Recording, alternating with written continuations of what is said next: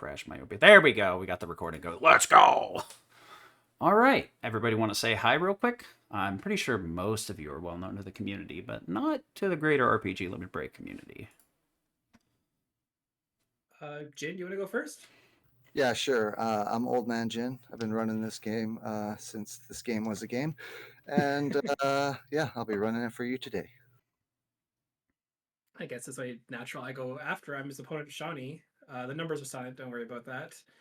I started running this game in 2023, and I am the world record holder for DJ percent because I thought it would be funny to grind that down for no reason. I mean, it is a funny category, honestly. It is. It really is a funny category. My name is iBlink22. I'm one of the commentators today, and I started playing this game in this series as a speedrun in 2023 as well. Shawnee actually inspired me. Yay. And I have the current world record holder for Breath of Fire 1 on Super Nintendo in first sub 5-hour run. Which is ballistic. And I'm Trenton. They let me in here for some reason. I mainly do meme runs, challenge runs of the game. So I've done 10%, I've done solo Ryu, and I do other mischief along the way. And let's have a good time. All right. So as requested, we're going to use Sonny's audio here, but we're going to be starting up here in a bit. I'll count everybody in. And just so the audience that is here that may not be here when this game gets done, there will be a slight thing that we're going to do. We're going to actually give a minute buffer once a game is complete so that I can make sure everything is set up properly and the runners are amply warned so we don't lose ridiculous amounts of time for my inability to communicate. So I just want to let everybody know that. But for now, you guys both ready for me to count you in? Yes, I just said hi to chat through the menu. So I'm good. Right. Oh, remember to put yourself on fast text speed. I saw you. Oh, I've already done that. FTS. You know what? Okay, just because FTS. you made me paranoid about that, let me delete my file, create a new one, and make sure I did that properly. Blank back to R. Take long. There we go. So obviously, as chat notices, we have Team Ryu, Shawnee representing on that side versus Jin Tatsu representing for Team Nina. Yep. I'm wearing a Breath of Fire 2 shirt as well. Yeah. We unfortunately could not finagle Janinja out of retirement for a full third team, so we decided it was more reasonable to do it this way. So I'll count you guys in from 5, 4, 3, 2, 1, go. All right, good luck. Now, And welcome everyone to Story Simulation Mode. We have a lot of text to go through, a couple minutes worth at the start of the game as we get the backstory. You do get early control of Ryu, and see if our runners pick up this extra potion along the way, which they might. Blink, Trent, let's jump into the race channel so that we can let runners just kind of focus if they want, and if they want to join us on the race channel, they're more than capable to. All right? See you over there? Sounds good. There we go. Now you guys All right. have the floor. All right. I noticed that Shawnee picked up the V potion. This is a nice little safe strat that you can have that helps with Frog. So V potion is going to give you a permanent 1 bonus to your Vigor stat. And Vigor in this game, because it's a stat that it spans a couple of games, but in this game, it actually is your defense. And so by having that additional 1 defense, it does help you with some rolls on your level 2 for Frog. So you can get, a 33% bonus, a 50% bonus, or a quarter bonus, just based on how your stats roll. And that can help a lot for Frog. In classic RPG fashion, you have to know which random NPC to talk to sometimes to advance the game. Obviously, in the early part, we know which one we have to do. The short version of this story is the Dark Dragons have decided to attack the town. We don't quite know the motives in the storyline yet, but these are the descendants of the Light Dragons.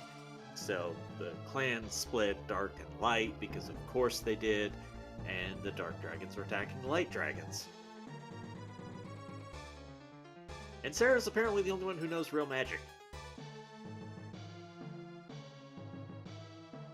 Or at least strong magic. And since the town is on fire, she decides everybody would be safer as a statue.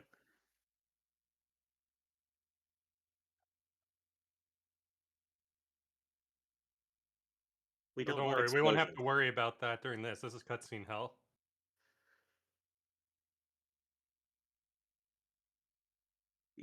Now, one of the more recent changes to the game has been inclusion of turbo to get through these text boxes faster. But one of the weird properties of this game is you're almost better with rhythm than you are speed. Like knowing when to close the box is faster if you're doing it manually. Yep. That is very true. Turbo does help with that, but if your timing is good, you can like close out of menus, frame perfectly, and stuff like that. Because select in this game is an instant menu close from however deep into a menu you are. So by using select at a perfect timing when you're using marbles when the text is about to finish, you can close it right as the text box finishes loading in all the text and save yourself a few frames there every menu. And the first thing you do, even before the run starts, is you set up controls. So the game gives you some freedom in how you map out the buttons. And I think the biggest one we will use over the entire run is to go straight into the item menu. Because, well, we're going to see that, and let's not blow all our material in the first 30 seconds. Meanwhile, we get Jade confronting Sarah, and you get the impression that Jade is quite strong.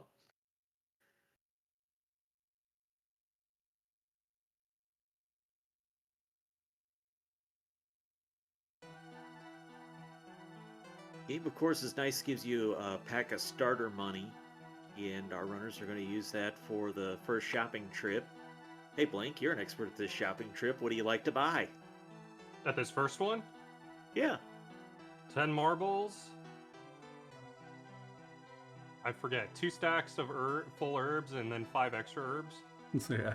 I got a nice PB in this. I've just purged all memory of information that I need. I just remember the order I buy them.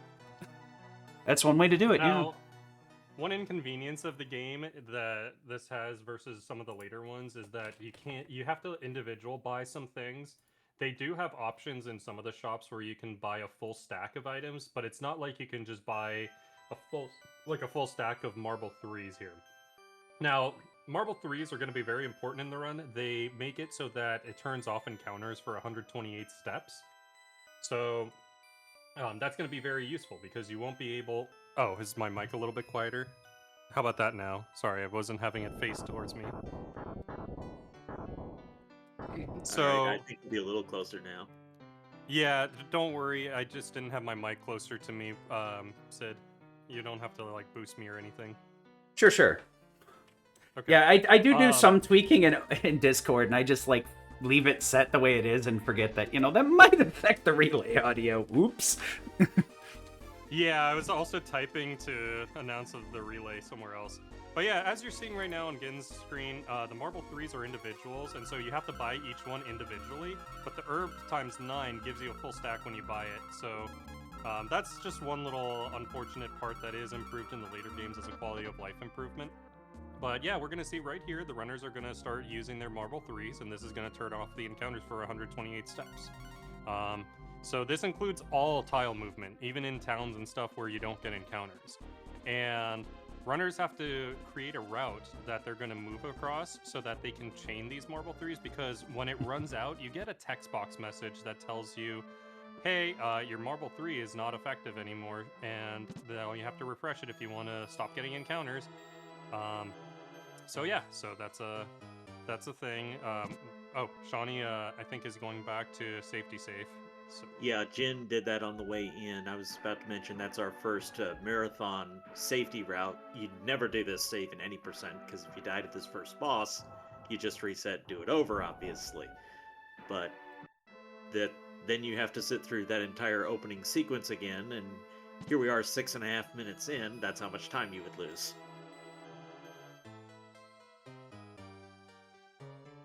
Merble? Merble. Yeah, without the vowels. How do you know what vowel it is? Morabelle? It's an acronym. So yeah, as they mentioned, the safety save is really important. The first two bosses in this game, as with a lot of Breath of Fire games, the early game tends to be very volatile, either in terms of RPG or safety. So they're doing a safety strat here by saving, because in Breath of Fire 1, your stat growths on level up are completely random. There's a range that all your stats can be within at certain level thresholds. And it's really important here because for Frog and in the next boss, Knight, your stats kind of affect how safe the boss fight's going to be. Before we fight Frog, we take one random encounter. This is a routed encounter to get to level 2, and it makes the boss a lot safer. And that's why we're saving, is because if your stat growth is bad, like you get a little too little health or not enough strength, or your agility is bad, the agility will be important for Knight more than Frog, then you could run the risk of having a death between Frog or Knight. Early Especially if you get equipment unlucky is here. all on the way. We very rarely have to shop for any equipment in this game. Almost all of it's going to be picked up in the wild.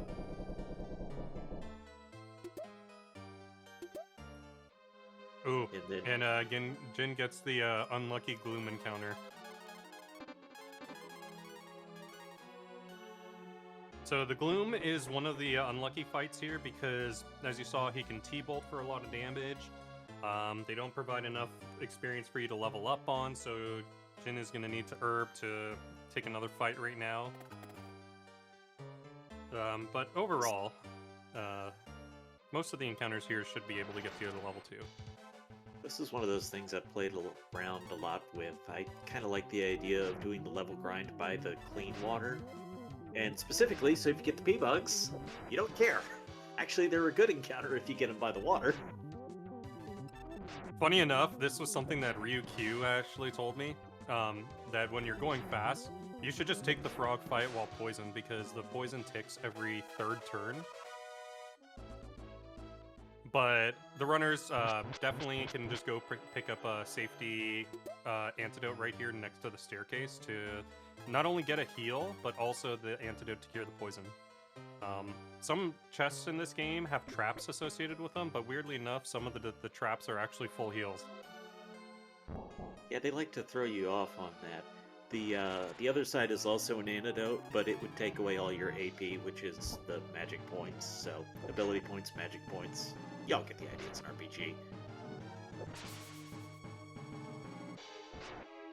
Ooh, While Shawnee we're in is the middle winning of the this fight. fight, why don't we give a big shout out to Sid for doing the restream and the setup for all this, because that's a huge amount of coordination, and I think we all appreciate the work he put in. Yeah, definitely. Sid definitely get props for kind of coordinating everything together. I floated the idea to him, and he made it happen. We haven't had one of these in 7 years, as far as I've heard, and you know, this was a dream of mine to always have happen. I mean, I kind of wanted to see it come back, and luckily, RPG Limit Break staff has kind of entrusted me with doing the online coordination and stuff. You mentioned it, I was like, heck, I've done this stuff before. Sure, why not? So honestly, like, just you mentioning it was the crux of this whole thing. This is what I do every weekend, so I'm just glad I get to do it while I'm doing something I love. It's a great series. Definitely. And real quick, we're about to see a mechanic pop up for the first time. The second wind of the bosses likes to happen a lot. So you get their health all the way down, and then you get to find out that you have to do an unknown amount of extra damage.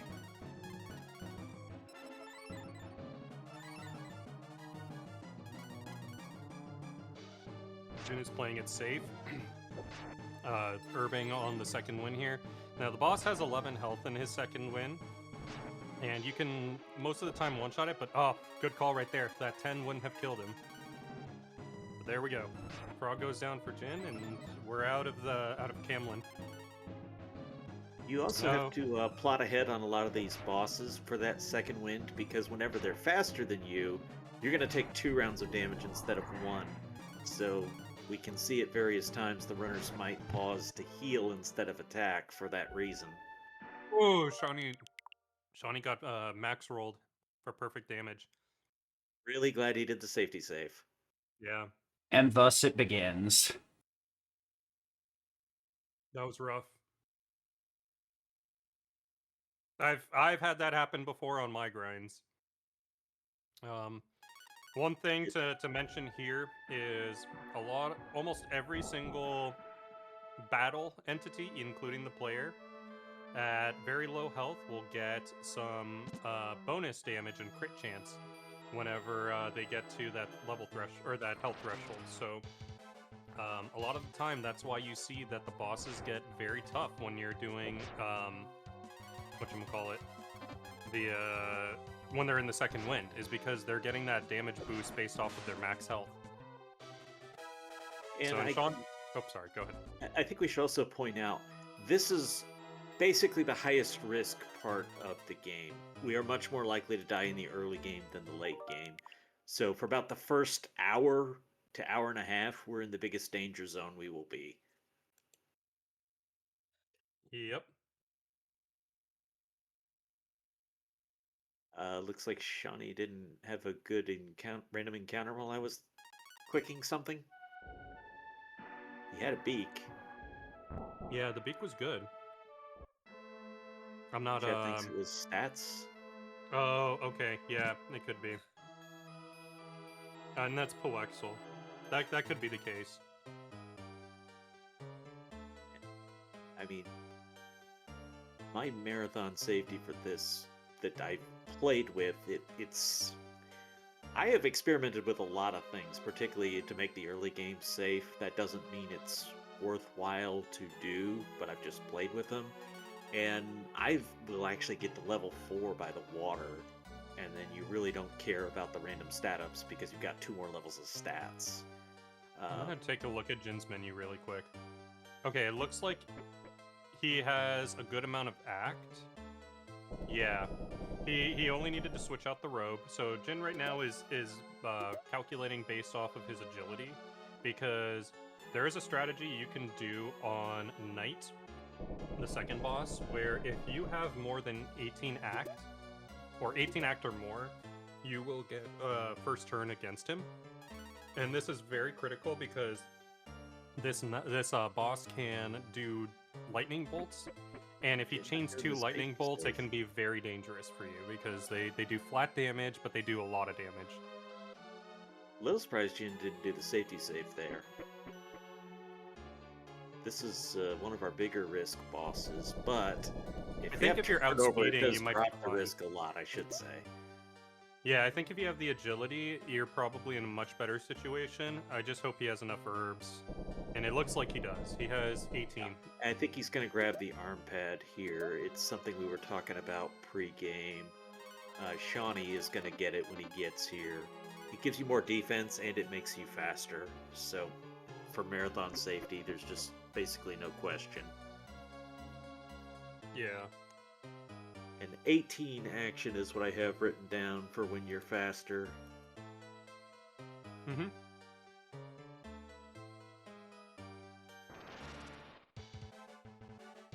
Yeah, even when I don't have the 18 act, in my mind, I'm like, if I have 18 herbs, though, I'm probably more than enough to fight Knight, unless the fight goes really off the rails.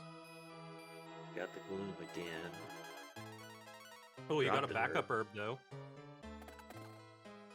That's probably not unwelcome at this point. Correct. Now, one of those things we didn't discuss yet is in, I don't know, somewhere around an hour from now, we're going to have to make a really huge purchase. We have to spend 65,000 gold. And it's not really an exaggeration to say everything we do is leading up to that moment. So the money has to be very well planned to get that far.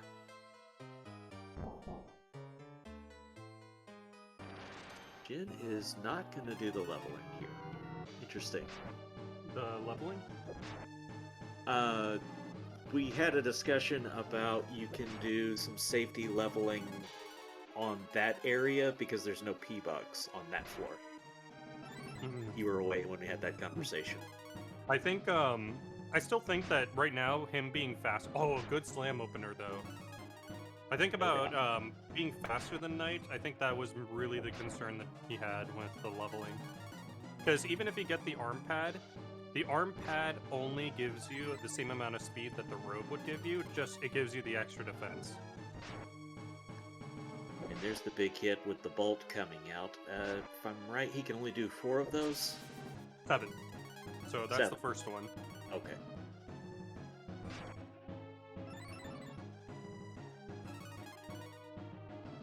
So we're hoping not to see too many of those, and then we have also picked up some random items along the way, which we haven't been given a play-by-play of. But we've got a B stone and we've got an F stone.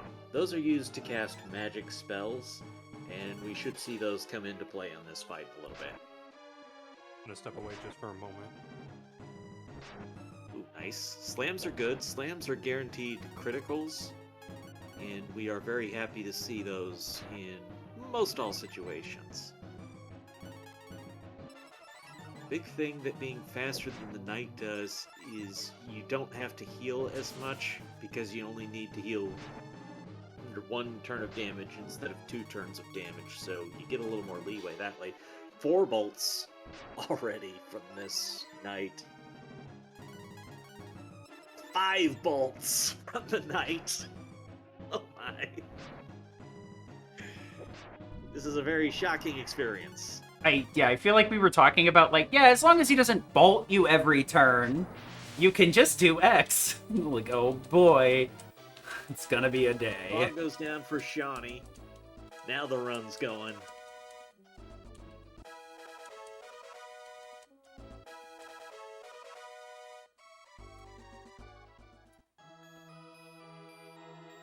Got the plenty of herbs to get through the fight, though, so that's good.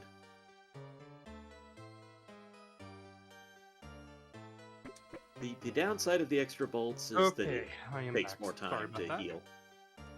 We're up to 5 bolts so far. Ooh, Shawnee made it through Frog? Nice. Yes. One thing to note here with Knight is Knight has the ability to heal once he gets to a damage threshold, which I think Jin just successfully brought him down to with the counter, and since he outspeeds him, he was able to successfully skip the heal. So that was a really good fight.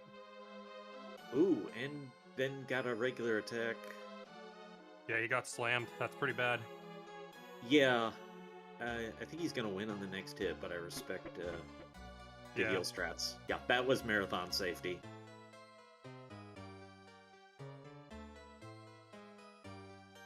Ooh, bonus F stone. That's big. Yeah.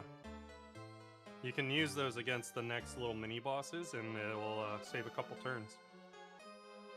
And then we just got one of the most OP items of the game, as ridiculous as that sounds for 20 minutes in.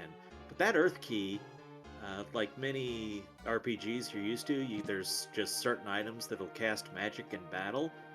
Unlimited, AoE, 30 damage, guaranteed, every time. And that's pretty sweet. Yep. And it'll really carry the run through the first hour and a half, and have some limited use after that for about the 2-hour mark. Yeah, being able to just spam that, like, indefinitely until it wears out its usefulness is fantastic.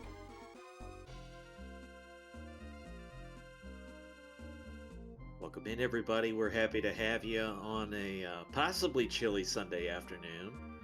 You know, won't judge. Maybe you got nice weather. But we're going to have some fun over the next couple days. I just realized one added benefit right now from Shawnee reloading. So there's a day-night cycle that goes on in this game. If you save and load, basically when you're loading, it pushes you to the start of the next phase of the day-night cycle.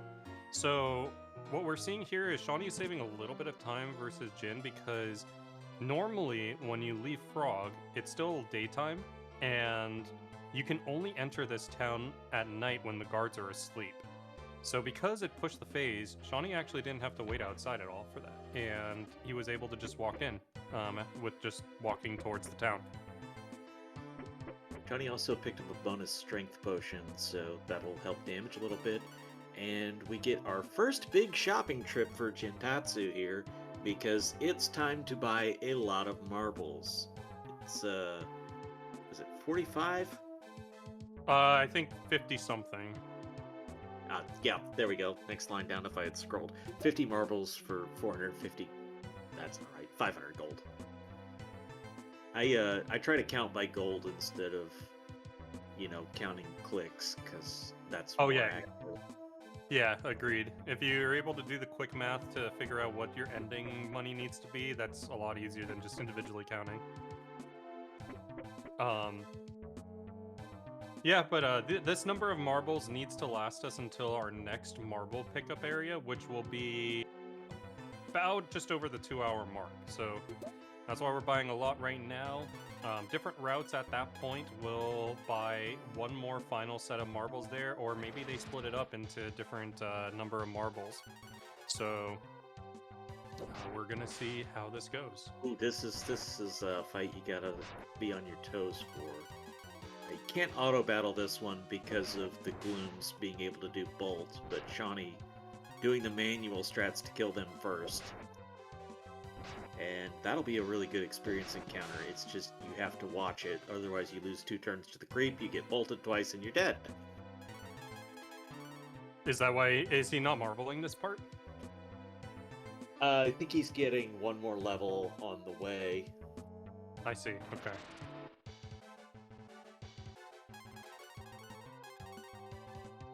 I guess that makes sense. If you're doing it on this floor, you at least need to have a backup antidote, but I think he's got the one from the castle.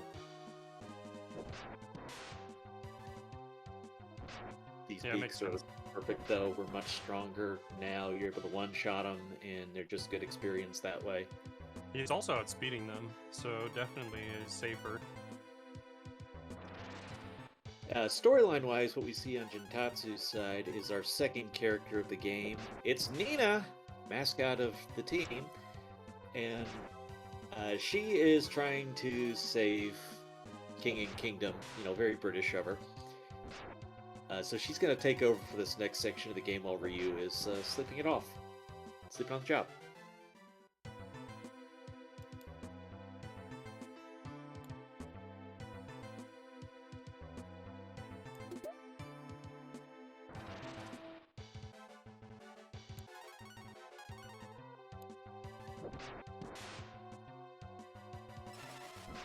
And as chat says, the Marble 3s make this the best encounter rate game in the series.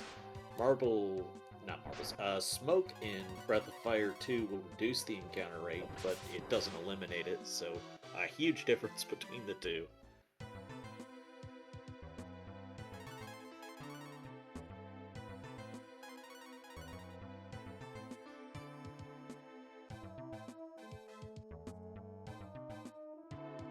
Couple items picked up along the way as Nina's walking through here. There's a sea stone, there's a suede gown. Very important is to pick up the Ior. That's a storyline item you have to get. Yeah, that is a very important one. I've seen runs die to forgetting to pick that up, and it's no fun. You only go through this cave right now, and it's a story item that they just planted in randomly. No warning either. There's nothing that points to it, says this is an important chest. They just kind of count on the fact you're going to explore and get everything. Which, to be fair, Night opened with a slam on Shawnee. But luckily, I think he probably has enough defense now that it didn't really do that much damage. Yeah, I mean, that's one of the big reasons we mentioned this in passing about leveling up. You're just stronger, all the stats are better, and it levels out the averages on this fight. It's not the fastest strat, but it's a more reliable strat. It makes it a more controlled fight. Oh, he's not level 7. He's 6. Yeah. Yeah. Yeah, you're normally level 6 when you go into this fight anyway. Okay. So he didn't get the extra. No, didn't look like it. I think he maybe got off the planned route a little bit because he was taking his fights on the first floor. We were talking about this just before things started. The first floor has P-bugs on it, which are not ideal because they'll leave you poisoned and drain your HP, and you don't want that. On the second floor, they don't appear, so it's the better place to level up. Right. If He you're really going to has do some. that strat. Yeah, he really has some good defense. And like, if I see 45 health on this guy, I'm normally thinking that that I'm gonna have to heal like every third turn or something at the minimum. Is that our But- second bolt of this fight? Yeah, that looked like it. Sorry, we're devoting so much time to Shawnee right now. Night is a very stressful fight if you haven't played or speedrun this game. Our next boss that's on this level of challenge is not going to be for over 30 minutes, so this is a big choke point to get through. How many times would you say you reset runs on this boss? Oh boy. Too many. Let me see what my attempt count is at. While he does that, Jintatsu is picking up an M drop in the early game. That's a big one to pick up. It's a hugely good item, in theory, but we just want it for money. They're very rare too, so Yeah, the game just gives them to you early and spoils you, and then you don't realize you're never getting them again. okay. I have 344 attempts. Let me actually see if I can see how many runs I've completed. Shawnee was a little off on the HP count, so couldn't use the Bolt Stone. You don't want to do that and then have him cure after. So there's you're trying to get the bar down enough to that H, but Knight has decided to be in recovery mode instead.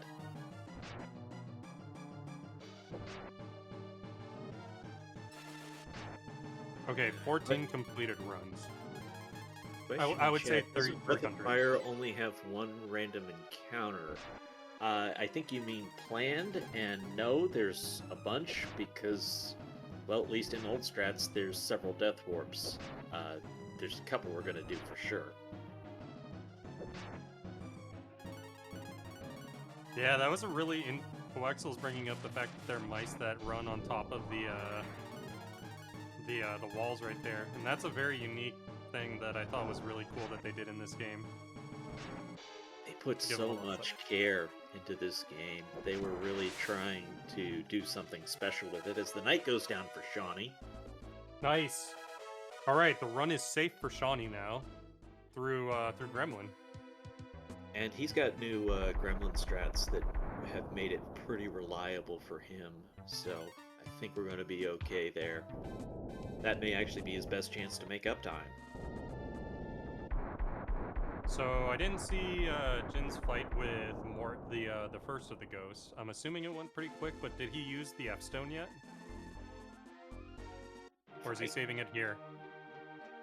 I don't even know he'll use it on this fight. He's got both soldiers alive. Oh, Jin moved Nina to the second slot. I wonder how much that helps. I haven't really looked at the AI scripts for these bosses, but there are some bosses that will prioritize targeting the leftmost enemy, or the leftmost party member. So, Paid off there. yeah. I mean, And he did is in use the front F-stone row. on this fight. He did? Yes. Okay, I wasn't paying attention. I'm glad someone is. Ooh, Hey, that's why it helps to have two people hanging out here. Well, three. We got Sid hanging out too, yeah. selectively. So, this is very important to note that Jin had given Nina the suede gown because the suede gown actually is a lighter item than Nina's default armor.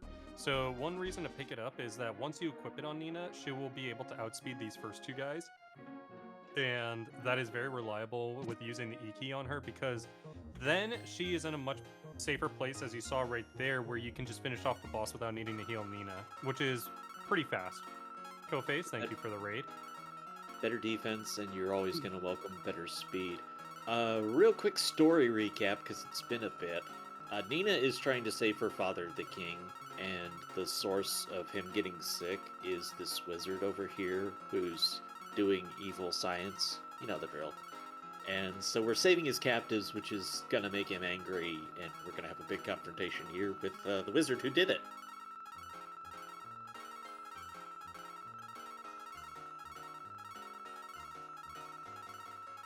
A question in chat about the run for Breath of Fire 2. It will be any percent. They will absolutely be doing glitches. Yeah, I would encourage it for the sake of time for the relay, and because it's a safer run in general. I think with glitchless, there's a lot of pitfalls that happen in the early game that are not there for any percent, and it can be run ending. So I would encourage that both runners do run the glitched. So this wizard uses a gas that poisons everyone, and you're losing the fight anyways, so the better strat ends up being to just run away and let it happen.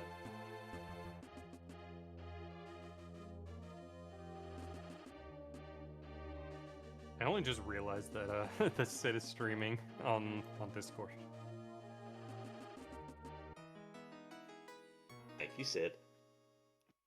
Ideally, that should have happened sooner. It took my brain a little bit to catch up. That should help with the We'll take latency what a we can bit. get. Yeah.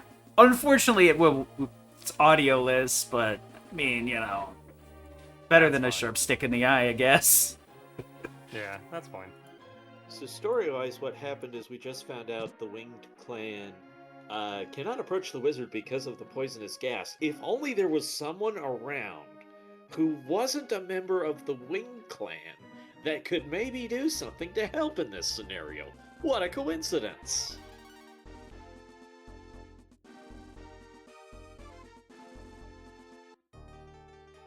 Speedrun wise, for the wizard, since it is a scripted encounter that you have to go through, one of the scripts for ending the fights, because he cannot die at this point in the storyline, he's not programmed to. One of the ways that we get through this is if you have your party die on the boss, it will insta-end the fight. If you attempt running away on the first fight, it insta-ends the fight. And on the second one, same thing. If someone's dead, it will end the fight. And so one of the strats that we do is we try to maximize how many dead party members we have. Normally, if you have both soldiers dead by the time you finish the ghosts, or if you at least have soldier 1 dead, then on the second fight where you have to die in order for the fight to end, having just Nina be the only alive party member means he only has 1 target to kill, and it makes the fight faster. So as long as you have more party members dead there, you end that scripted fight a lot faster. You obviously need to have someone alive, so in the ideal scenario, if Soldier 2 is the one that's alive for the first fight, you can just run away and insta-end it, and then he's gone in the second fight, so then the fight just insta-ends with Nina and Soldier 1 being dead. Of course, Unfortunately, menus it's really are the hard. true final boss of RPGs, as it's been said. So what gets really important to do is combine menus when you can. And I'm just going to note that because we saw Shawnee do the equipping of the suede gown on the same menuing where he was doing in Marvel 3. So combining those gets pretty important to be one of those little optimization time saves over the run.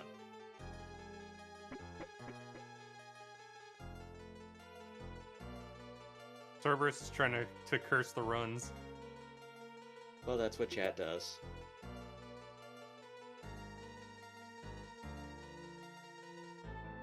You mentioned earlier there's these treasure chests that the trap actually heals you. So that one gives you a nice complete heal. And the Rang is an interesting weapon that they made very central to the plot for reasons. But it's an AoE weapon that Ryu can equip. However, we have Earth Key.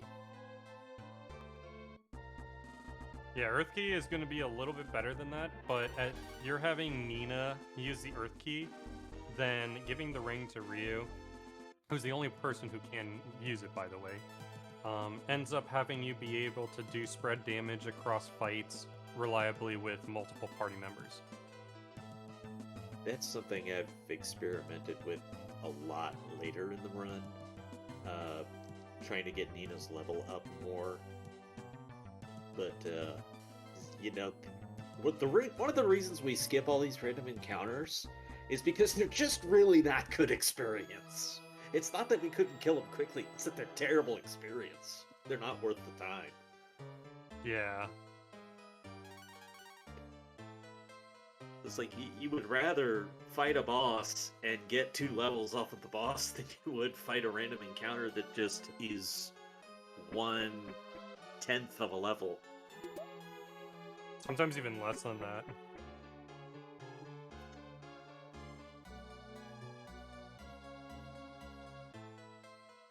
Okay, so Jintatsu has saved the princess, defeated the wizard. The phase 2 on several of these bosses right now is less than 30. So that second Reaper, it was only 28, and on the wizard it was only 11. So remember what we said earlier, that the Earth Key is 30 damage guaranteed. It means you're guaranteed to win the second phase as soon as you use the Earth Key once.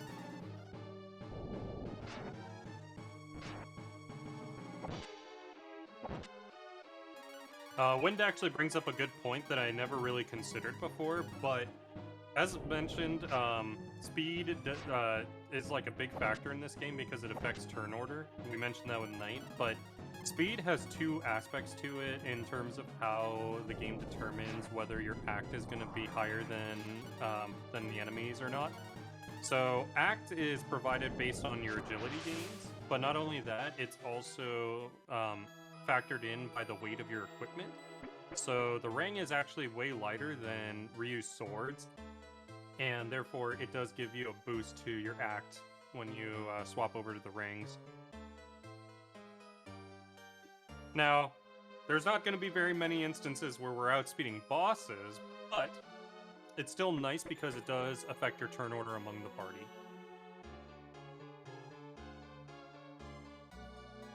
And there's going to be a lot of situations where we don't really care what weapon Ryu has. There's just going to be a few select bosses where it's very important. Yeah, most bosses, Wind, are extremely fast. I think there's only maybe 5 bosses that you can outspeed at the level that you fight them.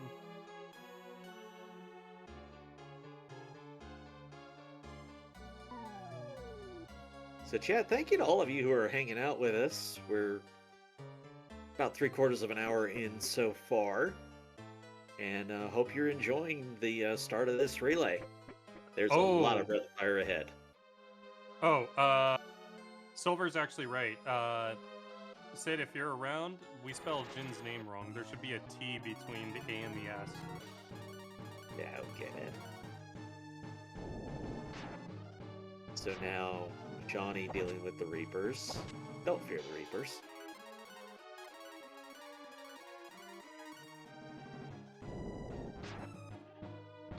In storyline-wise, one of the reasons we were saving the king, other than to just be good people, was to gain access to this bridge and advance through the world, because the world is very gated off and you keep having to do side quests in order to be able to move on to the next part. That forest is actually where we want to go next, but we can't get through it yet because there's a tree blocking the way. Or at least that's what the game would tell you if you bothered to do it as intended. But since we know the way, we're just going to take the Ior down here to a blacksmith who's going to go ahead and just solve this problem for us. Yep. And this is where that Ior that we were talking about in that cave comes into the picture. Until you got to this point, this town, where they mentioned the Ior, I don't think that you would have any idea that you needed to pick it up. And I think they may hint at where you pick it up, but it's been so long since I played this, and I already had the Ior. That's both safety save and setting up for 2 death warps? It's it's mainly for the death warp aspect, but it is a good safety save in case things go wrong here. There is a very small chance that something can go wrong here. We're gonna have a scripted encounter with 3 guys. Basically, if all 3 on that fight decide to target Nina, she could die, and we really don't want that. Yeah, you could. There's another chance to go wrong if you answer a question wrong, Oh yeah, there's also that, where you fight an optional boss. which would be very pog if it happens. If it happens, Nice chat's being- gonna have to spam pog emote of choice. That is a Cerberus pun right there. If I've ever heard one. I got it fixed. You know, I was tempted to come in here and give lip and excuses, and I was like, you know, I probably should just fix this first. We just gave you so much praise, and you were gonna just be lazy. If this is the kidding. least offensive sin I make, I think I'll take that, honestly. Out of all the things that I am had to be done. Super offended.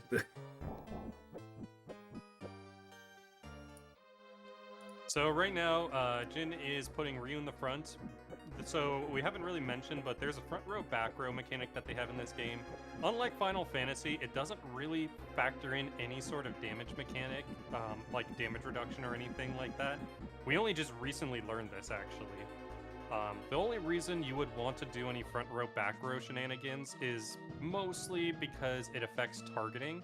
And since Ryu is sturdier than Nina, he would be prioritized being in the front row for an attack by a little bit. And that's just enough because he can actually take these hits a lot better than she can.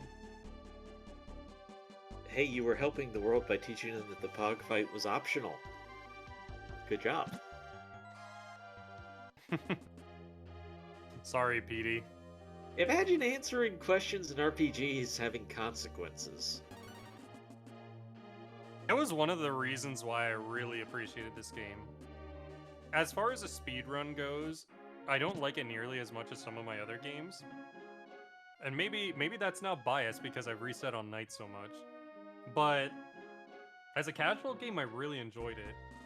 If you have the patience that it does have like kind of outdated mechanics to it, well, it almost resembles more an old style 80s or like an 80s RPG where they're a little bit grindier and such. If you're fine with that aspect to this game is actually really fun casually.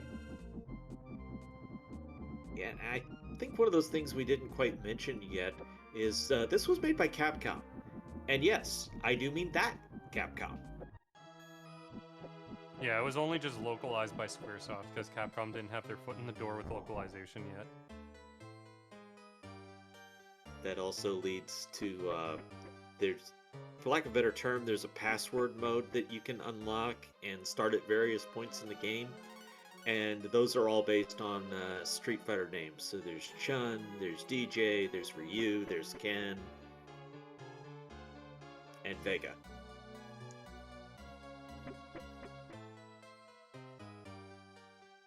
And if you want to see more about that, I actually have a YouTube video on it.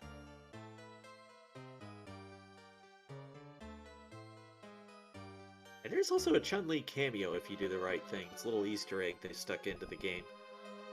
It sounds like Plexel didn't really enjoy the won't run text in Breath of Fire 2. Why won't you run? And all the poor Americans who had no idea what a WC was.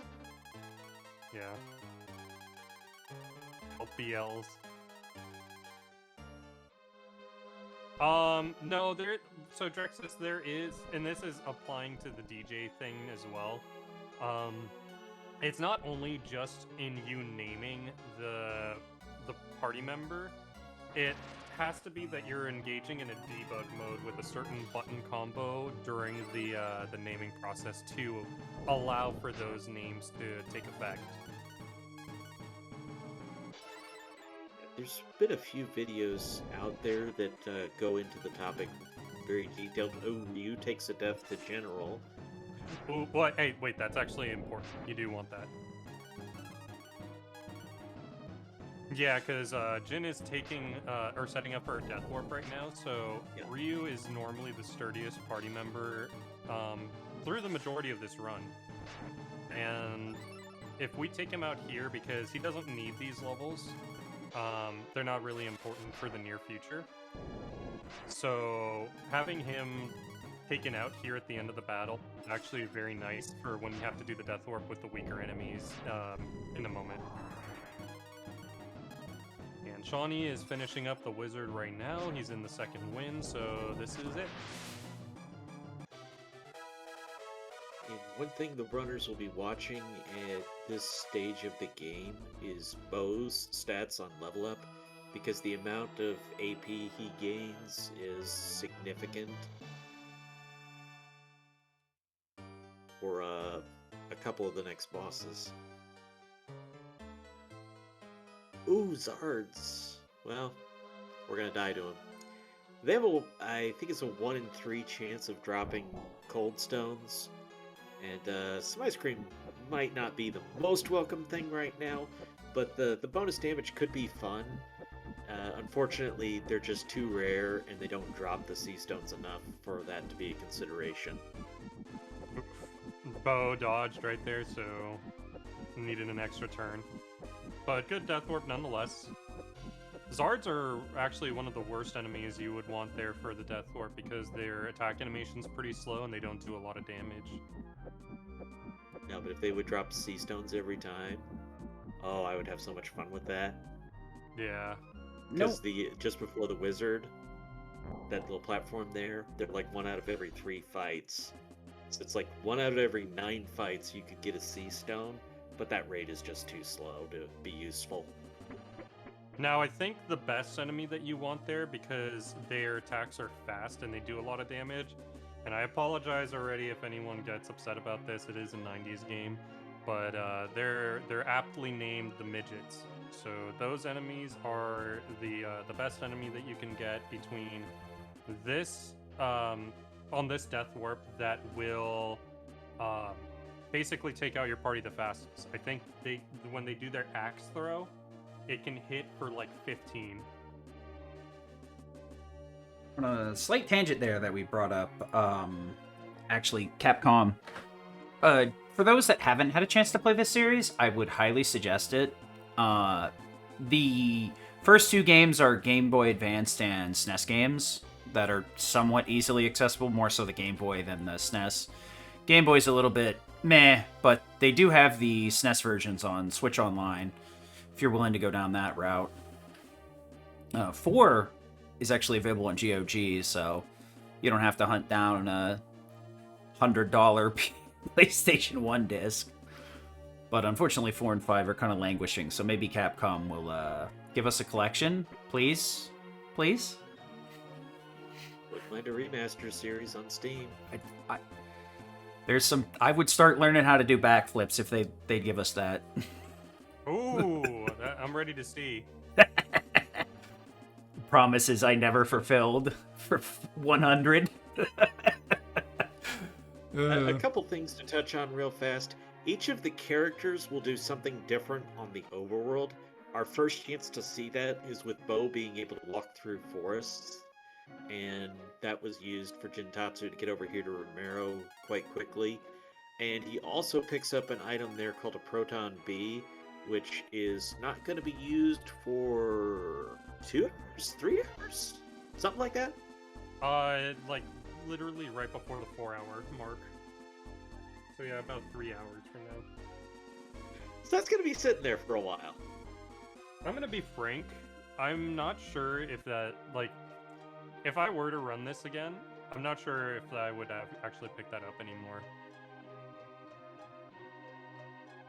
I'm almost on the mind that more likely than not, the person who's gonna use it ends up dying, and so you don't get the benefit of using it. What we're doing now is curing this town of poisoned soil, which is causing zombies, because that's totally how that happens. To do that, we need to bring over this cleansing water, which works for reasons, and we had to pick up a water jar to be able to do that. So now Jin is walking through this cave, and this cave makes you really glad that you're skipping encounters because, boy, the encounters are trash. Take your word for it. You never accidentally done that or just casually explored it? I'm sure I have casually, but it's now been so long. I mean, I do have the archive footage, so I could always just look. I mean, to me, what makes for a bad random encounter is you're not killing it with an attack in the E key. It's going to take a second round. And how much damage it does.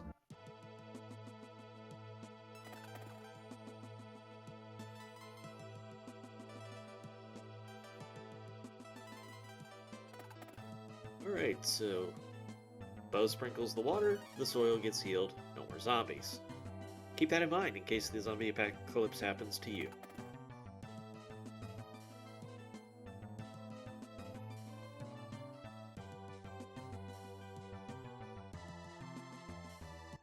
Now, for whatever reason, the Dark Dragons are attacking this town because they want the ring, which adds like 10 strength, so it's not even that great.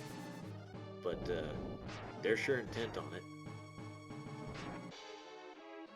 Stack of acorns here, I'm thinking. And herbs. The bow's fry is the best damage that we have access to right now, so acorns to keep that damage pumping is welcome for a few boss fights.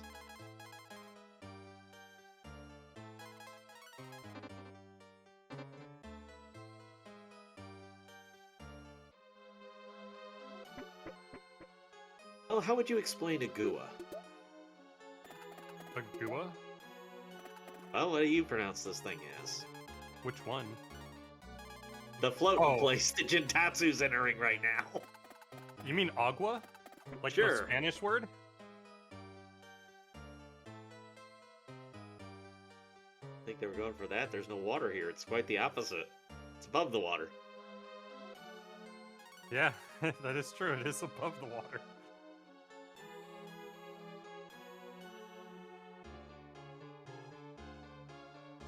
Safety life 2 here, I think. Yeah. Sometimes I remember what's in these boxes. A lot of them are just kind of superfluous items like acorns and herbs. It's actually very funny how many boxes have herbs later in the game when you don't even really need that item anymore, and they just like give them to you freely just in late game dungeons. Another little mechanic we haven't talked about, but it was very friendly of the game design. There's a certain priority of spells that lets the healing spells go first. And that comes in very handy on occasion. Luckily, Nina got a level up there. That was really scary, because in the case that Shawnee was doing with healing Nina there, her being level 6 on those fights, if the enemies do focus her, she could die. And it would almost be encouraged that you would kill the fight faster. Now, this fight here, you can't really help it. There's just 3 guys, and you're just hoping that only one of them targets Nina. Slam is good. Oh yeah, Slam is really good. Take care of 2 out of 3 before they do anything. Agua is a place that has a lot of high-level stuff in it, so you improve your gear considerably here, which Jintatsu has done, and raise the armor and whatnot. Are we gonna get Pog? No. No, Shawnee. You have to answer no 3 times. Yeah, Shawnee's too keen for doing a pog fight. Also, you just have to hit the cancel button there, right? Cancel button. You can just mash B. Yeah, so yeah, that is the cancel button. I just realized. Whatever you macro the cancel button to, that's just what you have to hit 3 times.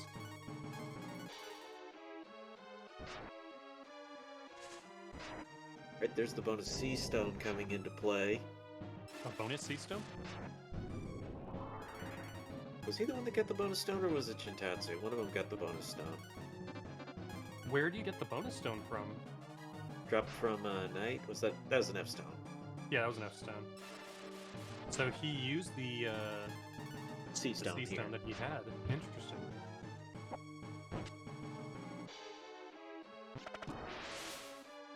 Okay, Ryu goes down, which is good. That makes the death warp faster.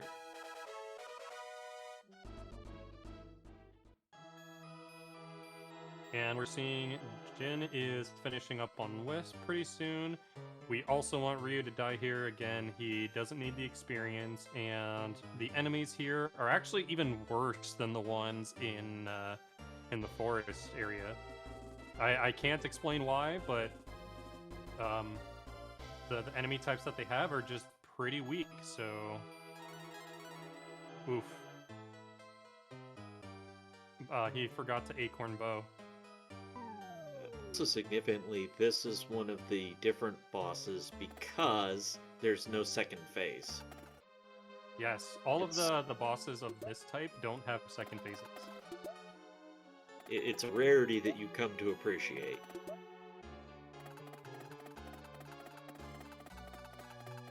Thank you, Andy, for the raid. Welcome in, everyone. We got the Breath of Fire relay going. The first hour is coming to a close as Bo reaches level 10. Yeah. And So this is one of those biggest death warps you can do, because that is a lot of walking you can save.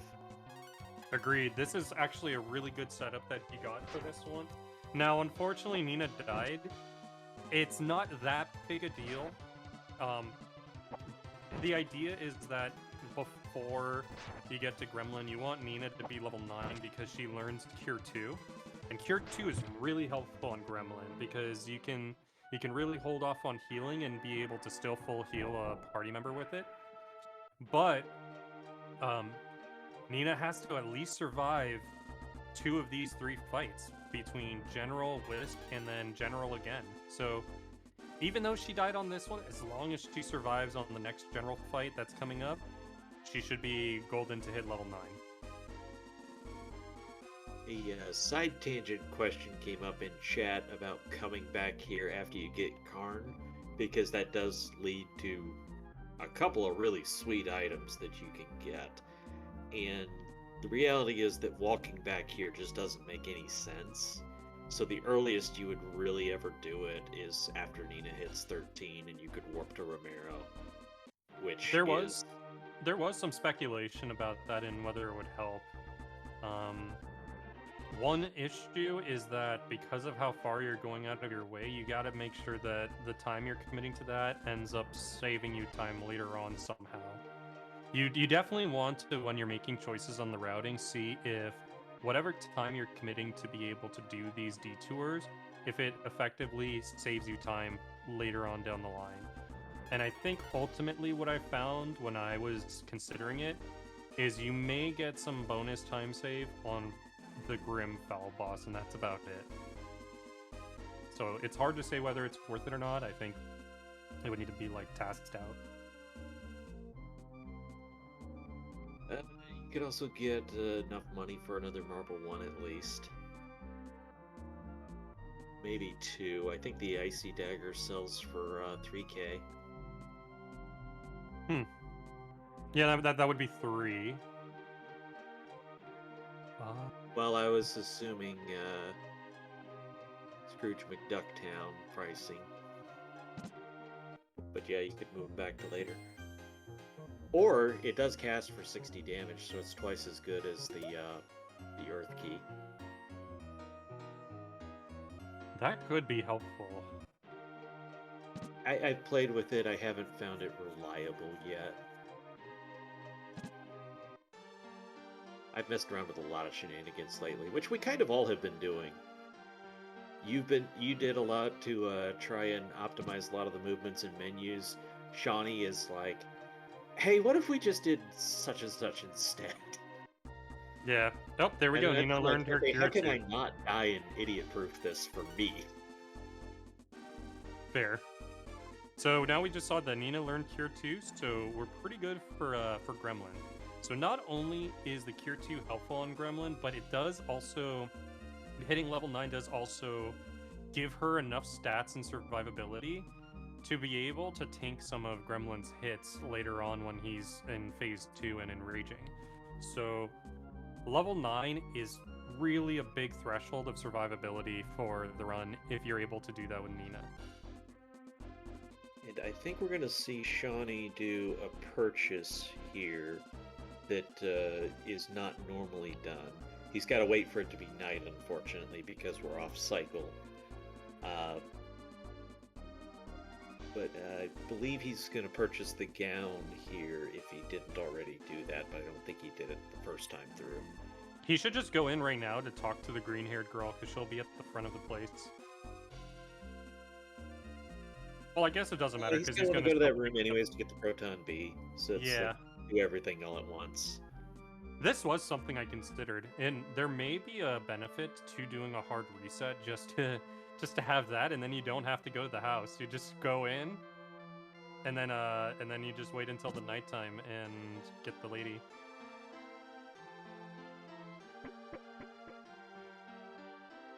Through all that, Jin Tatsu was able to get the key to control the robot, and now the robot is going to break the dam that is cut off the water in starving the one town.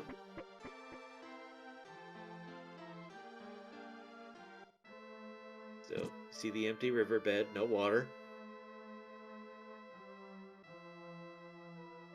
And there's the big pile of rocks cutting off the water.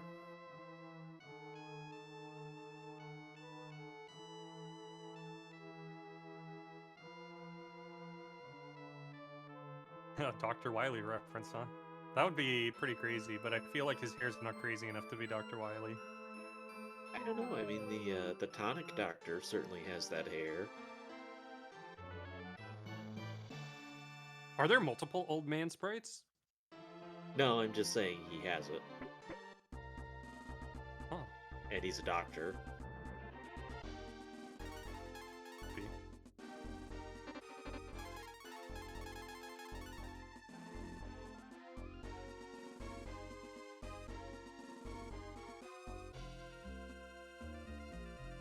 Alright, now Jin is leaving the stone robot.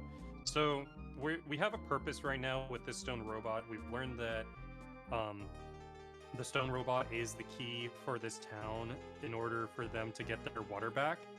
And that's why we went to Agua in the first place, is because we heard that the key to operate this robot was there.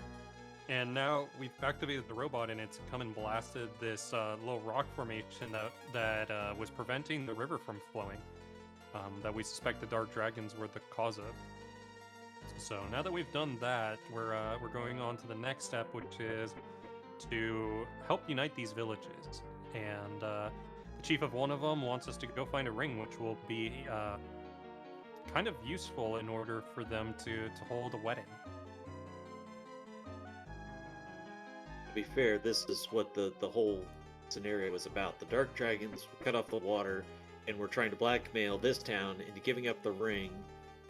The whole point was to get this ring, which is in a cave we're about to go to, and they were starving the one town to get the other town to give up the ring. So they're like, you know what? We need to just give it to these adventurers who can fight the dark dragons instead.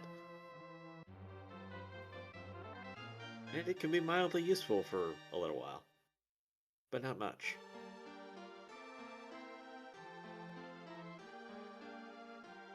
Hey, Shawnee has now saved Romlin, or Romero, there we go.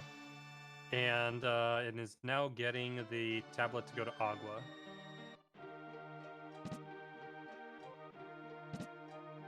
Several upgrades there, but particularly the thief clothes armor is very significant.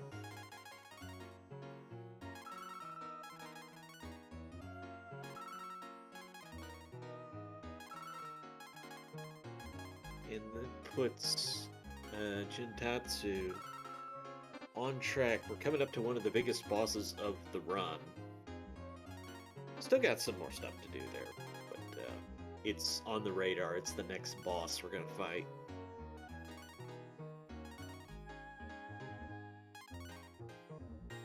Question in chat, where did the runs diverge? Yeah, Shawnee had a boss death, and there was another... had to backtrack to get something. But we're Yeah. in what should be his best section of the game, I think, so hopefully we're going to see this close up again. Yeah, Shawnee in the early game had a frog death and then did a restart after that, after an encounter because he didn't get good stats. So he fell behind by like about 10 minutes. And we're starting to see that also Shawnee is employing some more run safety strats that will help him finish our run with a lot more safety. So Yeah, I mentioned that Jintatsu has got one more boss, which is one of the biggest ones, and this is one of the ones that Shawnee has spent the most time preparing for, because he was kind of the biggest run killer, so any safety you can get on that in a marathon setting is a good one. Except, 15 minutes of level grinding, because that kind of defeats the purpose. Yep. It did lead me to discover, though, that this game has its own peninsula of power if you're familiar with FF1. Up by the stone robot, they're higher level encounters, but you can still kill them with a boomerang and an earth key. Interesting, okay.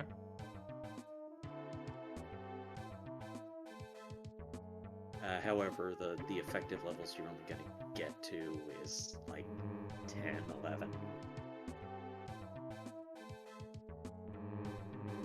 Welcome in, Which Monetary unfortunately is Dragon. pretty far from 13 for Nina to learn Warp.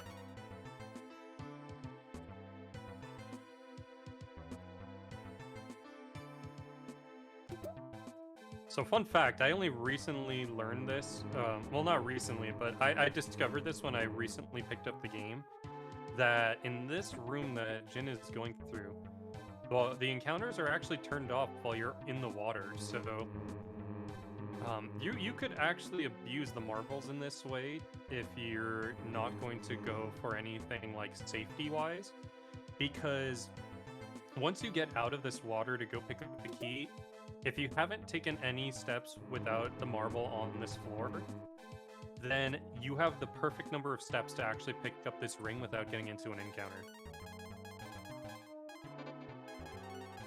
And a good question in chat about not seeing encounters. It's a mix between Step Route and Marble 3, because Marble 3 keeps them from not having any encounters, but they're counting the number of steps they take or just using visual cues, because the idea is to use the next Marble 3 a step before it would wear off and give you a text box and a little bit of time loss.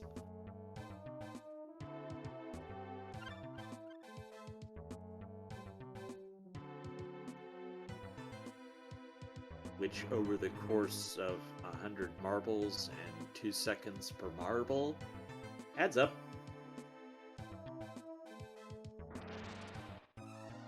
Yep, if only we could task it and just move perfectly without any need for a marble.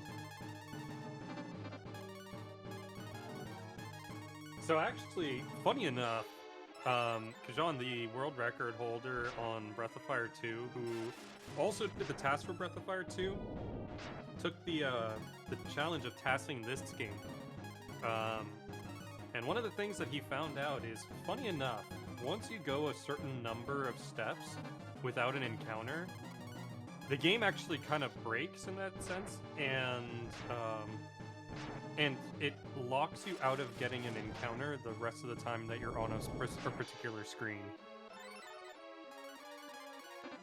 I feel like it's a memory thing where you've exceeded the maximum number that it tracks, and then it goes to like a negative number. Yeah.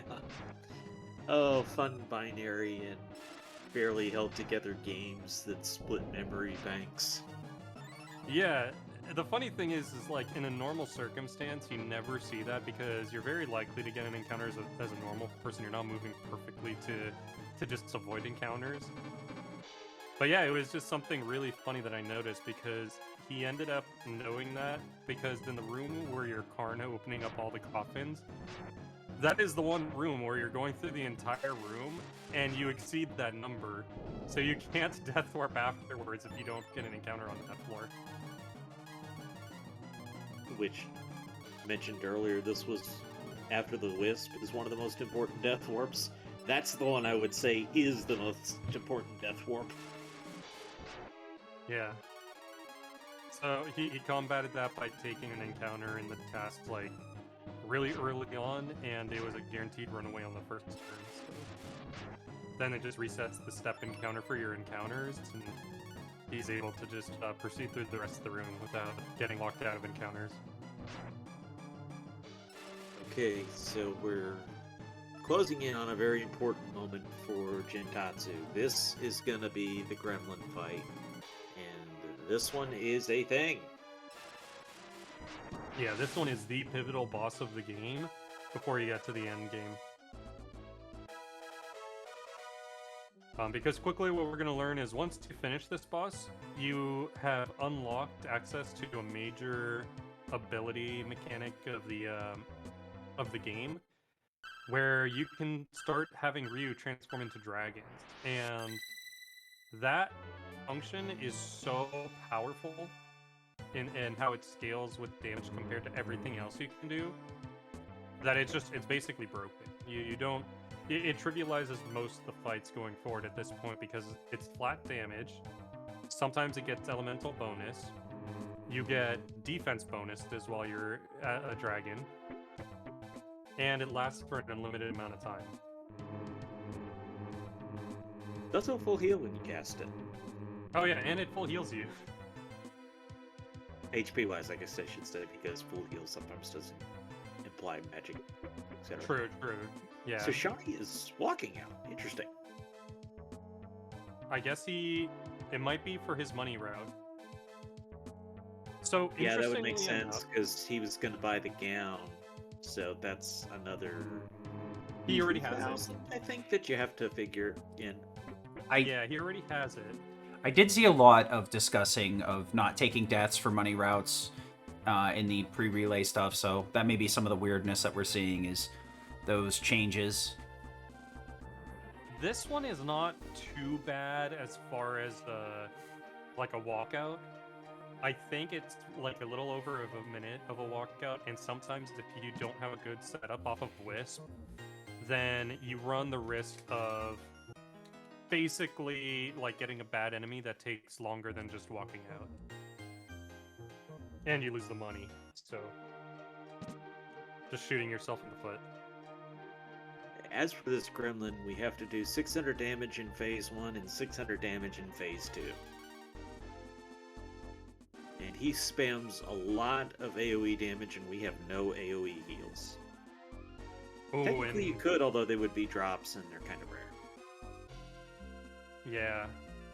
Oof, this is not going well. If so, phase 2, this boss exclusively does this AoE breath. Wow, Jin's having a really hard time with this boss. The struggle with this boss is that in phase 1, his AI will rotate between 3 different abilities. He can do a melee hit, he can shoot a ball at you, and he can do this breath. And the thing that's really annoying is that if he does the AoE, it's kind of painful because you have to kind of compensate with Nina healing this up, and it can get out of hand really fast if he does a lot of it in phase 1, because once you enter phase 2 and he's exclusively doing it, having a damaged party going into that where they're pretty damaged makes that phase almost like undoable. You would have to start devoting Bo to healing as well, and Bo is mainly doing damage, so then when you're taking turns to heal, you're not damaging, and it's kind of a DPS race, really. And So Jin set that phase 2 up very well. He was curing everybody before getting the AoE damage spam as soon as phase 2 started, or things would go off the rails quickly. Yeah. So this is looking a lot nicer because of how he entered the phase. Sometimes it can't be helped. Sometimes this boss he just decides to be a big D-bag.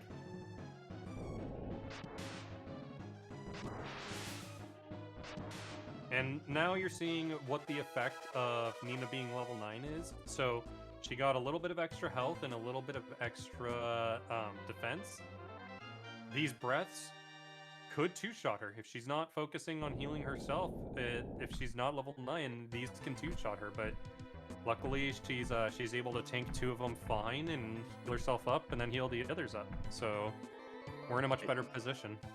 I didn't pay attention to this on Jin's side, but I also think he was going to get the Sky Shield on this run. He didn't. No, he passed by Okay. it. Ooh, Ryu went down. Ryu's down, Nina nearly. Oof. I would have him... Yeah, I think he has to keep Nina up. That's a little struggle here. Because now he's going to be missing damage. Let's hope that this Fry is the last one. And it is. Okay. So this is a little bit bad We'll that take it. Ryu's dead. I'll let you start first and I'll explain that. I was just gonna say you'll take it because even if it's gonna make the next fight harder, the going back and redoing that entire fight over again is a mess. Well, it's not so much that Ryu dying is going to make the next fight harder. You actually can't do the Dragon Shrine without Ryu being alive. So he has to raise Ryu somehow in order for us to do this. He should have that life too from Agua, so we're okay, although you would like that for other purposes. Yeah, we would have liked that for money, but he can probably burn one and just not have money to buy an extra marble here. Whatever. I'll learn eventually, maybe. And then the robot jumps in a volcano for some reason, but that has the added benefit of letting us walk across. Yeah, You can just walk Terminator. across. Oh, give me one moment.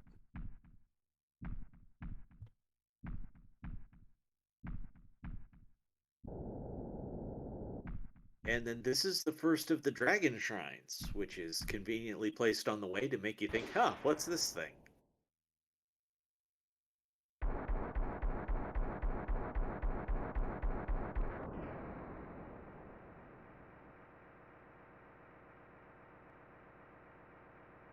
Yeah, 700 HP for this boss, so has 500 less than the last one did. However, it's a one-on-one fight.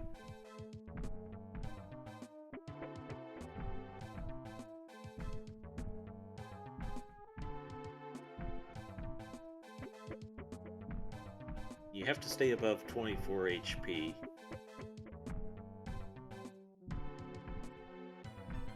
The bosses, generally speaking, are on pretty close to fixed maxed damage rolls that they can do. So you just have to stay a little aware of where you are, and it tells you when to heal. And we just slowly whittle this down with the Earth Key. I mentioned earlier how much we'd love to have extra sea stones if they were viable. They're not, but boy, how great would a couple of those feel right now. Yeah, unfortunately, we just don't have access to be able to get them in mass quantities. No, like I said, it's like 1 in 9, and that's just too many fights to get even one. Yeah. And it's just one specific zone you could do it at, but yeah. Overall, One you can't.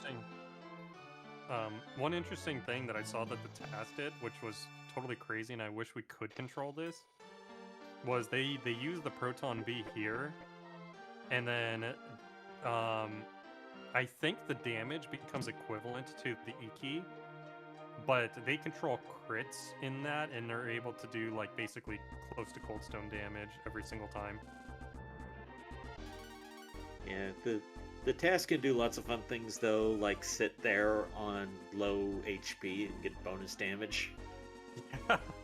Yep. And we ain't doing that. No. That's a good way to die if you're not a task. Over halfway now.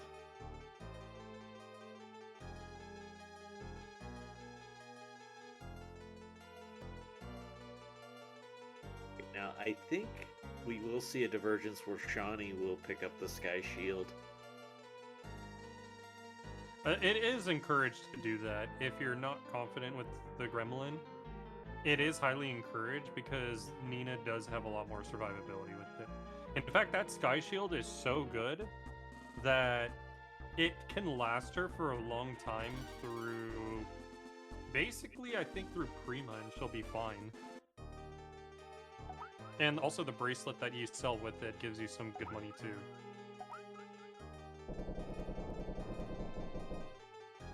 Getting close on Talon.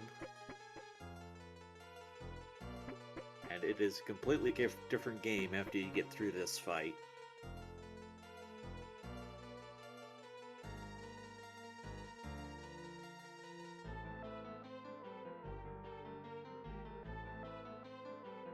Counter doesn't really help. You'd have to get a couple of them before it would.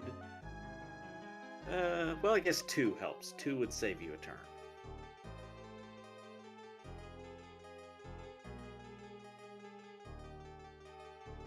And Jintatsu completes his trading.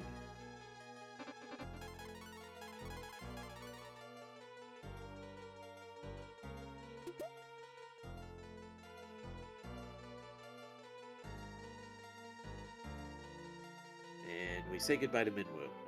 FF2 reference for those who know.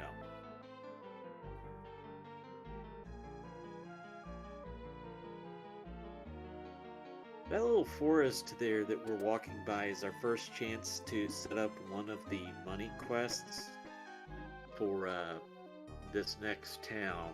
It's a very nice payoff, but the routing just doesn't work for going back and forth. You really can't. Even if you had warp, it wouldn't be great.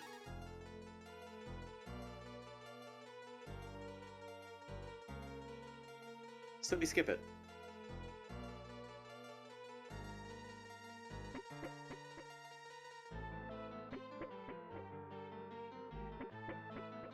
Right, so yet again, a cave of terrible encounters of awfulness that we'll just happily use marbles to avoid.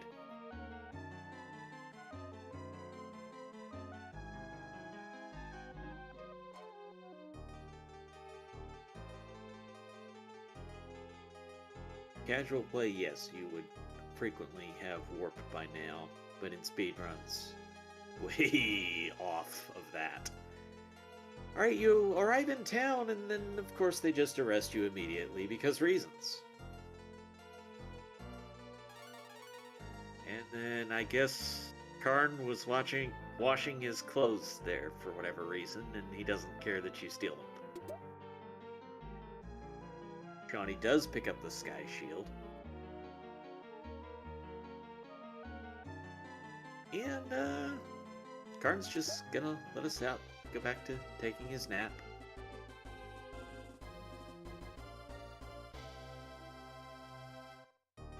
Given how the average JRPG party acts, it's not surprising they would be arrested on sight. You have a point. Okay, that's a good one, yes. The guards will in fact arrest you even after you save the town. They still think you're sus. You just saved the town, they still think you're sus. Talked about the money. We have to make a very big purchase soon. This is a thing the entire route has to plan in. A 65,000 gold purchase. And the town gives you a couple of mini quests that you can do to be able to afford that. There's also some various pickups here. The cures can sell for good money. There's 2,000 gold in a couple of the dressers. There's the gold tiara, which is worth a lot of money. There's an old man who will give you money for giving him a back rub. And there is a man with hiccups who's too lazy to go to the item shop and buy his own vitamins. And he'll give you money just for doing that for him. So, yeah, there's a lot of money available.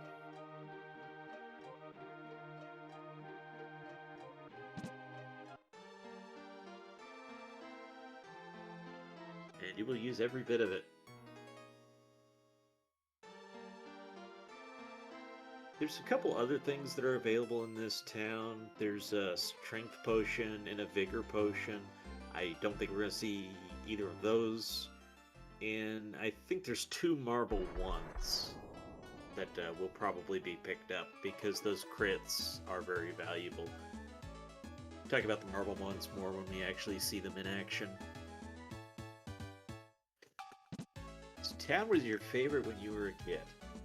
Alright, sure.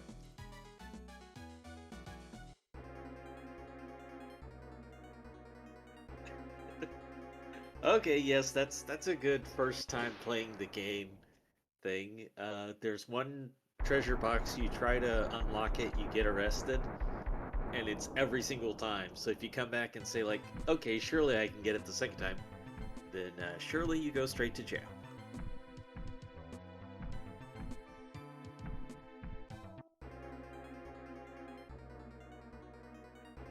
Another cure picked up for Jintatsu, and Shawnee making the walk of fate on to face the gremlin.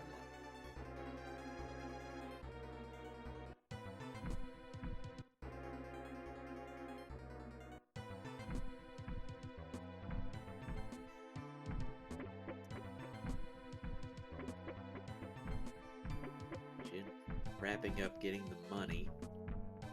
It is a lot of money that you need to get.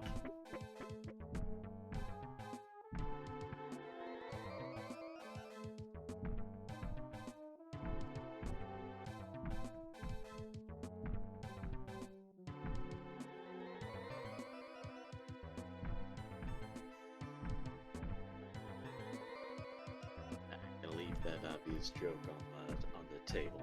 We'll just forget it. There is also a hidden life 2 here, I believe. And a chance to get bonus money if you pick up the pouch that's not in this town, it's in the next town we go to. Yeah, there's the extra life 2. And the gremlin fight begins for Shawnee. Alright, 600, 600. We got a lot to go through. Fort is fortify. Of course, it's a defense spell. Or you can choose to believe it's building Pillow Fort, and the Pillow Fort defends you.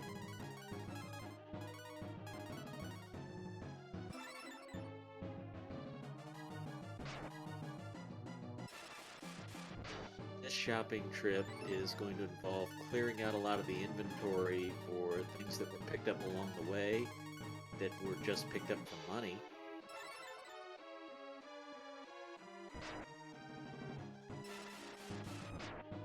And now Jintatsu has enough money for the gold bar, but there's another significant item for sale. Actually, 2 significant items for sale in this shop. The marble ones are guaranteed crit, and the worms are our first chance to buy fishing bait, which will be very important later. It's not the only place you can buy it, but it is a convenient place to do it. Phase 1 of the gremlin going pretty smooth for Shawnee.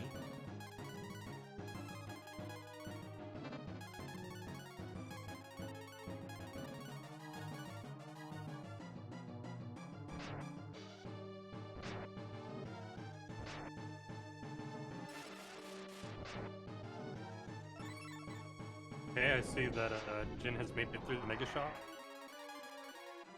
Yep. I don't think he bought any bait, though. He might be planning to do that in Prima. Ooh.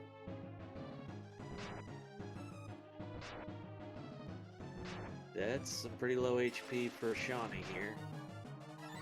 Yeah, I would have, oh, he used an herb. Okay, this is fine. Used 2 herbs. He's on top of it. Probably a cure from Nina. Yeah.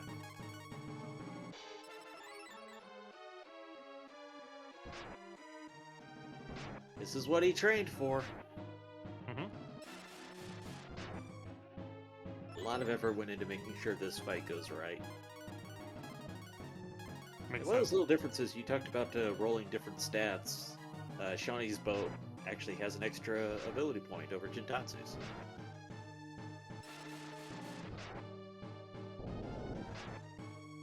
You can get over 30 here, but it basically That's takes really perfect rare. rolls. Basically perfect rolls. Yeah. The best I've had on this boss was I had 26.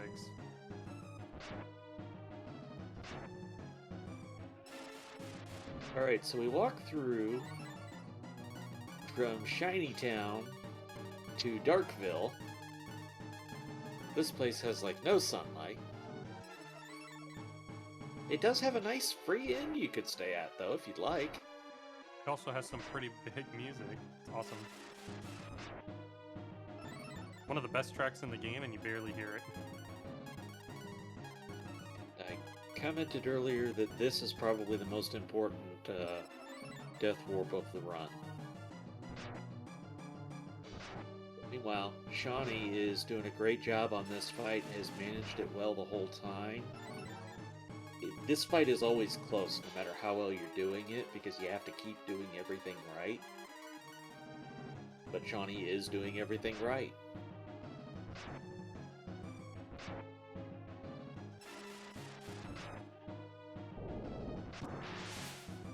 And there goes the gremlin.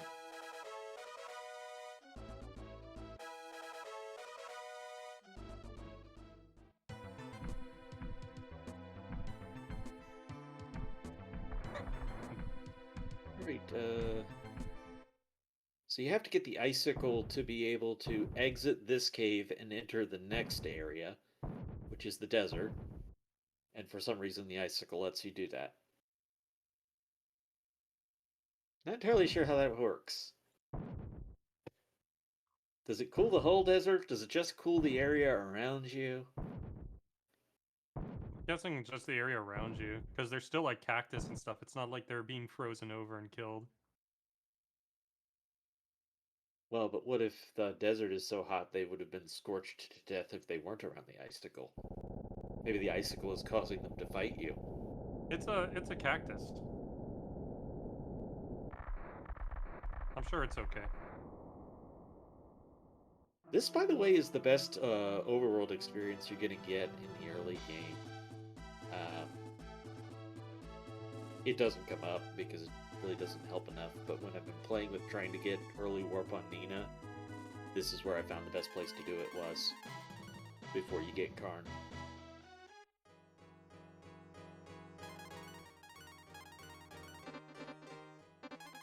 Alright, so we want the fife, which means, of course, we have to fight another boss.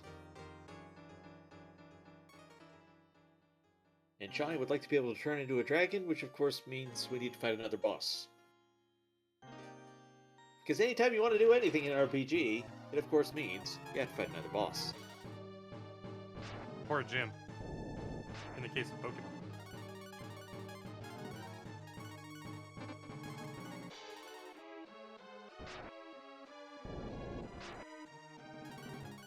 Lake Day is the true final boss. Sorry, I tried. Our first fight as a dragon against the sandworm.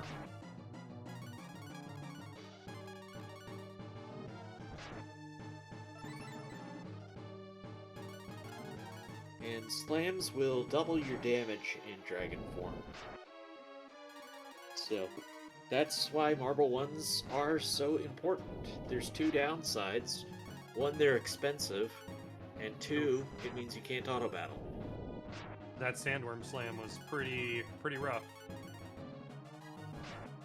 I think he's gonna need to heal. Yeah, definitely.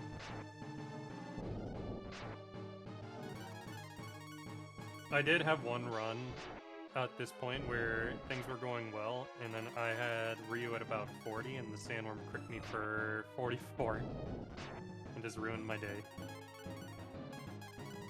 Now at this point, you've sold your life too, so you don't even have one to raise him. Yeah, he did still a stack of life too, so I was gonna say he just picked an extra one up, but he picked it up to sell it.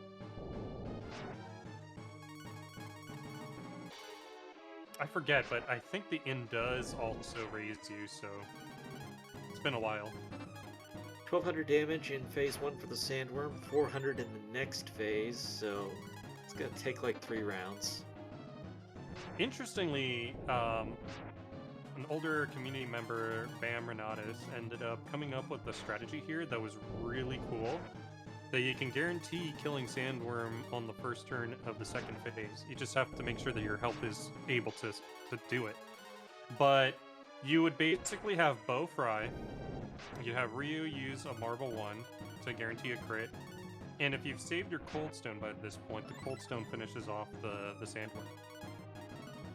He did use the Marble 1 for the slam, so it only took 2 turns instead of 3. Yeah. It's one of those calculations that you do to optimize things, but it works out. A Slamworm. Johnny is getting through the Talon fight, close to the end.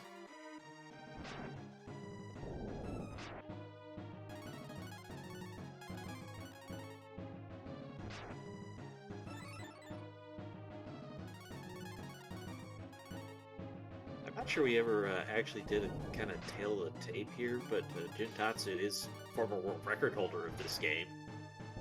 Yep. And held that record for quite a while. Yep.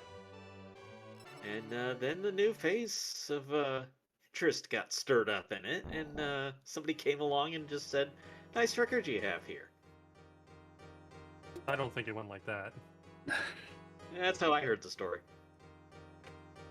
I mean, in general, a lot of runners came back and are doing runs for us during this relay, which I'm super pleased with to see older community members still able to de-rest real quick and pop in a run. So shout outs to all of them for, setting aside the time to practice and then also do runs. This dungeon has a lot of hidden traps. Like basically every treasure chest is got a trap on it. There's pitfalls, and then there's the biggest trap of all, I Spy.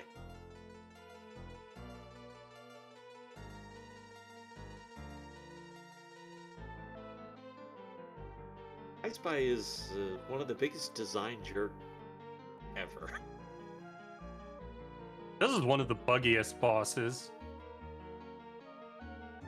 They decided to code the eyeballs and the main body as 2 different entities, even though they have like shared health. And I don't think they programmed the eyes correctly, because while the eyes are still alive, if they slam, it doesn't do extra damage.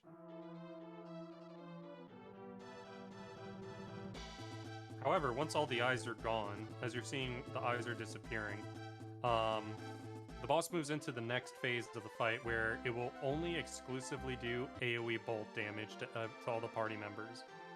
And this is really nice because it's consistent 25 damage, so you can use it to set up the Death Warp immediately after this boss, and that's really helpful because now you have a controlled damage source, and all your party members are able to just you're able to determine who stays alive at the end of it. And ideally you would want just Ryu to be alive here, because now we do care about Ryu's levels. The more levels he has, the more sturdy he is later on for some boss fights, and that's extremely important. It means you can be a lot more risky when it comes to fights. You don't have to heal as much, so like, yeah, we're just now going to be optimizing fights so that Ryu stays alive, and the other party members are just gonna to only be alive when needed. We definitely need to keep Nina alive so she hits level 13, but there's a lot of sources of experience for her later on down the line, so we're not that worried right now if she dies here. He's gonna do the Marble 1 strats to guarantee the finish. That's gonna kill Nina. Interestingly, he would have had a better Death Warp if he just auto-battled right there. But I respect. It would have cost you an extra turn. That's true. but we do know that bosses are better at damage sourcing than just regular old enemies. Yeah, there's a lot of encounters that aren't good here for death warping. I think the best is the 3 gold slimes. Yeah, it is. I only if- say that because this is one place where my world record loses like a minute and a half. That death warp specifically. It, this is where you kind of have to manage the marbles in a reverse order, and this also happened back in Agua, where you're trying to have it run out in a specific place so that you get the encounter after you do the thing you want to do. So Jin did something very interesting here. There's a little trick that he did where he did some movement before talking with Karn. There's a really important reason he does this, and it's because if you interact with Karn too quickly before the screen has loaded in, the game actually soft locks. Because the game hasn't registered that you're supposed to talk to Karn to advance the plot yet. So you'll talk to him, and then the game freezes because it doesn't move to the next part of the sequence, and you're just stuck there, and that's it. But he buffered movement in order to talk to Karn from below to guarantee that the screen had already loaded in, enough time was burnt doing that it avoids soft lock. And we're very quickly introduced to what Karn's party skill is, in that he can unlock these locked doors. AKA Karn is Jill Valentine, the master of unlocking.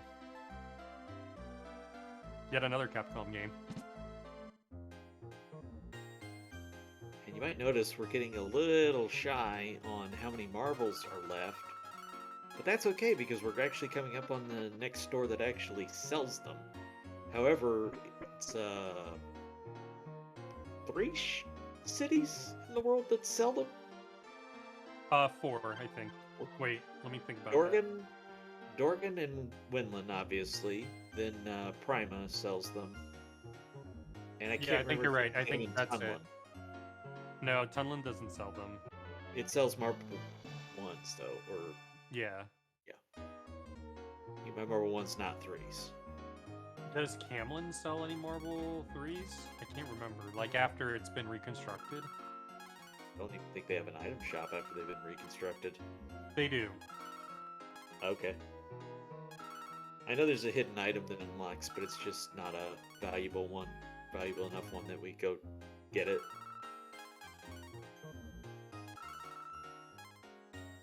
I think I know that it does because I bought a life one there when someone died. When I was heading back there to go pick up Doof. Now, this is another little optimization movement. You have to check each one of these caskets. So you want to route it to take the fewest steps possible. And, well, you see that fast movement speed that they built into the game, and you're like, man, why couldn't they let us have that? It's there. We know that they made it. You also see it when you get into Gust. It's like, why can't we have that?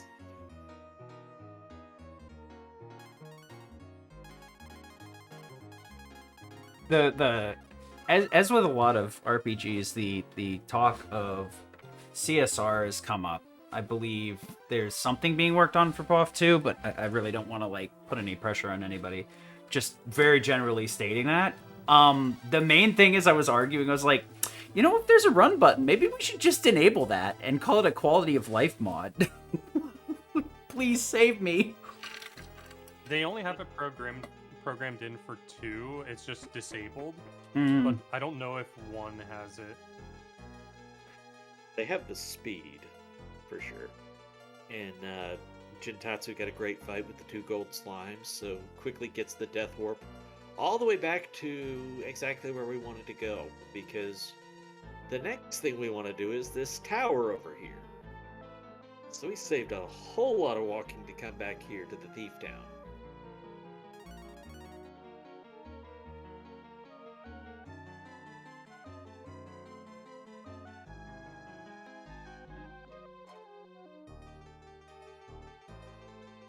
Interesting. Okay. Dr. Swellman coming in with the knowledge about Earthbound randos.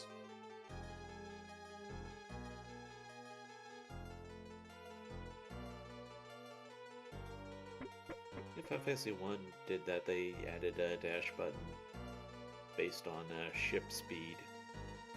That the speed modes were already programmed into the game. They're just like, how could we apply this differently? And then Final Fantasy 4 randomizer, they're like, but what if you could jump?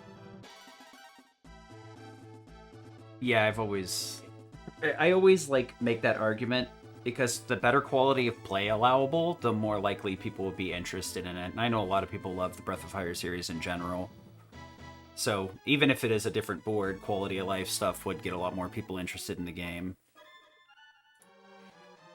Yeah, I think the CSR idea would be pretty cool for like speedrun practice, even as a leaderboard category. Yeah, I mean, it could just be an extension. Doesn't even have to be a main board.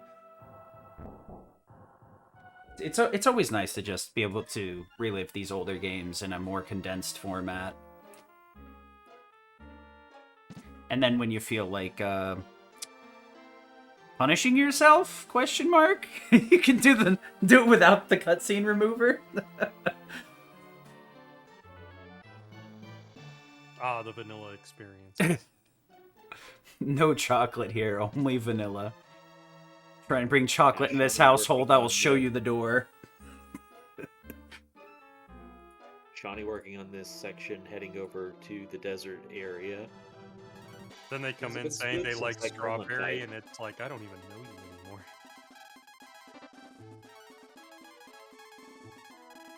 Yep, that's the moment where you like, all right, well, I gotta cut you out of my life. I don't know who you become. You're a monster. Oh, Devastats. So, this boss, Cloud, that Jin is fighting right now, exclusively uses spells. So he can rotate randomly between using a thunder spell that hits one person, an ice spell that hits one person, or sorry, it's a fire spell, not an ice spell. I just got corrected right there. Or doing an AoE earthquake that basically hits the entire party for 45 damage. The idea for this fight is you want Nina and Ryu to be the solo survivors here, because they're going to get huge chunks of experience. Karn and Bo are not really necessary. We're going to be using Karn later, but he's able to kind of get his power creep from like other sources of experience from bosses. But we don't need it here right now. We're going to mostly need it after Nina learns Warp. 1400 HP for this boss has been dispatched. Nina gets level 11. Nice. Now, Bo did survive, though. Yeah, Bo survived, which is not ideal, but, you know, he sucks a little bit of the experience away from Nina and Ryu. It's not the end of the world, it just means Nina's going to take a little longer to get level 13. As long as we get to level 13, by the time we hit the fish village, we're fine.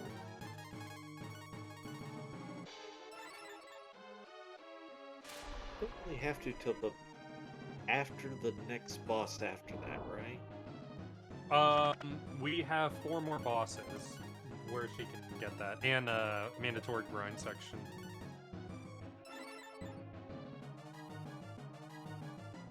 Yeah, so there are chances to make it up, but obviously the sooner you run the into better. the same vulnerabilities. Yeah. It becomes a struggle if you're not there, because the run expects that you do have warp at a certain point, and if you don't have it, you're at the mercy of walking to areas until she does. And chat was asking about this earlier. This would be the earliest opportunity to go back to Agua and get the life armor and icy dagger, which we're not gonna do. But like, if you had warp, you could. I think also the third item that people get when they're there is the flame shield. because it's also a nice little Yeah, armor that makes boost. sense. Funny enough, I learned that there are 2 items in this game called Flame Shield that have different characteristics. Because why not? Yeah. Phase 2 Sandworm for Shawnee.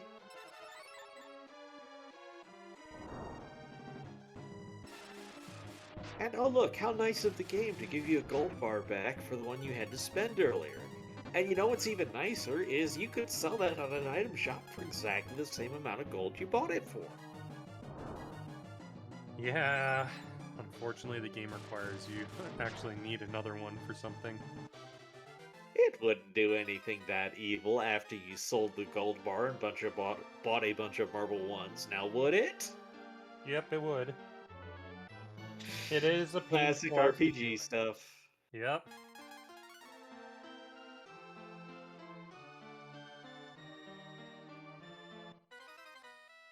Game is very musical though. You pick up a fife.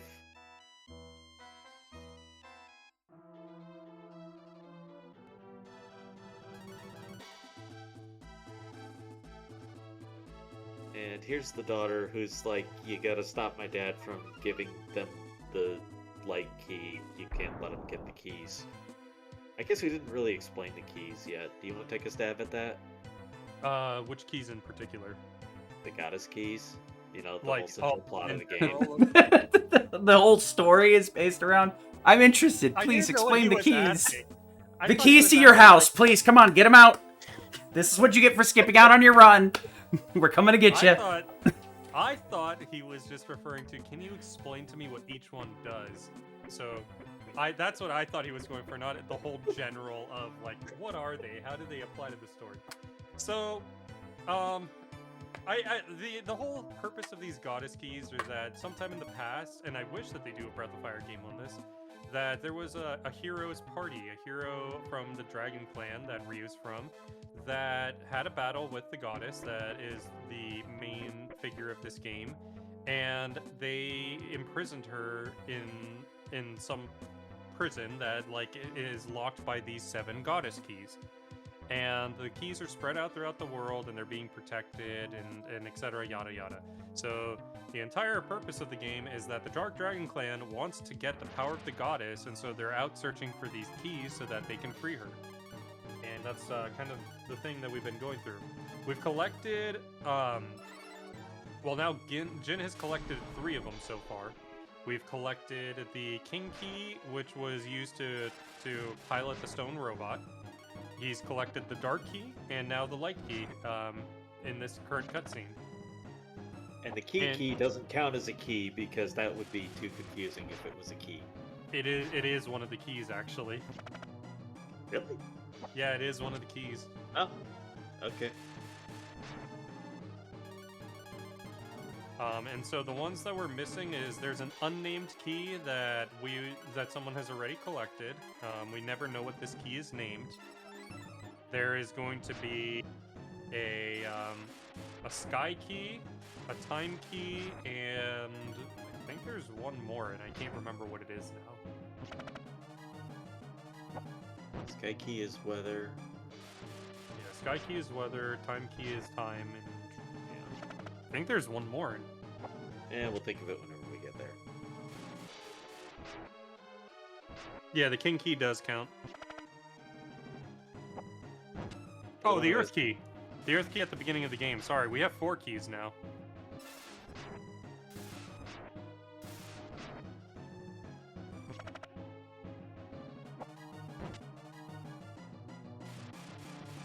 Johnny working on the I Spy fight.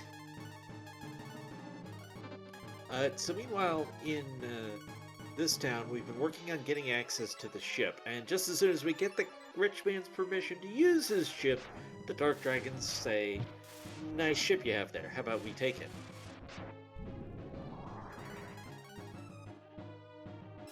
So of course we're going to get into a fight over it.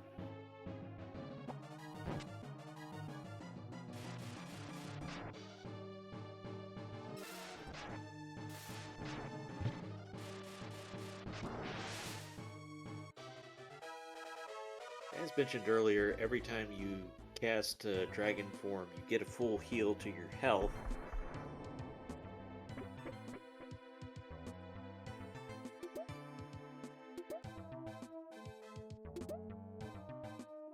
And the damage is, for most purposes, fixed. There is bonus damage for elementals. Blink was talking about that earlier. But even that's going to be fixed damage. The thing that will change is whether or not you slam and get double damage.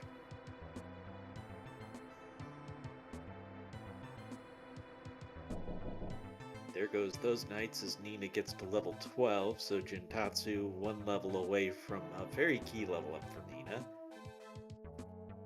Yep. He'll probably get it by the time he gets to Squid, if that's the case. It's really good so far.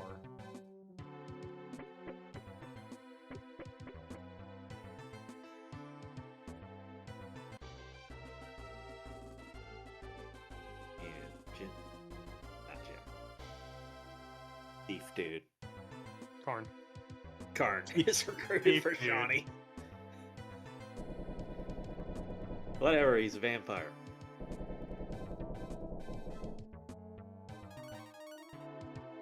It's if you ever look up differences between the versions, you can see in the Japanese version they made that quite a bit more clear. Also had some fun with that during a marathon run where we went back and talked to him on the island and he makes a comment about staying out of the sun.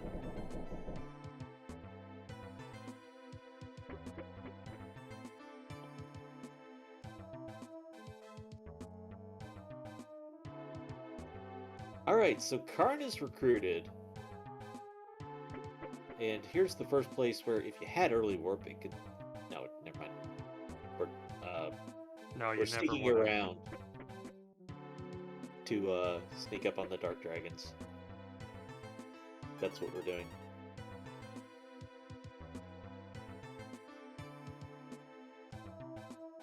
Gobi traded us bombs for the G-Bar. Unfortunately, it was only one set of bombs. We don't get infinite bombs because this isn't Legend of Zelda or Lufia. It's yours, my friend, as long as you have enough rupees.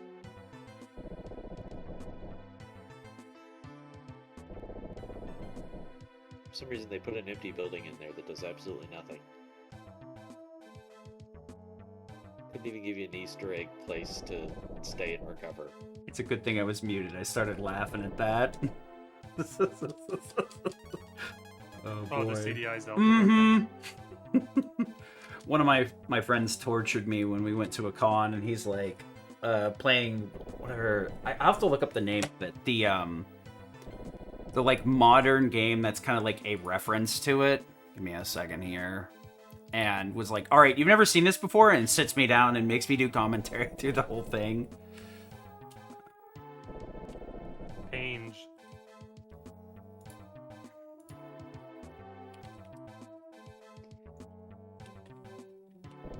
We've obviously seen what the Earth Key does. It's a battle use item. These other keys do have various effects, like the light key will automatically make it day, the dark key will automatically make it night, and we do get to see that once.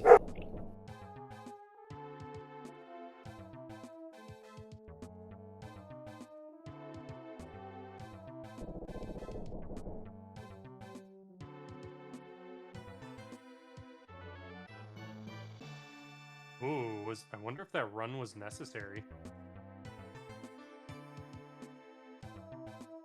May have been trying to auto battle. Kennel key about to be employed.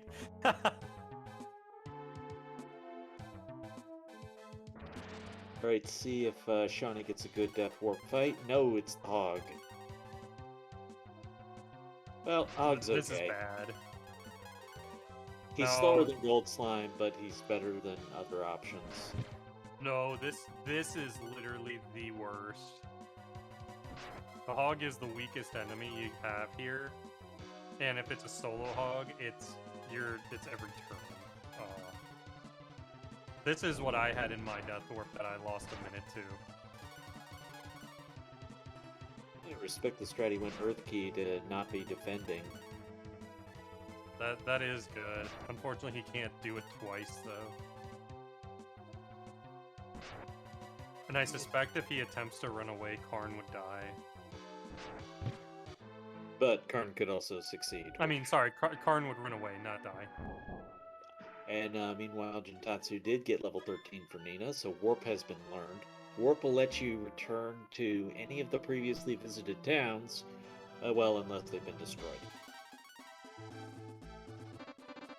Now, at this point, he doesn't necessarily need to go out of his way to keep Nina alive. So, if Nina dies at this point, it's not the end of the world, because at least we have Warp, and her usefulness has kind of exceeded its her help at this point is really just like accomplished now. She doesn't even need to be alive in order to use Warp. So, remember not that long ago, we were fighting the Gremlin with 1200 HP, 600 in each phase? Of course, this boss only has 1000 combined.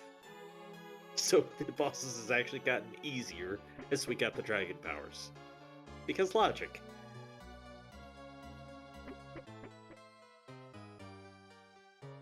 A 750 in the first phase, 250 in the second phase. Not exactly, but close enough.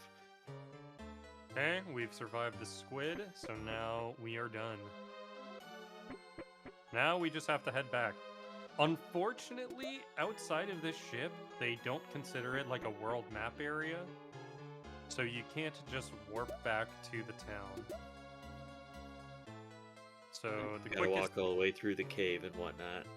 Yeah, if you could warp back to the town from here, that would have been really cool, but unfortunately, no. You do have to walk back, and it is faster than just dying, because we do actually have to do a death abuse pretty soon after this, so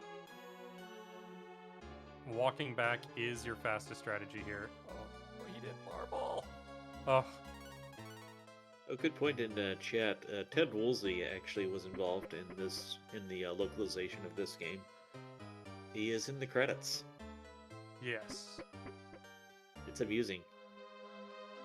They've renamed a lot of characters to be a little bit more English friendly, but also to fit the 4-letter restriction that some of these names have. For instance, I believe Bo's name in the Japanese is Gilliam, and I think Arn is Donk or Dank.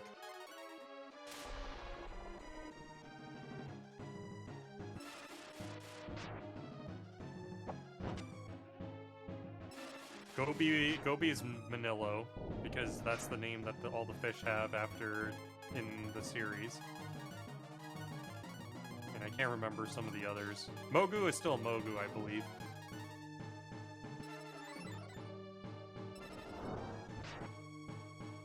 Well, the way I see it, we got to have a lot of fun because of old Ted, so I'm glad for him. 2 hours in. We got like 3 hours to go if everything goes right. 3 hours. 3 hours. And we are past the worst RNG parts of the game, if that's not already clear. We had mentioned that the Gremlin was a big roadblock, but Correction. we're already seeing the difference. 3 hours for you. I'm gonna be here for a lot longer than that. Right, chat? So you're going to be here the whole 30-some hours? Streaming out of my bedroom, so I have nowhere else to go. So we're going to get sleep cam? Absolutely not. I dread something stupid happening when I go to pass out and forgetting to, like, mute something. Hopefully not. Sid forgets to mute and then... Oh, dude. It's just so... Well, Breath of Fire 3 was ruined by snoring. It's life too. We would be like, oh shoot, the mutant used Dream Breath and it was effective on Sid. Yeah.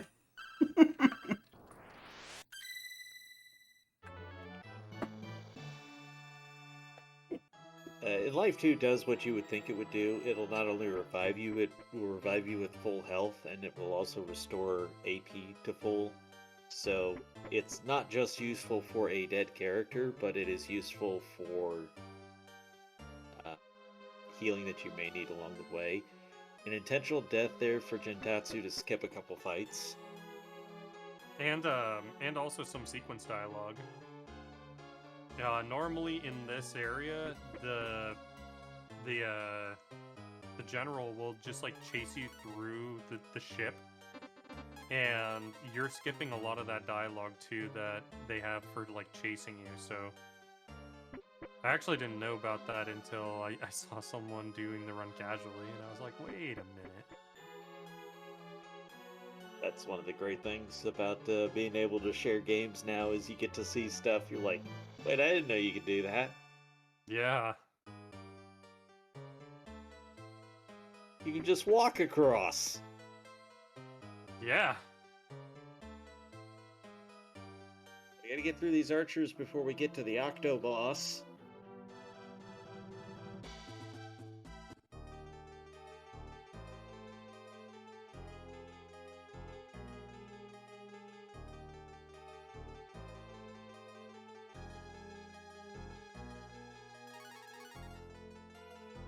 And this boss, 1800 HP combined, but only 224 in the second phase, so a Marble 1 will just finish it.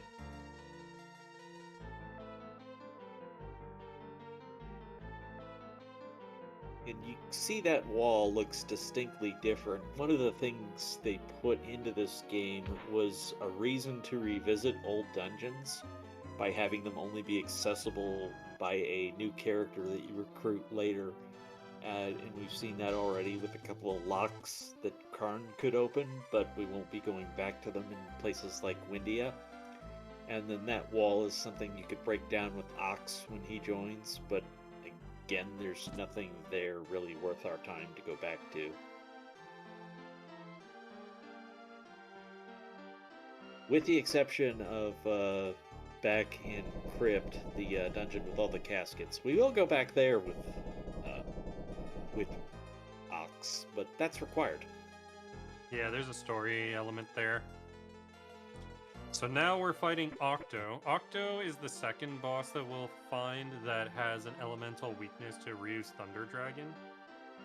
So you're going to see, rather than Ryu doing flat 130 damage with his attacks, he does a little bit more on Octo because of that. You get 50% damage boosts on elemental vulnerabilities.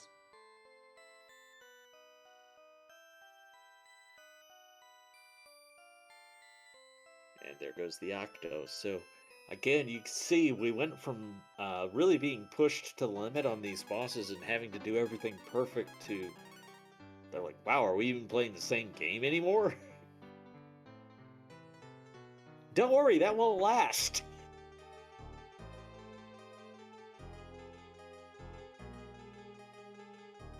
And the ship goes boom because... Despite the fact that we beat everything, Gobi decided, hey, it'd be a great idea to blow this thing up.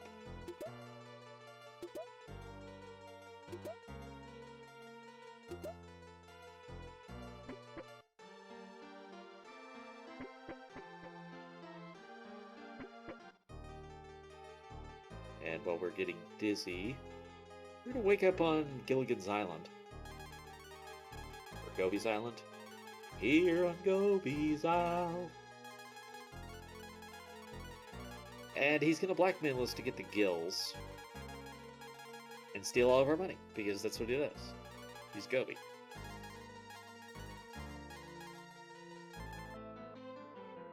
Chat, looking forward to Dragon Quarter. So much hype to look forward to. I love starting with Breath of Fire 1. But there's a lot to enjoy with all these games. Definitely. Now we are in the solo Gobi section.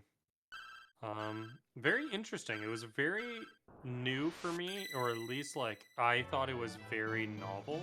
The idea of doing underwater travel through this game.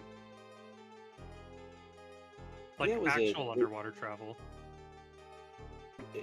It's totally different, and Gobi has water-only magic, which is weird. That is one weird thing. Now, what's funny is you don't even use it because the Earth Key's better. Yep.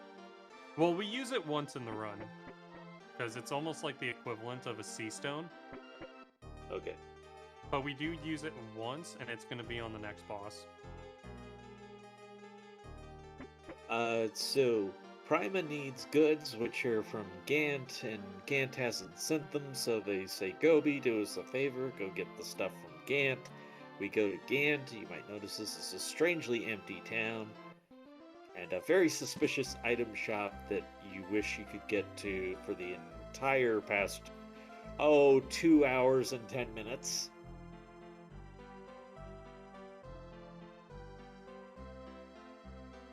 Boy, that would change the route. What would? I'm sorry? This item shop? Oh, the one with, like, the stones? Yes. Yeah, I agree. If they had this at, like, Windy or Romero, that would have been really nice. We'd spend all that Marble 1 money before we got to them.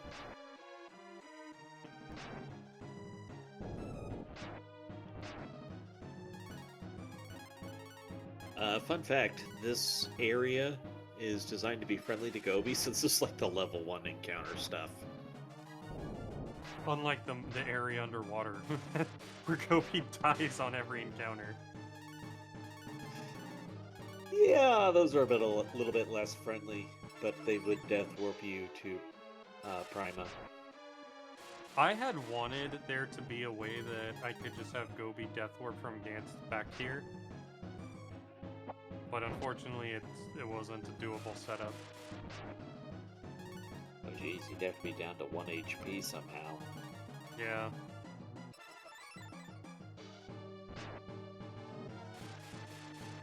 Right, so turns out the Dark Dragons have attacked Gant and taken many prisoners.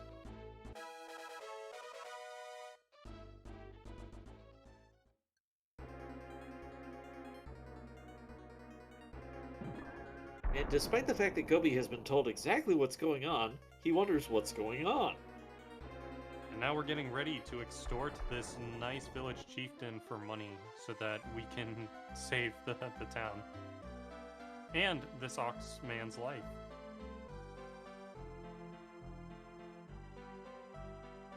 Also a treasure pickup because money.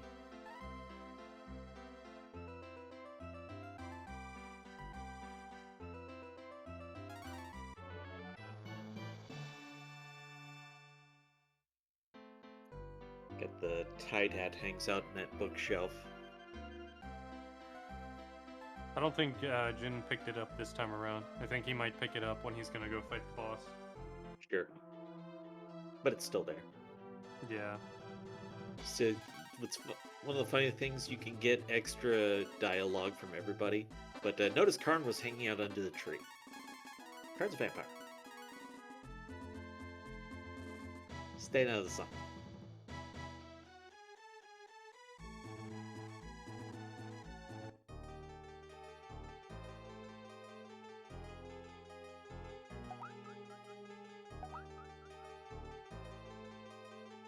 Alright, so we got the full party going to Prima, and casually speaking, if you wanted to, or if anybody wanted to make it a marathon incentive, you could actually change names now.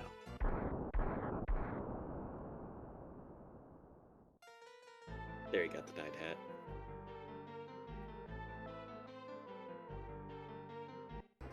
Flame Dragon, the order of the day. This boss has 1500 HP combined.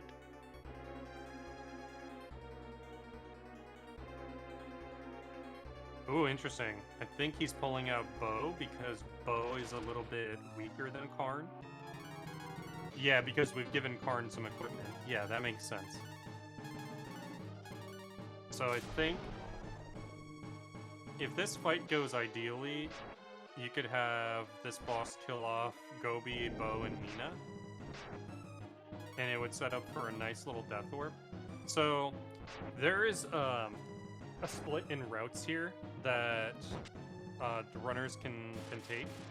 You can either, once you get Ox after this fight, you can either go straight to Frog or Toad, and that is what the old routes used to do. And I'm not sure if Jin is going to be doing that, or if you have your party set up where 3 people are dead, you can go straight to grab the B ring and get an insta death warp out from there, because you can just open a chest that will kill the person who is using it, or that's opening it, and that will activate your death warp.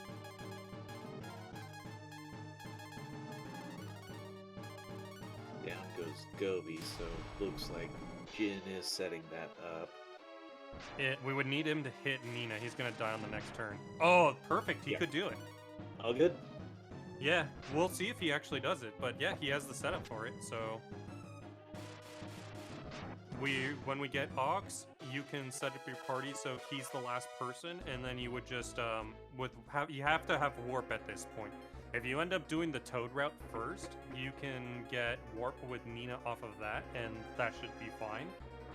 But from here, you could just warp back to Arad, which is in the desert, and then go pick up the B ring, and then open the boom chest that kills off Ox. And then that would bring you back to Prima. And Jin did pick up warp back on the boat, so all good on that front, as now Johnny is working through the boat section. One thing that is important to note, and this is the first case that you do see this, if you are able to pull off a death warp without the enemy getting a turn, you don't get the gold penalty.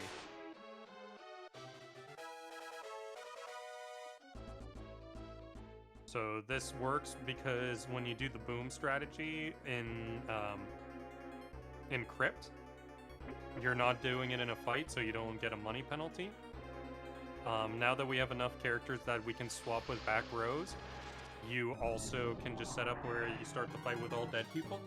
The enemies don't get a turn, so you don't get a death penalty or a gold penalty for that death either. So it's really nice if you're money routing in that way. And speaking of money routing, here comes one of our most important shopping trips of the game. We're going to buy a couple piles of Marble 1s and a great big pile of Marble 3s to hopefully get through the rest of the run.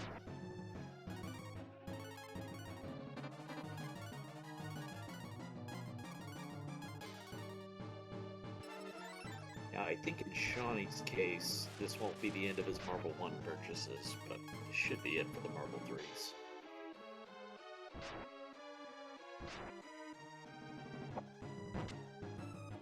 They are Nice, slightly money. more expensive here, but who cares about 70 gold or so at this point? The shop that Jin's on actually doesn't have any money modifiers. Well, it's 10 gold, but it would be 9 gold in Dorgan, so I'm saying we're spending a whole extra 70 gold here. Oh, fair. Yeah, because I think Drogon Not Drogon the most has important difference. yeah, I think Drogon has a minus 10% modifier on it. That's why. But Prima has a 0% modifier. Now, Bunch of interestingly, shops in Prima, but we don't care about most of them. It also has neat extra you can do where Gobi can be the merchant. And if anyone ever really solves some crazy RNG manipulation, you can buy a weapon there. yeah, Although that I would don't think really you can buy it yet. that would really improve the run, and I would probably come back to run the game if that gets solved. It would be the only RNG manipulation that would be meaningful in the run, because it ultimately can save you roughly 7+ minutes, at least. Because you're getting a weapon that has a rare element to it that almost all bosses in the game are weak to. And I never say never on being able to do task things with humans, because Then you look at what Fred did with FF1, and you're like, yeah, never say never. Or look at what the runners are doing with SMB1. It's like they're just going crazy with that. I always look at the approach of like that kind of stuff. It's like, no, I'm challenging you to do it. I'm not telling you you can't. You must. Alright,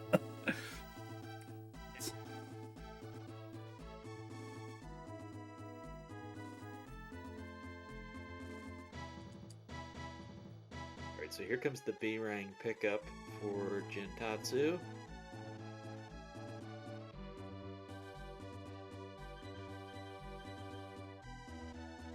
Things have been really smooth for Shawnee. I mean, going through to that Gremlin fight, from that on, things have been really smooth. He's cruising through this section of the game in every way you would hope to do. Nice. So Jin, I think, went for the early B-Ring. So one interesting thing about this is this route saves 30 seconds compared to the Toad route because you don't have to set up another Death Warp for it. You're already in a position where the Death Warp is already achieved. And now you can just go straight from killing Toad to Gant. So because you can warp there. So you're not losing time to saving in Gant and losing time later to resave in Prima when you need to go back there later. That room we just passed is one I'm definitely going to experiment with more sometime, eventually when I get around to it. Has an item in it called the Echo Hat, which will reflect back spell damage. Just because of the extra animation, I don't know if it would be faster. It is nicer because you can do more damage to the enemy. Yeah, but when I found out that Marvel 1 works on it, I'm like, alright, I gotta explore this more. I gotta see if there's a way to use that. Interesting. Alright, here's Toad. 1800 damage phase 1, 2500 damage total. That's not right. 2300. Now, the idea for this guy is Ryu's going to be the main damage person, and since we're going to have a forced heal after this, this is kind of why it's better to do this guy second, is you get a forced heal that will bring everyone back to life. Since we get one of those after this, we only just need to worry about surviving, and mainly Ryu just needs to worry about surviving. So we have a lot of fodder for him to just throw damage at that will protect Ryu. So you know we have Ox right now, we have Nina, and we have Karn and Bo in the back. So as long as Ryu is surviving this fight and putting off damage, then we're doing good. We're doing solid.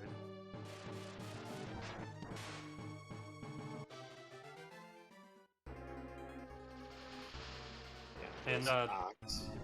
yeah, there goes Ox. This reroute was one that I actually came up with, and I'm pretty happy about.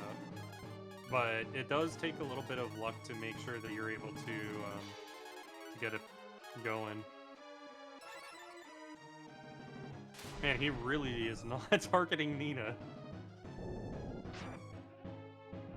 Which is the opposite of what you usually see.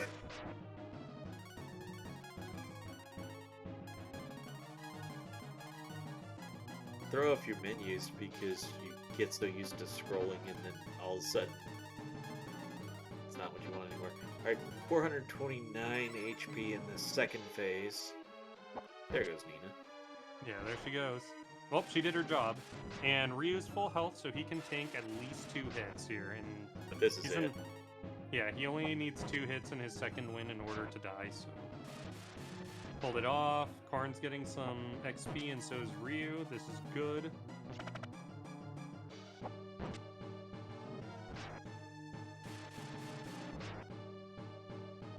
So obviously all those walls like that, talked about this earlier, Ox can smash them. That's part of his ability. It's not his only ability.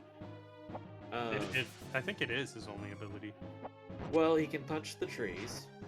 Yeah, which his ability is a is just different a punch category thing. for me. And also he can move heavy things, which is a different category for me. What heavy things can he move?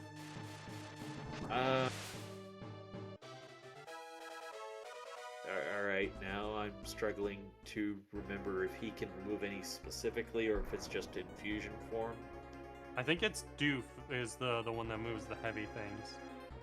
Moves the heavy thing, the one that matters to our run, but I think there's some others where Ox is able to do it, and that's kind of your hint. Okay. I may be wrong. It's a big game. Now, interestingly, Shawnee has 3 dead party members right now, which already is a good setup for the B-Rang first route. It is a little scary in that case, though, because if Ryu gets really focused here, he doesn't have an option to heal. Now, he could risk a life 2 here on one of the healers to make it a little bit safer. We'll just see what Shawnee does for this next upcoming boss. And this is in the same category as Ox smashing walls. He can smash these rocks, which lets Karn come talk to this wizard guy who teaches him a spell, and that spell causes fusion. So, Dragon Ball Z fans will be well familiar with this concept already. Fusion Ha! You know, actually, that just like gave me memories because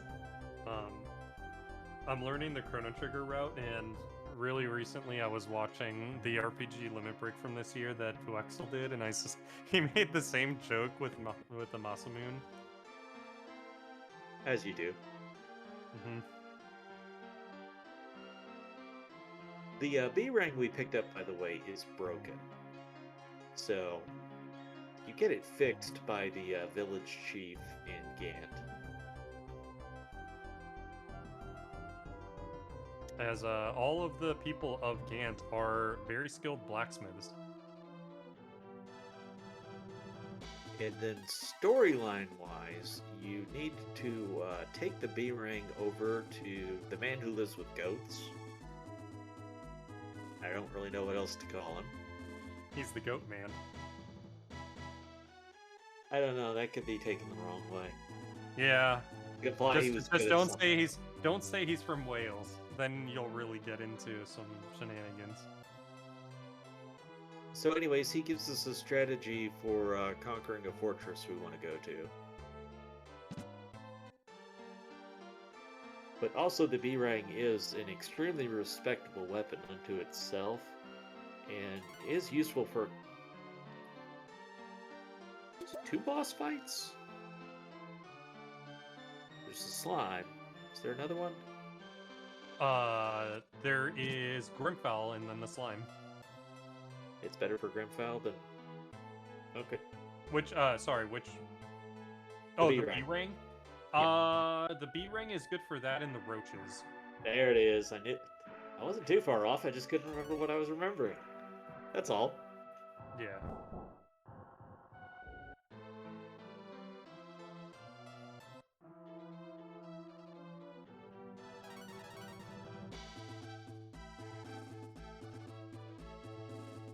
Yeah, so Shin is a combination of 3 characters, which has very good stats, and will do a lot of damage and be quite useful for us for a while. Doof is another fusion form we're going to learn later, and is used for moving very heavy objects, and also doing tremendous physical damage, which is going to be very key for a boss later on. There's another fusion which will unlock some hidden doors in the world. Puka will let you get to treasure, and just none of that treasure is particularly important to us.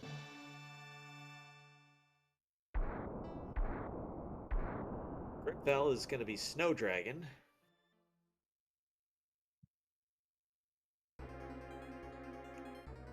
Has 2,000 HP between the 2 phases.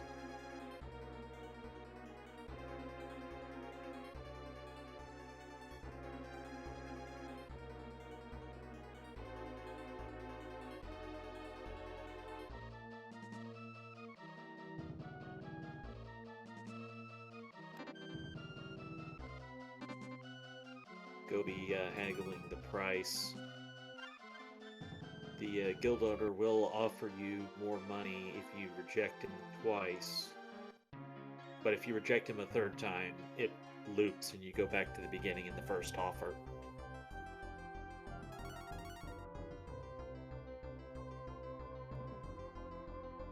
Doof is a funny word to say. You can also call Karn a big doofus without being an insult, because he is a big doof.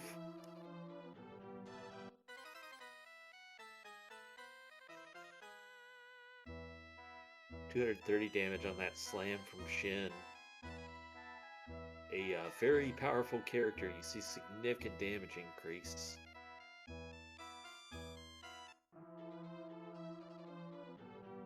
And it gives you another use for Nina's spells, because there's that attack up spell that just sits there the whole time, and you can actually have it have a purpose.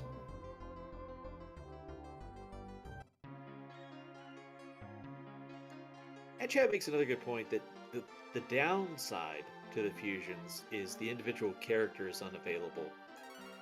And the downside to this section of the game is you gotta keep the Grimfowl behind you, and they do not like when you walk more than one step at a time. So you gotta tap, tap, tap, tap.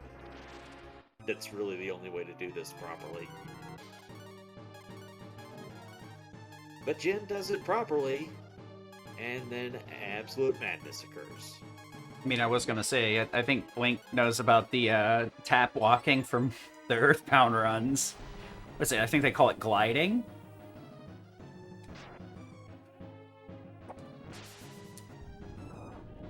Characters gain experience when they're not dead. If they are dead, they do not gain experience. Otherwise, everybody who's remaining does gain experience. There's bonus life 2 there. Really important to have the B ring equipped before this next boss. We're about to fight the slimes. This one is one of the rarest fights because it's got a mixed strategy.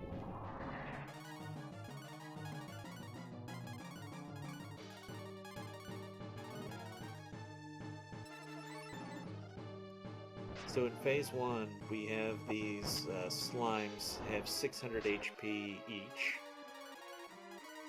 And the B-Rang is going to be a big part of our strategy.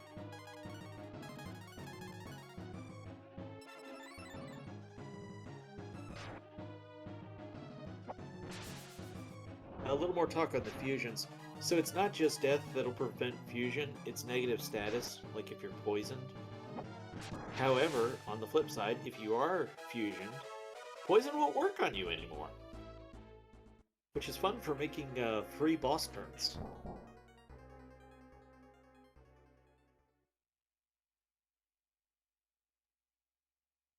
That's also true of our final dragon form. I'm surprised he didn't auto battle this. Oh, he's gonna go ahead and do the flame dragon. I gotcha. So instead of the traditional flame 2, phase 2. Ooh, he took a death. Doesn't really matter, but don't think that was planned.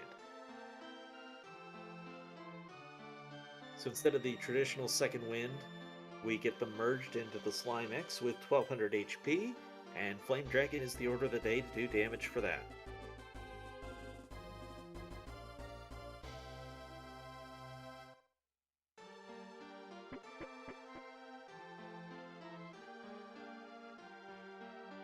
And there goes the slime.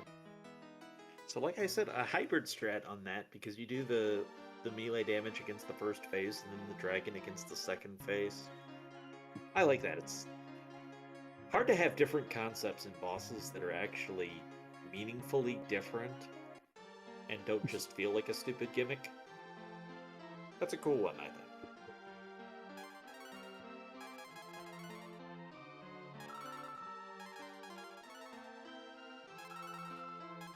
Meanwhile, the general is blasting off again.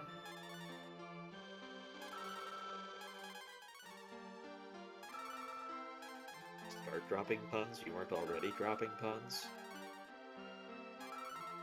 Hog was over an hour ago. 2 hours ago. Oh yeah, I've been keeping myself on good behavior regarding any puns, but I guess I can start doing it. I mean, We're So I can hours make- in. The idea, the fact that we haven't gone to food yet is already an amazing achievement. I technically have the authority to stop you, but not like in actual reality. So I like seeing Sid like kind of like keel over every time I make a pun as his soul dies a little. The funny part is when I start making puns unintentionally, and then like my co-commentators look at me, and I'm like, "Oh, I'm sorry. I'll see myself out now." Can't warp from underwater, Jin. You gotta go back to land. Nina does not have to be alive to warp, but you do have to be on land.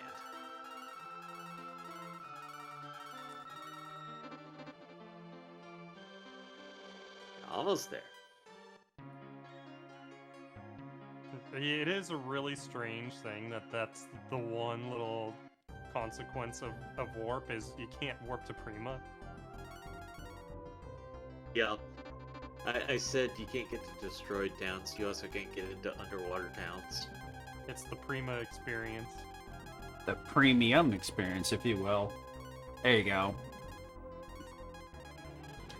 Keeping me honest. Okay, go into wisdom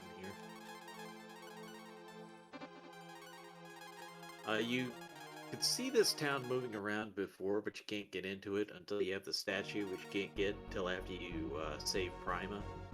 Can you Actually, we wake didn't goldfish? save Prima. Never mind. We saved Gant.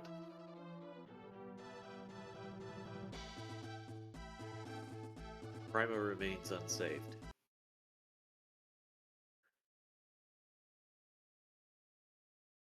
Oh.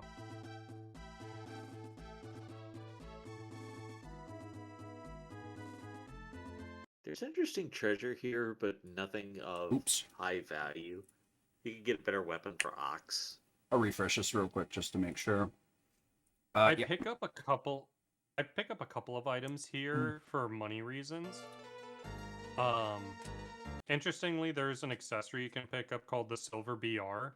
Ooh. It kind of works like the Holy Scarf in Breath of Fire 2, but it sells for the same amount that an M drop does, so it is really nice for getting a few more marble ones.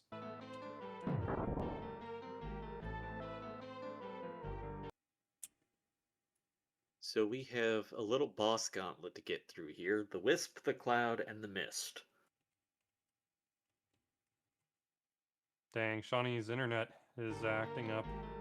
Yep, this is either Shawnee's internet, Twitch just deciding to make me look like a fool, or me not getting an RTMP. Choose who you want to blame. I hear It's easy Twitch. to blame you. I was gonna suggest Twitch is a very easy, low-hanging fruit, but it's probably my fault. I prefer to blame Gobi. The low-hanging fruit is later on in the run. I think it's actually Twitch in this case, but I don't know why it's not. You know what? Let me see if I can just... We'll open up the browser again. That takes care of the Wisp. Oh, okay, I see what you mean. Dang it, Twitch! Yeah. Here comes the Hey, Cloud. That stream ain't right. All right, let me see if I can make this work real quick. I think it might be the Edge browser, actually. Mistakes were made. Let's get rid of this one. Give me 1 second. Okay, looks like Shawnee's on the Toad. Hey, it worked perfectly.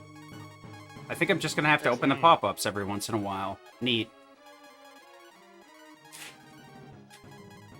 Neat indeed. Okay, every 2.5 hours, I'm just gonna have to open up a new window. Cool.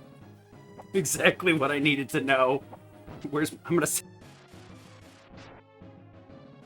I said in some tweets to help promote the event as best I could that there's nothing quite like a marathon run to make you say, well, that's never happened before.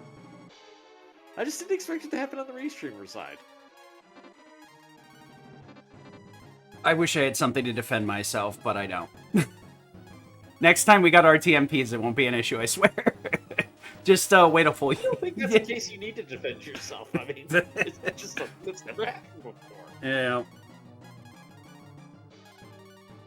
I'm sorry, you may need to defend yourself on the Edge part, but, you know, other than that. I get it, because he used Microsoft Edge. Yeah, I think that's what did it. The thing is that if I have multiple the same browser open to capture, OBS can't tell the difference between the pop-ups. So I have Nina on Firefox, and then I have Edge for Team Ryu. And the idea was that, like, I could just leave those browsers open, didn't matter. Should have just downloaded a new browser before we started. I might actually do that. You didn't just do tabs for Firefox? The problem is, well, I mean, I could do them as tabs, but... Probably do them in new window. Yeah, Yeah. like you pull the tabs into separate windows. We could do it that way, but the idea of the pop-ups was, like, they're always the same ratio, so that I can do something like that, where it's breaking and I can just pop out the tab real quick. Oh, I think Ryu dies here. Oh, no, okay, nice. He, This is the last of the three here we're fighting.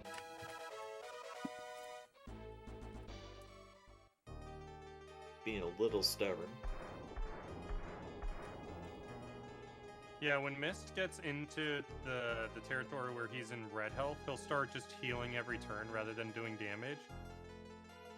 I'll do it. But yeah, we've killed him. Alright, and as you may have noticed, there's another character laying in the background. Who would rather take a nap? And who can't relate? She might have had too much to eat on Thanksgiving.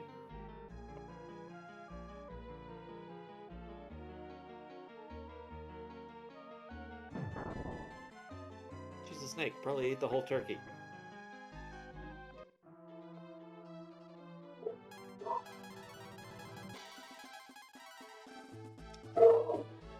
First sign of blue. And the ghosts go away now.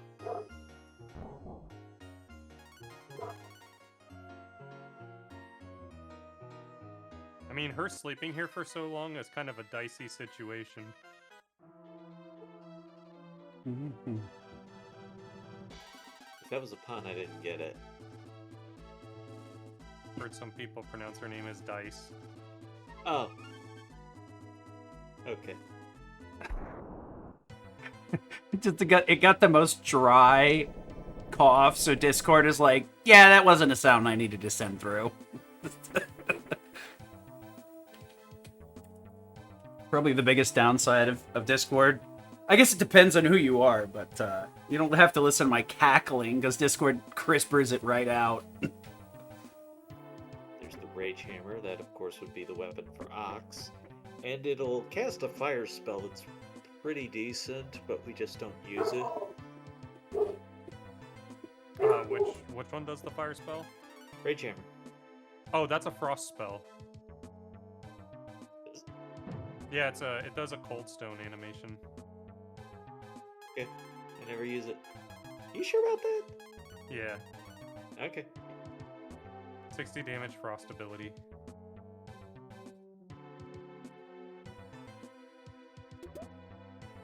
She has a myriad of uses. Nice.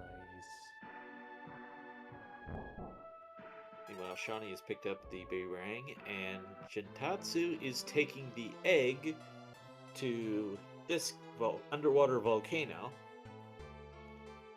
There's a little bit of money here we're going to pick up, as well as an M drop.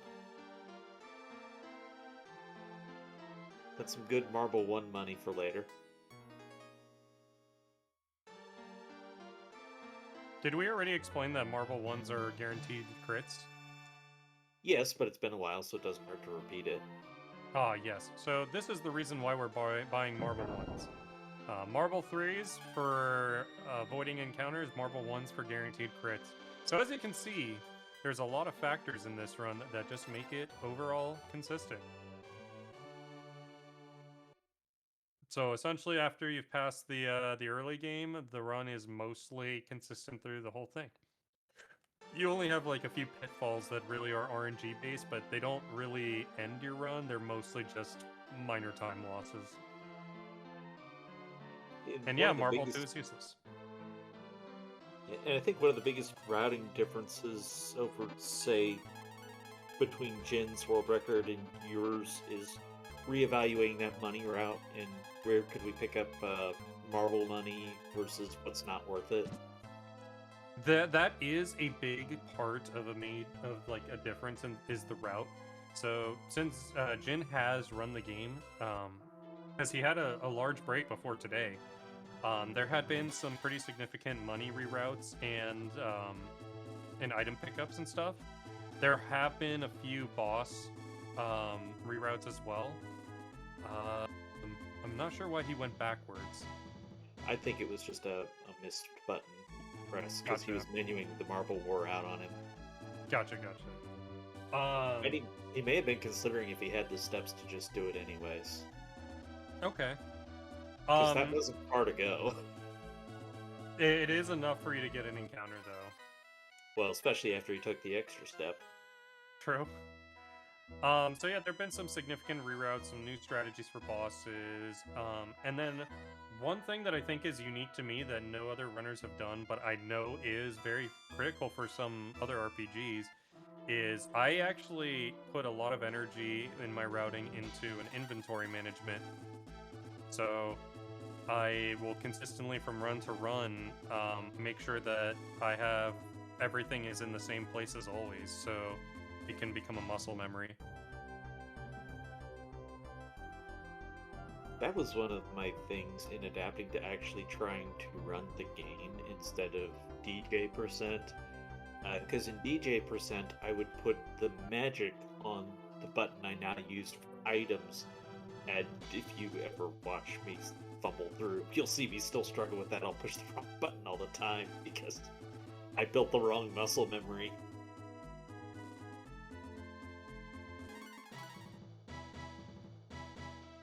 Meanwhile, we're fighting the Dark Dragons who are trying to invade Prima.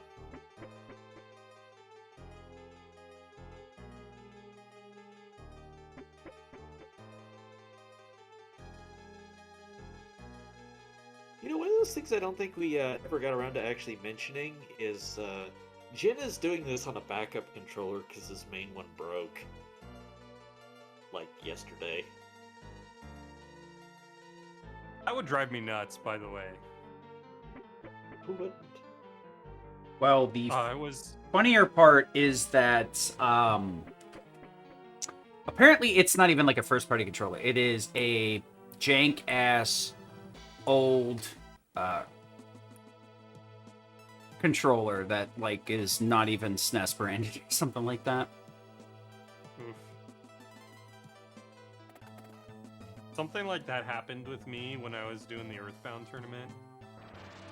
I normally run on a CRT TV, and that day that I had to do like one of my races, my TV earlier in the day during a practice run decided to start flickering and have issues, and it was actually affecting my gameplay, so I had to whip out an LCD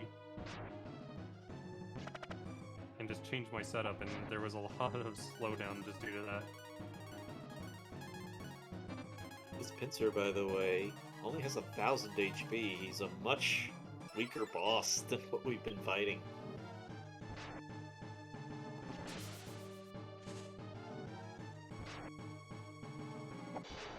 Second phase, he's only got 620 HP. And he gone.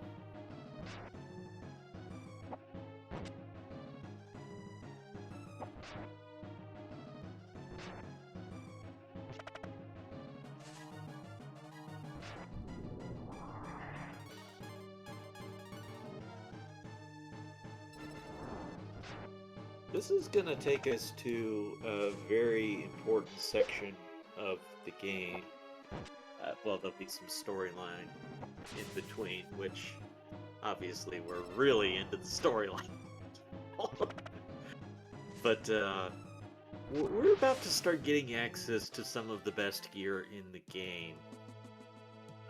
But this is our first look at the big bad boss. There's Zog. He's the one who's trying to take over the world. And Jade, who we saw in the opening sequence fighting with Sarah, who's the main character's sister, and the Grimfowls decided not to follow properly. They're jerks. But you only need one to follow you. You don't need the chain.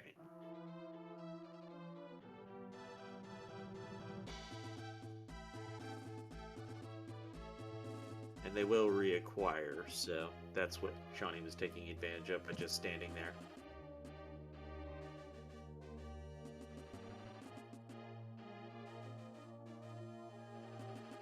Jade's minions! They're here.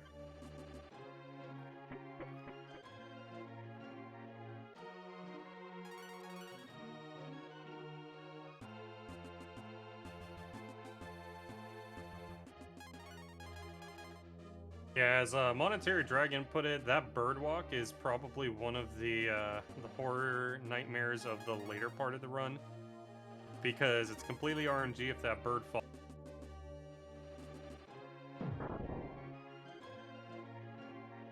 To follow you to within one tile.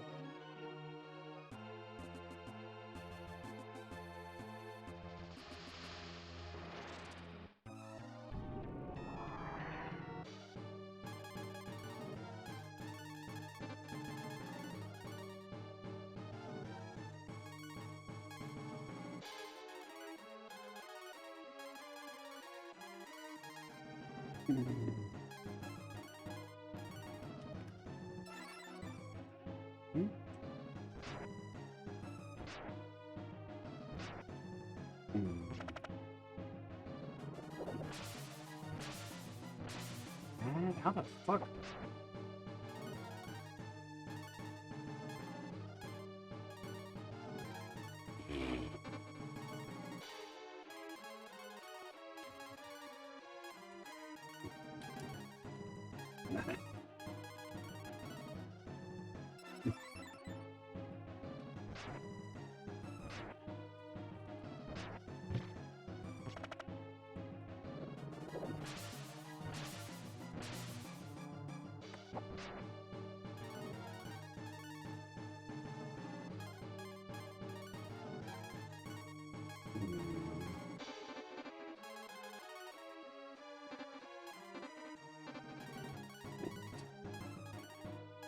Right. Does that work? Why is this channel missions columns?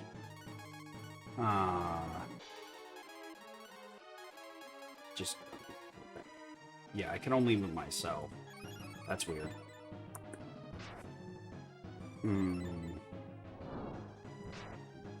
Okay.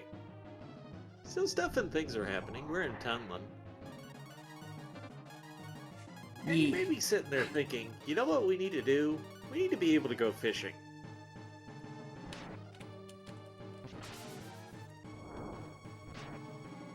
Now, earlier in the game, you could pick up a rod and go fishing.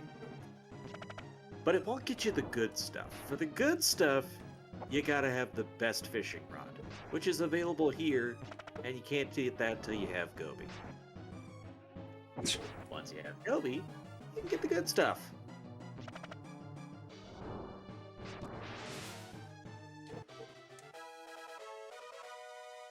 Sid, just FYI, we've lost the Discord video. Yeah, that's let me do. And there you go. Just letting you know. Yep.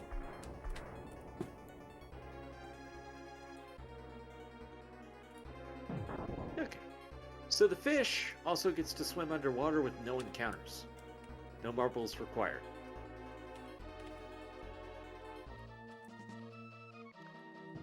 And because we have the warp spell, it also makes sense to pop up here to Gust and get that unlocked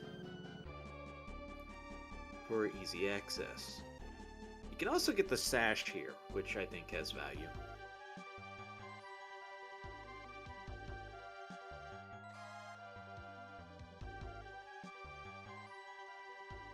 Sash will boost physical damage, and that is equipable by Karn to give Shin a little more damage.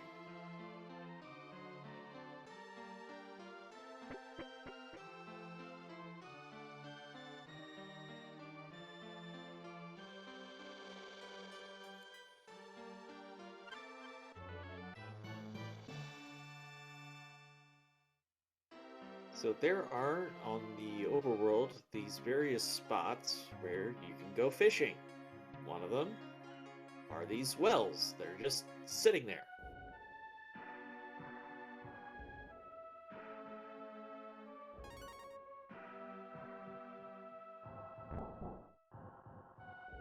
Rock 5 is the only thing that will actually successfully fish the good equipment from these, and you have to have Ryu in the lead to be able to fish. This is his overworld skill.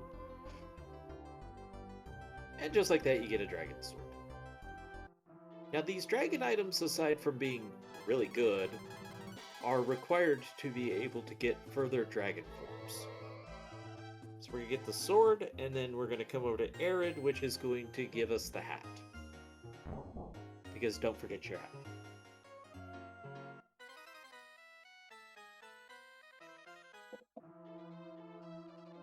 Or else the gnome won't be sad.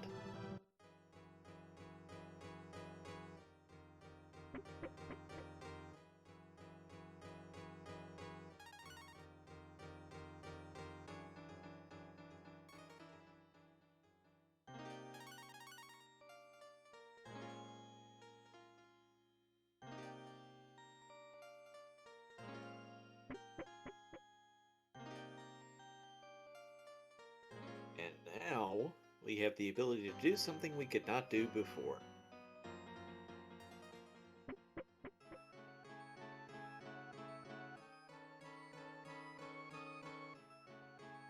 Though he's doing something different than I expected, so I'm not sure which route we're on right now.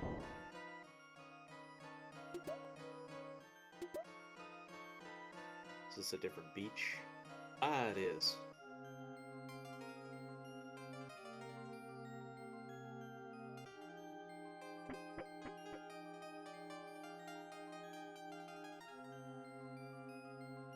I apparently do it a different way so that I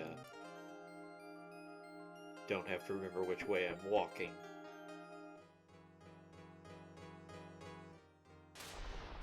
Yeah, that makes sense. That's a good route. It makes sense. That's why Jin is doing it, and that's why Jin is Jin and not me. Well, not the only reason, but an important one. Sorry, there was a lot going on in the background. What were you saying? That Jin is Jin and I'm not. No, but regarding what exactly? The route we're He taking. was going a different route than I normally do, but I like his better. What was he doing though? He walked north from getting the dragon hat to a different beach. I've been warping to Gant. His way makes more sense. Yeah. I entertained the thought of warping to Tunlin instead, but I think that just walking is faster, because there's a long warp animation. Yeah, it's not like you're warping right to the place you're going. You still have to walk all the way anyhow, so... once we get all the way through this fortress again, we have the ability to walk over to this area we could get before. We just couldn't do anything before. We had to get the dragon equipment first. And then, Ryu has the ability to come over here and fight for the second set of dragon powers. No, unfortunately I don't think we're getting the Encore sword.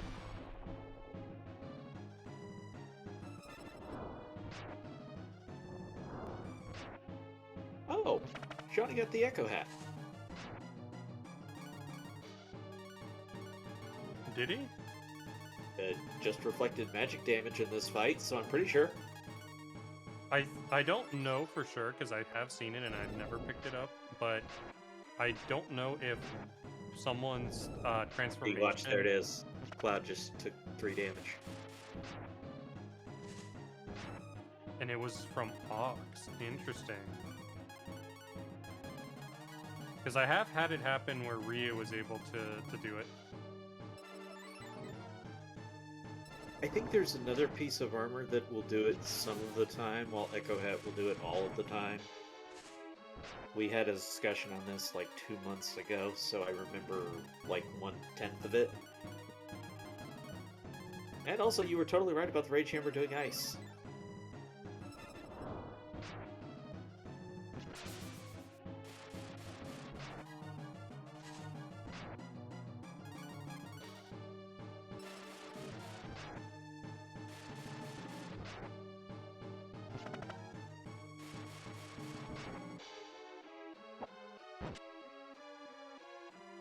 Curious if that really adds up more on any later bosses, but I mean, with how a lot of the numbers in this game work, that could easily save you an entire turn.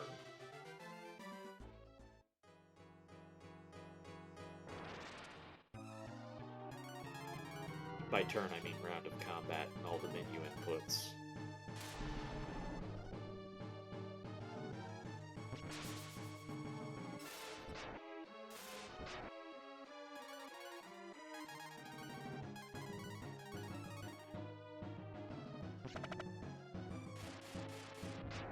Okay, thank you, Bliss. Master Shield has a 1 in 8 chance to retaliate spells at 5/8 strength. Huh. Which is stronger than Echo Hat for the Reflect, but the Reflect is all the time.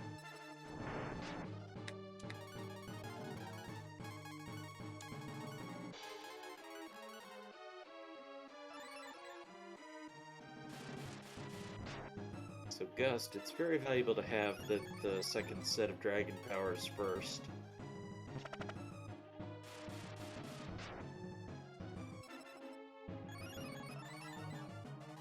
Then you're going to want Oxen lead because he's going to need to smash a few things.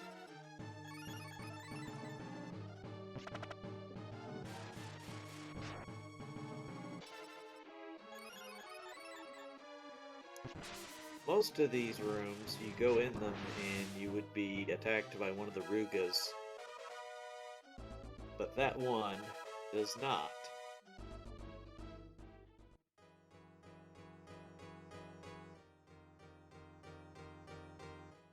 Meanwhile, here's Court. One of the few cutscenes that you get in this game.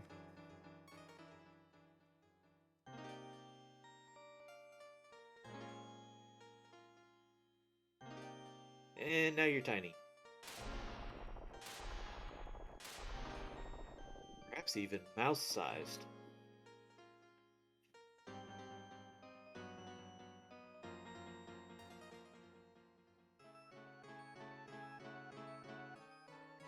And I guess trigger warning if you don't like disgusting creatures. Also, trigger warning just in general, now that we have the Thunder Dragon. That's a Just good be point. aware that that there will be flashing lights. That will basically be on every boss for the rest of the game. Just to be clear on how extensive this warning is. All right, I'll be adding that to the stream. Give me a second.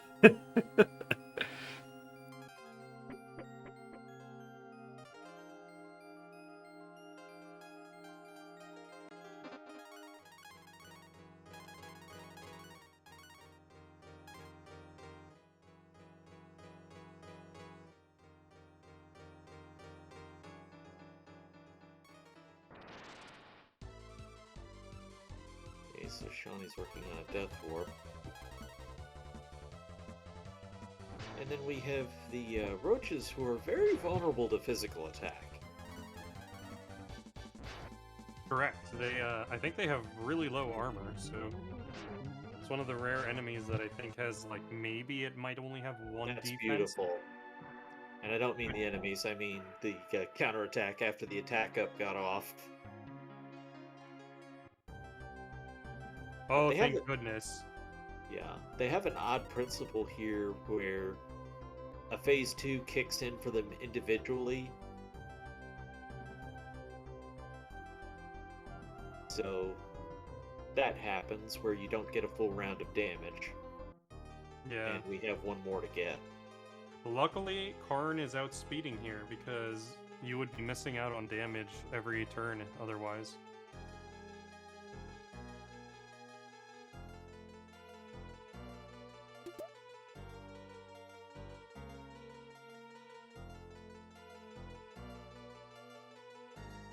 And commented on this earlier, but fortunately the heal spells get priority, so it makes it very easy to heal up Ryu here. Nice I max think he damage. might kill. Oh, I think it underrolled and it didn't kill the top roach. I mean, you get it on the next turn. Yeah, but he's taking some extra damage here, so good call for Jin to front row Karn here. Ooh, natural crit though. So Takes out all three.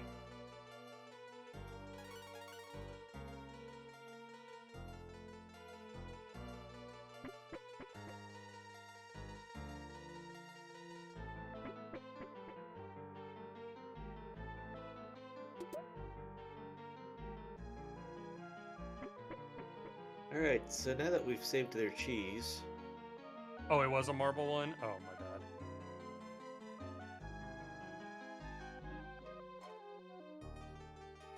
I'm used to only using one marble one in that fight, so I thought the second he was a crit. didn't do a cure there. He must have enough AP. Yeah, that's interesting. Or he might have Nina heal here. No, Nina's dead. You can still have her heal. That's right. You can do it outside battle. Yeah.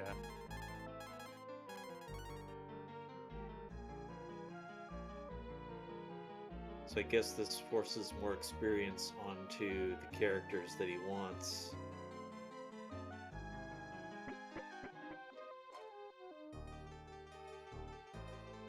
Do you want Ox?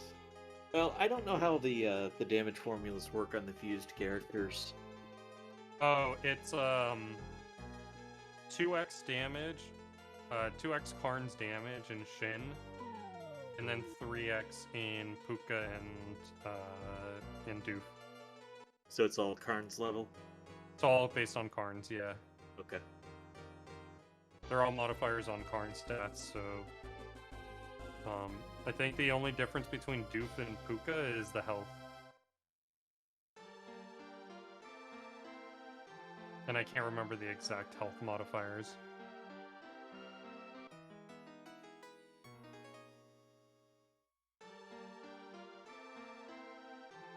Right, flashing light warning incoming. Yeah, we're there.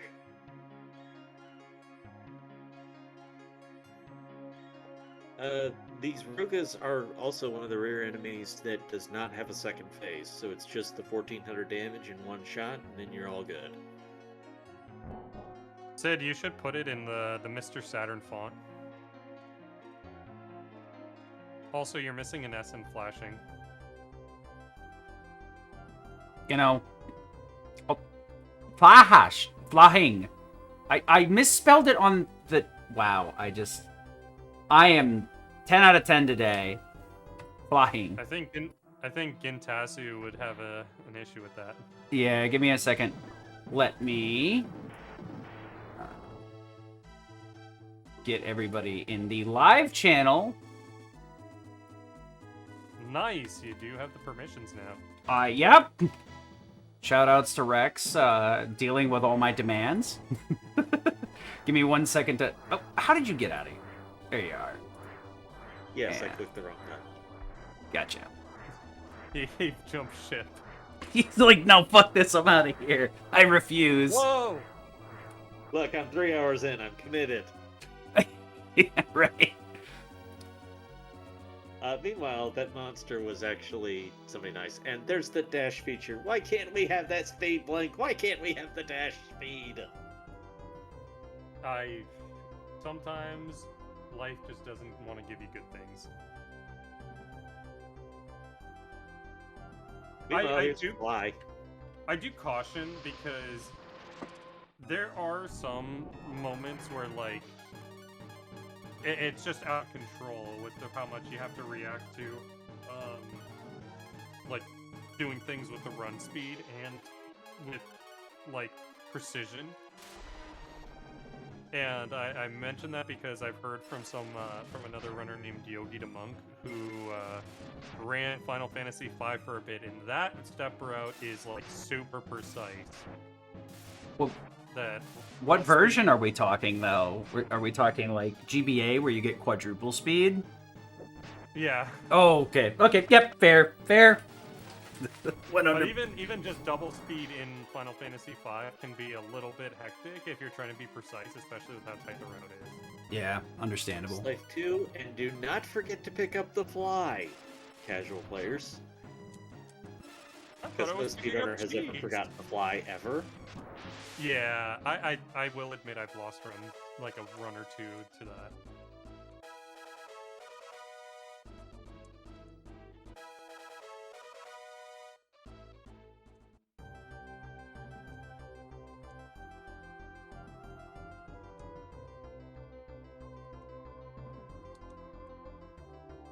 I'm a little surprised he took that death, or am I getting mixed up on where the heal is here?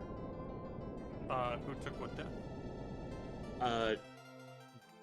Jintatsu let Bo die instead of being in Shin, and I think there's another boss fight in between the heal. There is. Let me see what he did, because I do a setup here where I don't take anyone in that fight. He let it drop on the Ruga X fight and the Gulp Fly. Well, you automatically defuse from that. Yeah, but he had Bo in the front to die on the Gulp Fly fight. So he did get a life 2 drop off of the Fly. We can Yeah. see what he does here. He does have a menu. Let's just hope it wasn't just a matter of, oopsie, I forgore. Well, I mean, I'm never going to assume I know more than anyone else. I just am pondering what the circumstances are that are doing things that are happening. I've had the same exact thing happen in a couple of marathon runs with games I'm a little bit less familiar in, and I'm like, I wonder why they're doing that. And then an hour later, the runner is like, why did I do that? I'm like, well, I mean, I noticed, but I thought you knew better than me. I mean, luckily he has 3 life 2s, so there is an opportunity for him to use one to bring up, say, Nina or something. Interesting. He did not. Here. Yeah, he didn't equip the power dagger. So a better price on the marbles here than we were able to buy them for before. And that's really helpful on several of these bosses.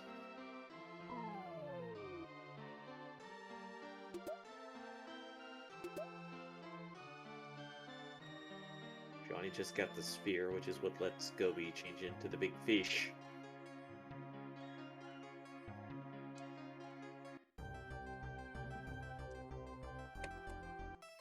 Jin picking up a couple safety cures.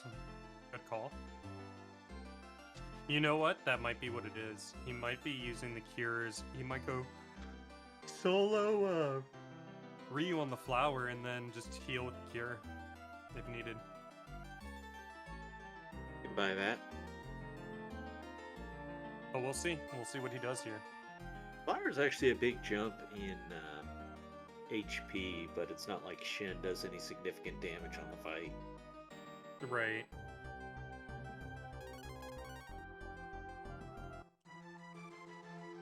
He did revive Bo. Oh, he is? Yeah, so he is going to do a Shin. Okay.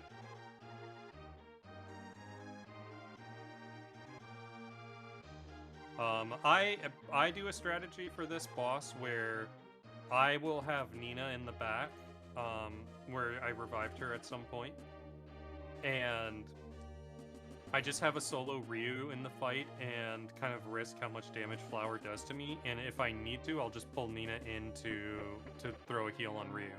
Because usually, Flower has a script here that's kind of similar to Frog's, where the first turn he has a low chance to do the poison, then turn 2 it's a 50% chance, and then on the third turn it's 100% chance to poison, and then the fourth turn it's 50%, and then it cycles through that. So, you know, if I need the heal and it's a high chance turn for him to do the poison, I'll just risk him poisoning, and if it's a higher chance for him to do the melee hit, I'll call Nina in to do a heal on Ryu if he's low. Normally you only need like 40 health to survive a hit. We talked about this earlier. Whenever you're in the transformed forms, the status effects won't work. So, you don't get poisoned.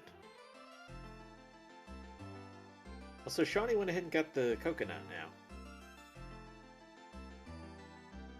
No word There's on if nothing he's wrong got with any that. lime to go in it, though. Yeah, there's nothing wrong with doing a lime. Or getting the coconut.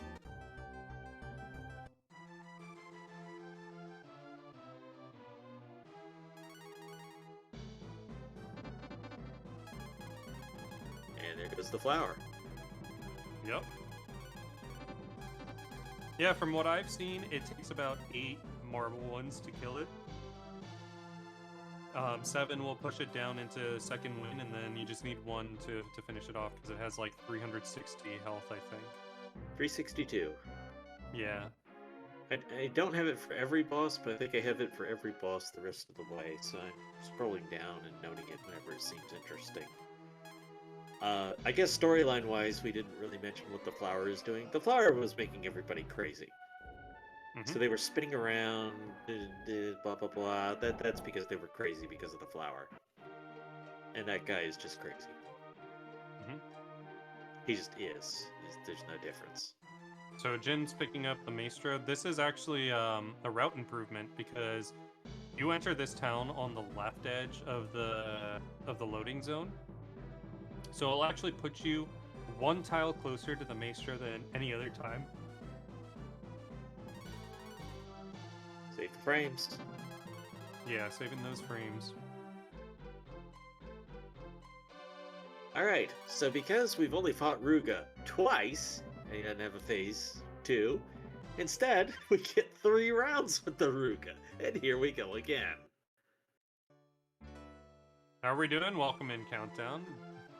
We're almost there. We're more than halfway through the Breath of Fire 1 run. Right in there for number 2, yeah. Jin already did his shopping. It's after this fight. I would actually have it in my notes to do because of the extra boss money. Yeah. I split up my shops because of the inventory management, where I will actually do 1 more shop than normal, and I do it in Tunlin rather than here, because it's a little bit closer on the way. Yeah, we still have to go back to Tunlin twice for game purposes. Yes, you're right. I was like, I only remember the one for the bolster, but you're right, for the Nina. Oh, actually, and then a 3rd time after that for the D-Hurt. Are you actually forced to get it? Yes. Okay. Because otherwise the shady figure won't let you into the Skanda Tower. Alright. You don't have to use it, but you have to have it. Not using a song in a bottle just because some shadowy figure told me to. I guess your and I threshold for doing stupid things is much different. The fish music is always so great.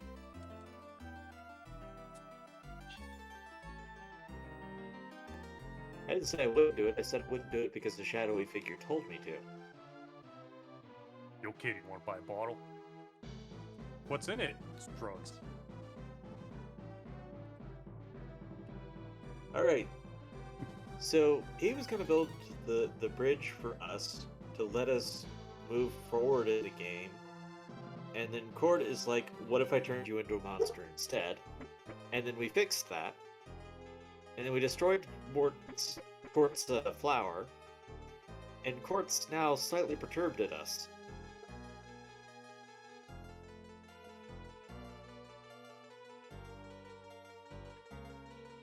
But at least we have a bridge. We just have to get by transformed Quart first, the Horn Toad.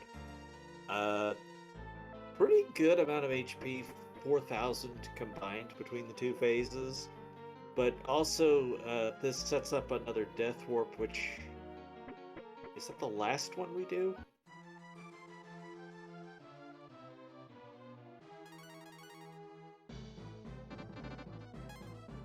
I'm thinking that's the last one we do, because after that we've got Warp for pretty well everything. Are we talking Death Warps? Yeah. Yeah, we have the one in the Mogu Dream, and I think you're right, that is it. There is a swag one you could do after Moat. And that is if Ryu is low enough, you could, or dead, you could just die when you have the solo Ryu where you're walking back to Carmen, and instead you just get into a fight and die, and it warps you to Carmen. I did forget that one because it's never come up for me. But yeah, this It's really this hard is to a pull very off. use-specific Death Warp.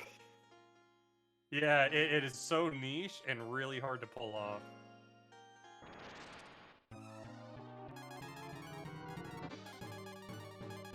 But it prevents us from walking through an area that my notes literally say, burn this place to the ground when I'm done with it. I hate it so much. Oh, Johnny getting slammed by Bane. Ooh. They didn't know who I He was should before have I life put twos. on I the don't think he's mask. in any trouble.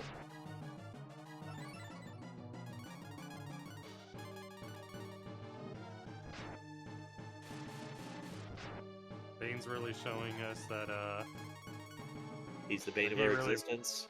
that he really rules this city. Eh. I prefer bane of my existence. He was born in the hole. Molded by it. Oh, he's got the melon. Okay, that's a bonus cure.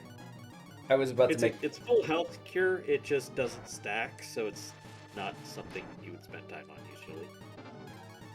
Yeah, we do pick one up in Finland, but there is another one that you can get earlier on in the first one. The first shrine. I don't know if we can trust this place. It seems like there might be a mole.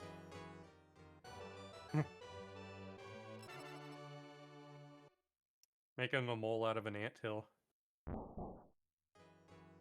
Right, now we can actually do Tunneling the way we're supposed to do. We need an item from that to be able to enter Mogu's Dream. And of course, a city that its entire language is based on music would have such an item. You see all these ladies walking around with flutes, it's because their language is by using musical instruments, and you need a cowl to understand them, and you need the maestro to be able to speak to them. And guess that's picking the- up some extra marble ones. I like it. Now, that's the same price as it is in Gust. And in Prima. But we're not going back to Prima, though. Whoa! Where did Jin go? I think Jin is That's- on the left. That's a very good question. That's a I very think good question. Shawnee is Jin. Apparently, studio mode just breaks everything the moment you use it. So studio mode's out. Give me a second to fix this. Sorry. Okay, no wait, that is Shawnee, yes. Okay. But Shawnee has what to are? smash walls and fight Rugus. Why is this? Oh, I see what's going on here. Yeah, it stretched it out. Question chat, why are the runners so far apart? Well, it's hard to make up Oh a lot my of gosh. time. I need to game capture here. So That fixes when that things issue. go off the rails a little bit early, it's not exactly easy to make up 10 minutes of time in this game. Unless things go horribly wrong. Which they definitely had a chance to, but they didn't. Okay. Hey, it looks good now.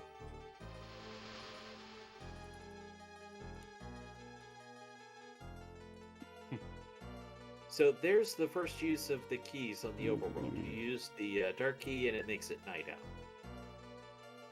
There is another item in the game that'll do the exact same thing though, which is the hourglass. Which is better because it does both. It'll just make day night and night day. So Countdown some is random third. item that's sitting in somebody's dresser is better than the goddess keys. Yeah. Sorry about that. I noticed that the crop on Gin was a little bit weird, so I was like, oh, I'll just go into studio mode and fix it, because it's kind of a little bit bigger than it should be. And then, as soon as I move it, everything explodes. Should have known better. Should have known better. Sorry about that, everybody. Sid So- is making this a very fun experience for all of us. We're all having fun. Just trying to keep everybody on their toes. Keep them awake. If the gameplay isn't, I sure as hell will. Right now we have Ox pushing the American symbol on the door. The red, white, and blue stars. No, there's no stripes, but It's not really American now, is it? they had to do what they can work with. So anyways, this place has the time key, and we would like Zog to not get that. The princess here would like to give it to Zog, who has promised her that they're both gonna be immortal young people and in love, and, you know, whatever other lies he was telling her. Now, this is kind of important. Shawnee's side is fighting roaches. This is kind of important. We've mentioned before that enemies have target priorities in this fight. So the roaches have a higher chance to attack the female party members, and they're coded to actually have a higher target focus for Blue and Nina. So we have made use of that in the newer routes for this boss, but one thing that you'll notice that is a little bit unfortunate here is Ryu got a natural crit and wasn't able to deal like damage to all the roaches. So kind of an RNG moment in the later part of the run that does kind of slow you down, but not by a lot. Oh, another Yeah. natural crit. At this point, I don't want to say things are autopilot, but they are very consistent. We have the tools to beat all of these bosses consistently, and it's primarily execution, very little RNG. I think Shawnee was trying to look for marble ones, but he might be out. Yeah, because I wouldn't expect him to buy them until after the overnight stay here. He might buy them Maybe after before the Ruga. flower. Or before Flower, yeah, like you just said.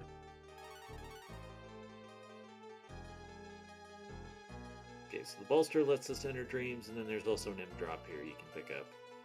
Now, this is something I've noticed the runners do here that's not really necessary. Once you've beaten those roaches, the encounters are turned off for the rest of this room until you grow up. And I've noticed both Jin and Shawnee actually using marble right after this fight.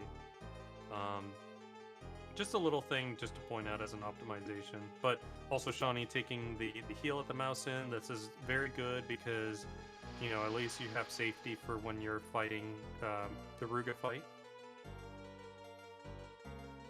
Just going off the top of my head, but I don't think that marble use would make a difference because of where it's going to run out anyways. It does, because you could use only one marble in this room and make it all the way to the boss. Now they're gonna have to burn another marble right here because they won't make it all Okay. the way. So it does save you one marble.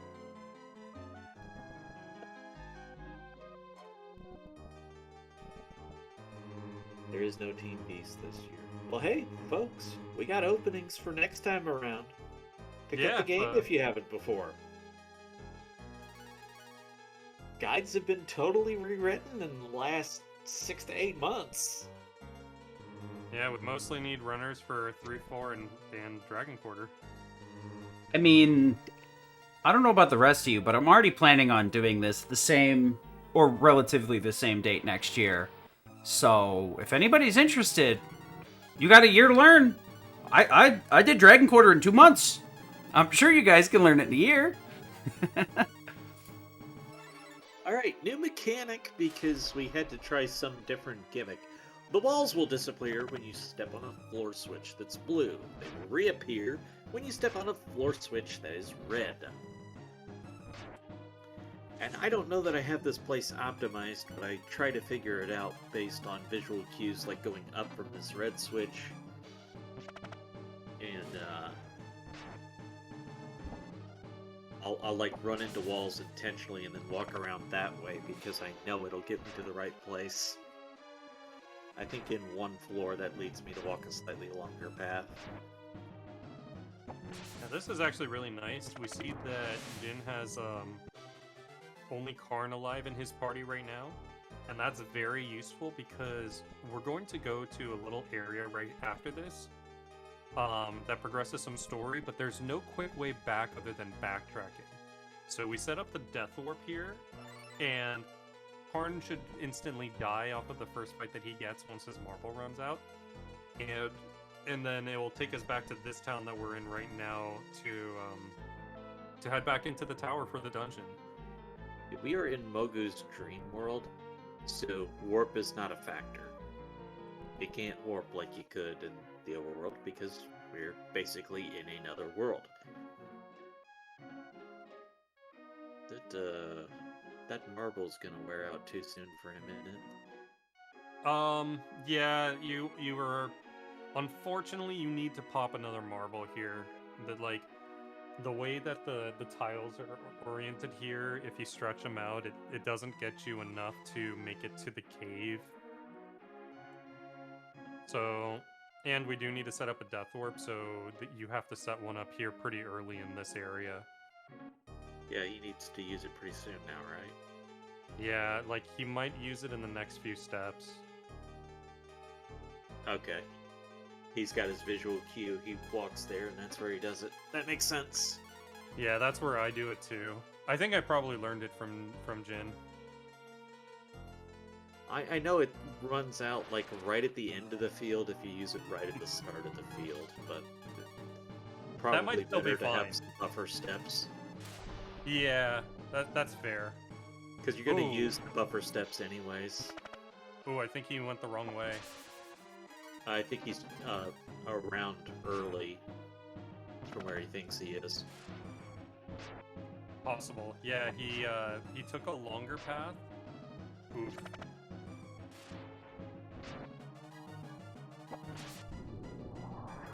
There we go. Yeah, he's on the right track now. The marble might run out a little early, but we'll see. Yeah, that's fine. Yeah, okay, that's more than enough steps.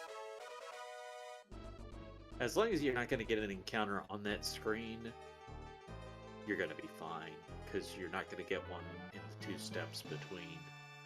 Yeah. In this game, you have 8 steps of buffer before you can get into an encounter every time you load into a new screen. So, that is true so long as you're not, only if you're not marbled. If you're marbled, that step counter that you have on the reset doesn't take into effect until your encounters can be active. So if you went through an entire room marbled and then it runs out near the end, you still have that 8 tile of buffer. Yeah, and I have this habit of not being able to count my steps, so I'm used to letting it run out. And I've gotten pretty good at recognizing which floors where that matters and where it doesn't, because you're going to get to the stairs fast enough and then it's going to reset anyways. So it's like, if I'm not going to do it right, what's the next best thing I can do?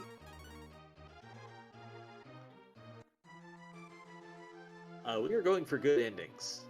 We want good endings. And as for an ETA on this game, yes. Now we're on good pace. Everything's going pretty smooth for our runners right now.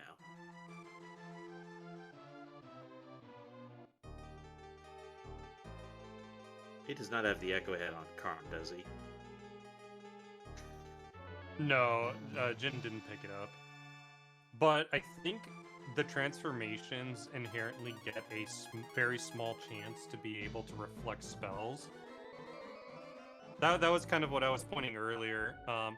If Karn is transformed or Ryu is transformed, I think they have a small magic reflection capability, but it's like very small, like 1-2%. That's an interesting setup. I like it. So what he's done is he's Ooh. made his party Ryu and the characters for Shin, so that when he gets into the boss battle, he's going to cast Shin, and he's only going to have 2 party members and save a lot of menuing. This is my strategy, and this is extremely risky. So let's see. I'm very interested to see how this boss is going to go.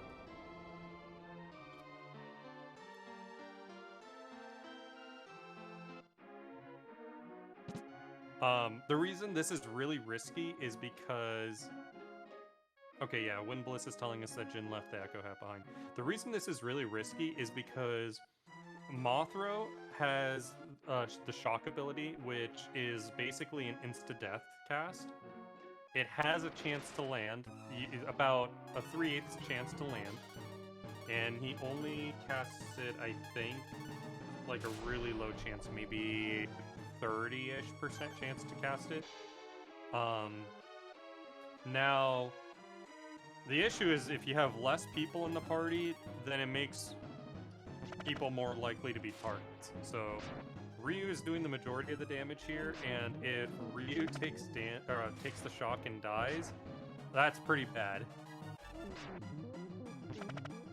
And I think I don't know if my world record run had Ryu die,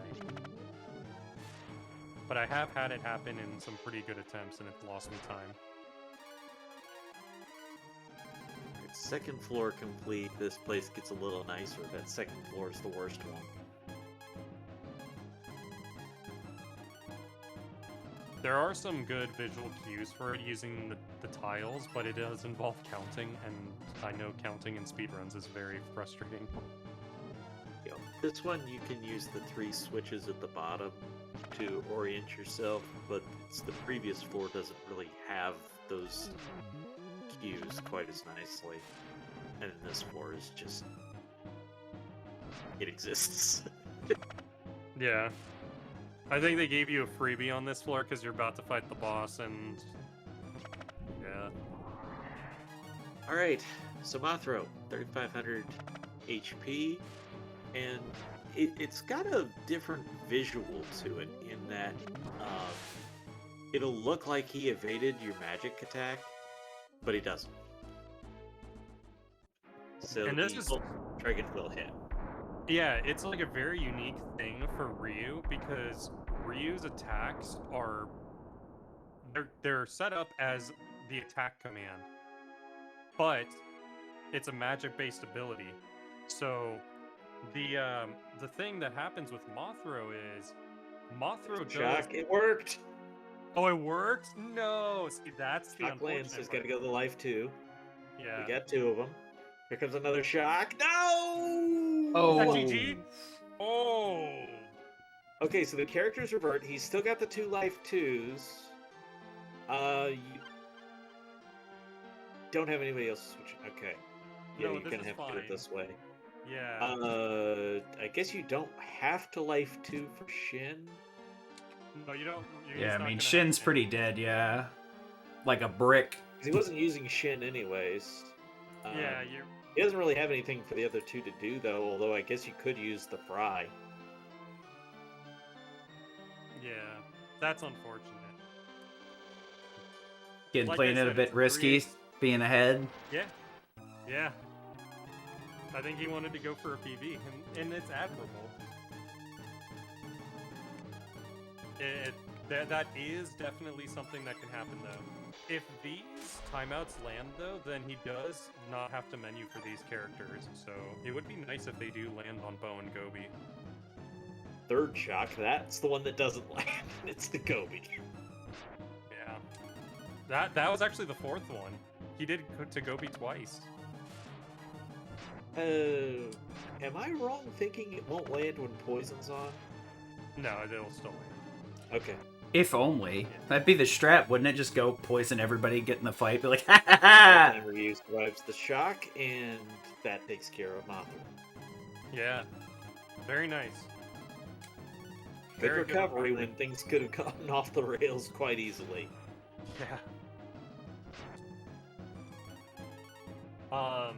What was I gonna say? Oh yeah, so the thing with Mothro is that his script is that he has a 25% chance when a character uses the attack command. So it's specifically the attack command to perform the animation where he dodges, and it results in a miss. However, magic attacks never miss. So they have the priority in how they operate for the damage. So even though Mothro looks like he's dodging, because Ryu's dragon attacks are magic, they're guaranteed to land and do their full damage. Even if it says that it missed and it doesn't show the damage calculation for you, it still does work. So also, we've now gained our last party member in Mogi, and we instantly have to use Mogi to get a very important item, and there's not a better time to get it. And we're not using it for like an hour. I like that you renamed him. But He is it's now just- forever Mogi. Sure, whatever. I don't care. Mogi, Mogu, who cares? I usually say he doesn't join, he gets in the way. This is true. He has one benefit on one fight in the entire run. Yeah, sure.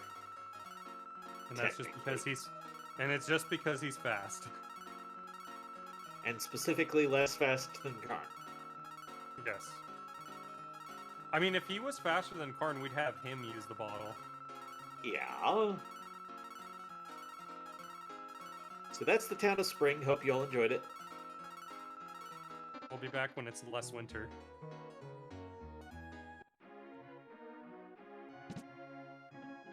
We just need to enter it to set up the ability to warp.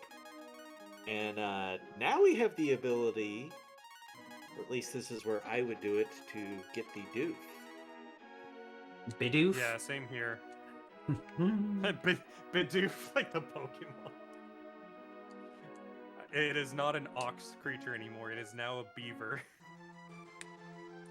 So he came here. I go to Winland for it, but I use Bo in the lead to do that and then switch. I think I get it now. I think I know why Jin is backtracking when that happens, and that's to make it so it still aligns with his marble route. Okay, fair 'Cause enough. his marble route would be thrown off if he's doing it like steps later.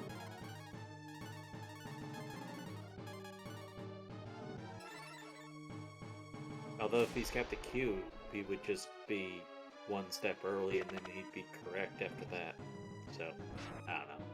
I think he's trying to kind of go off of memory on some of it. Like, he may have notes I on believe where that. some of them are, but I think he's like very zoned in on the run to make sure that other parts of it that he's trying to think ahead on, he's making sure he doesn't miss out on those. Alright, so that's the doof spell. And Shawnee And that is lets us get the single best piece of armor in the game. and Shawnee is on Horn Toad right now. This is one toad that is very mean compared to some of the other ones. And just like with Jin, Shawnee is going to prepare people for the death warp that will come up after this fight. Yeah, and again, everything's gone pretty smooth for Shawnee since that first death. Mm-hmm. Now, one thing that I don't think we mentioned the first time around, this is like we did mention in other fights, this is one guy that prioritizes your leftmost party members versus the others. So while Roach prioritized specific party members, the majority of the time other enemies will mostly prioritize like leftmost party member or things like that.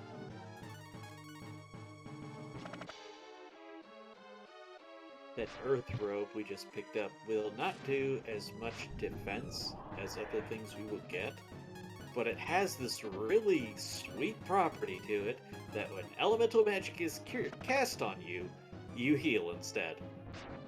Yeah, that is one of the benefits of that item, and it is really nice for the run for safety. I wish that other party members other than Ryu could use it, but unfortunately they didn't allow that for the game, so it's a Ryu-only item. Well, but it also is part of the invincible MP setup. True. I just wish like you could use it on Karn, say for Moat, so that since Karn is doing the majority of the damage on that fight, and you could actually kill Ryu and actually perform the Carmen Death Warp. Okay, sure.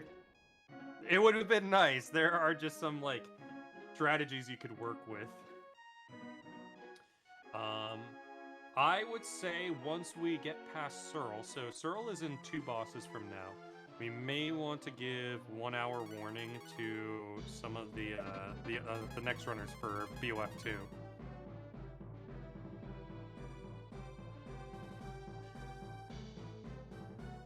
Because in the run, Searle is about the 1 hour mark from the end, if you're going at like world record time.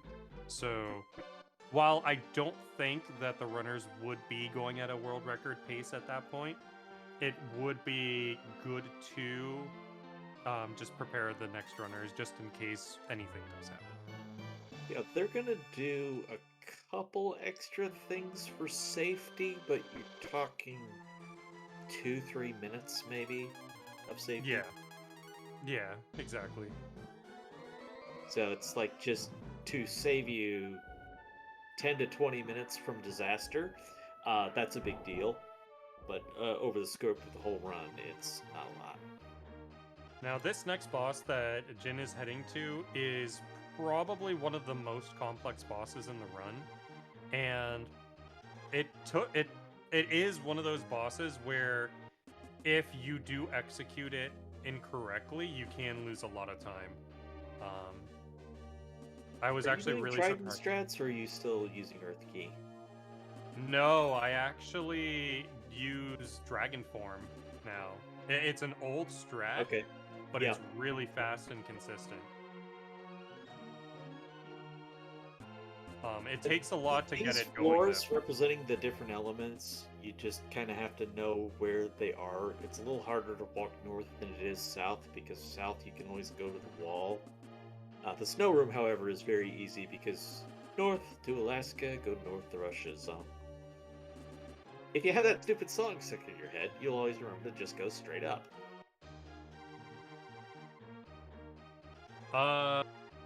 Sid, just a quick message for you on the Discord, if you want to answer that.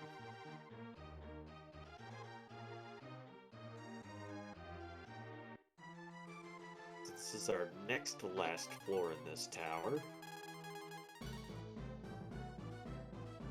Go to the southwest for the stairs. And the enemies you see in these floors, if you were taking encounters, would be representative of what the floors are. So they like you'd get level 1 stuff on the first grass floor. Interesting. This space floor, I look for this kind of supernova that's like right under the of right now, and that's my cue to walk north. Nice. I just think of Tim Curry from like Command and Conquer every single time we talk about space in this game. That's our final floor of climbing this tower, and it's a trap. And now we are in Moat's world. I don't think Jin will get the trident. We may see Shawnee do that, so that could be another little route divergence that happens. True. I was gonna say that. I am. Now go ahead. I was gonna say, after seeing Jin do the strat on Mothro, I'm curious to see what strat he does on Moat. He's got the extra marble ones he picked up from Gust and then Tunlin. Yeah. I'm just curious to see if he's gonna do Dragon Form or Earth Key. But Sid, did you see the Discord? I don't think we saw him put the sword on, so I'm going to, for the moment, assume he's going Dragon Form. You do want to put the sword on at first before, like when you want to unpixel him.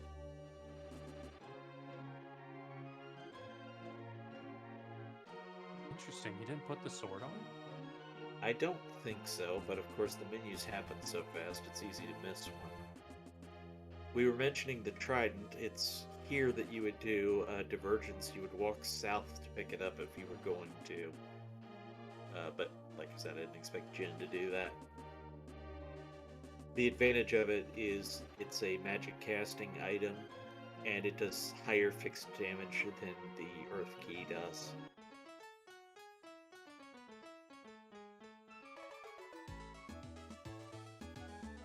And what actually made it really nice, I was rerouting some things live in a marathon run of 10%.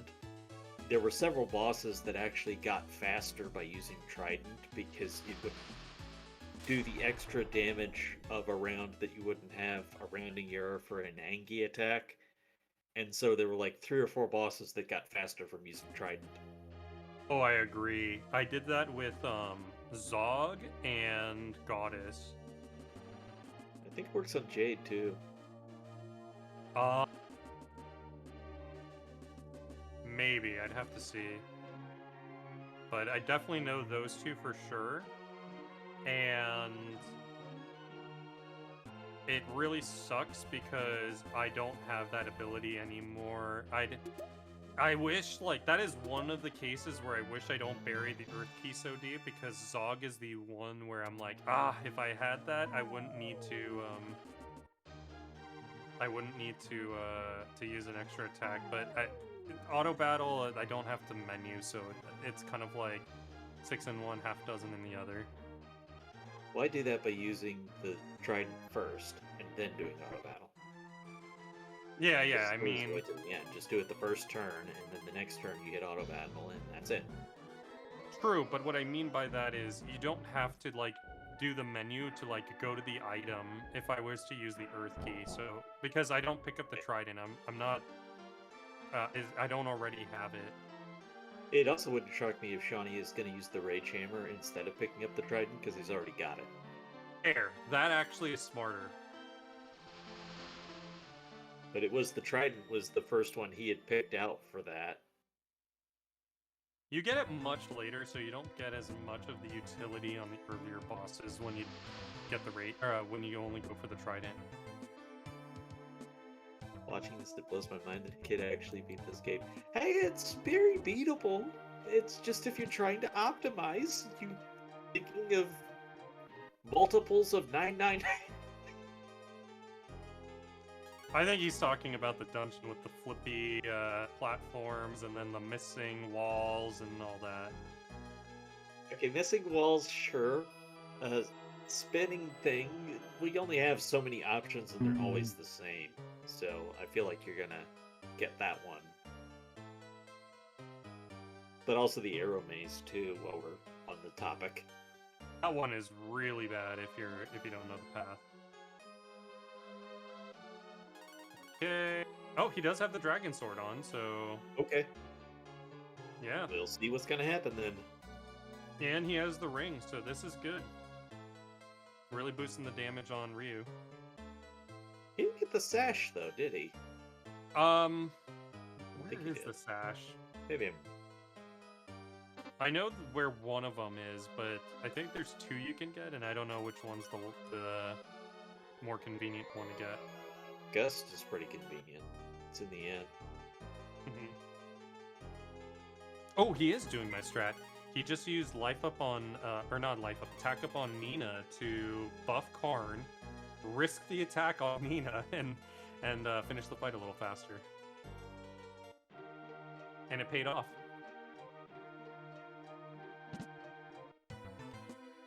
There's a chance that the fight ends right here. Oh, Ryu underrolled. That's unfortunate.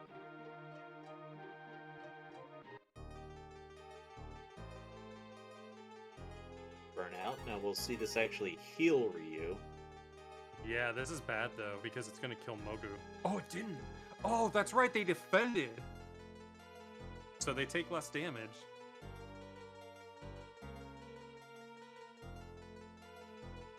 That was scary. That's the worst attack that you can see on that boss in that phase.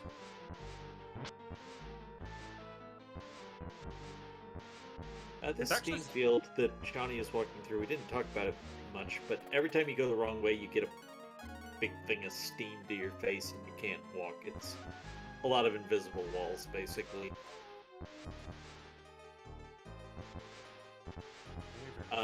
Do you want to go through what the gimmick of this boss is for Jintatsu? Yeah, so this boss is pixelated as you see, and the idea behind this is that the boss has 2 types of phases that it can be in. Right now in pixelated, it has magic resistance, and it's wholly based on an encounter, or it's based on a counter that is tied to the boss. So the boss starts off with a count of 15, and every physical hit you do onto it will reduce that counter by 1. And once it hits 0, Okay, good. Johnny had a marble run out too early. I'm sorry. That was dramatic. yeah, I was looking at that while that was happening.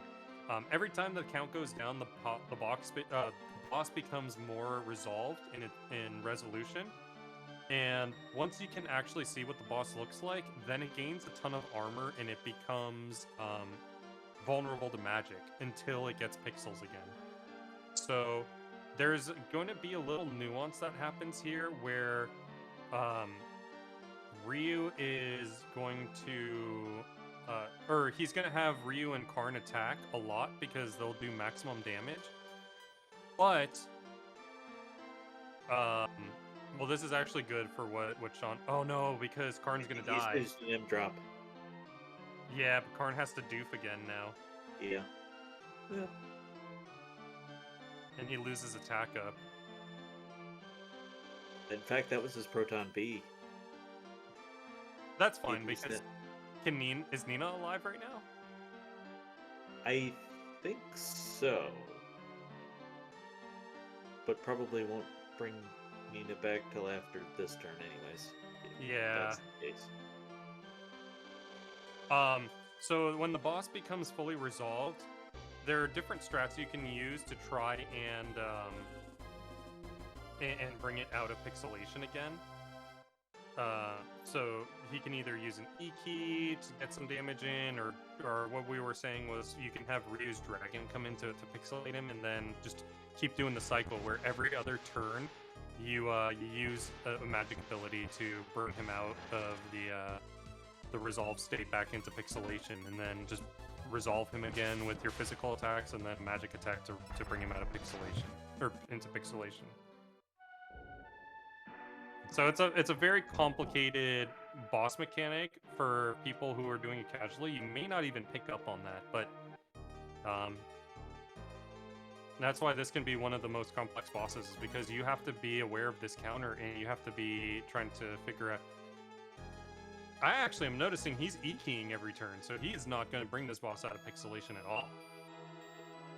Yeah, that lets him get both of the attacks, though, because you essentially stay neutral on the turns, because the Earth Key is 2 magic instead of 1. Yeah. So if he was going with this strat, I would have said that, yeah, you probably would have wanted to pick up the trident for the extra damage.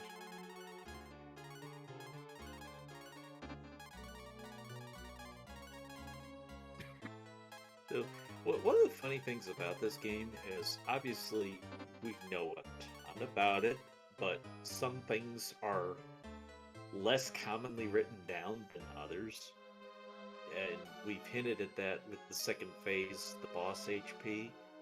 And a lot of times I'll mention these things and I'm rounding, but like Moat here is 5628 in phase 1, 3372 in phase 2. So sometimes when you're trying to figure out your damage, you're okay, 3372, you're going to round that to 3400. And if you're thinking in terms of Angie, then you're thinking, okay, 1000 turns, so 4 turns. But then if you want to really optimize, you have to think about, oh, well, wait, what if that's 28 damage over? Then it would be faster to do something else. And that's the fun of trying to speedrun. Particularly routing. Yeah, Briar, for all intents and purposes, that's not something that you really are going to be considering on this boss. So, I'm not surprised that that not a lot of people actually use the main strats on this guy. Yeah, so like if you look up boss HP in this game, most guides will just tell you the combined HP.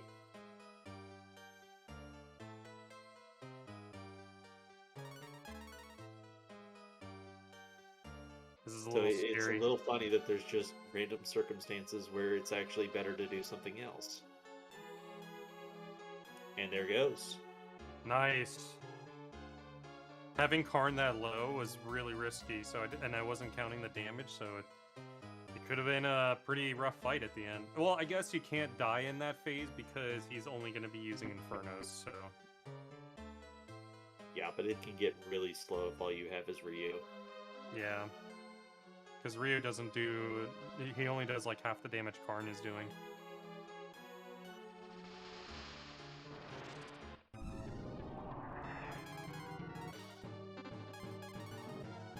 If things worked out, he's still got 5 marble ones.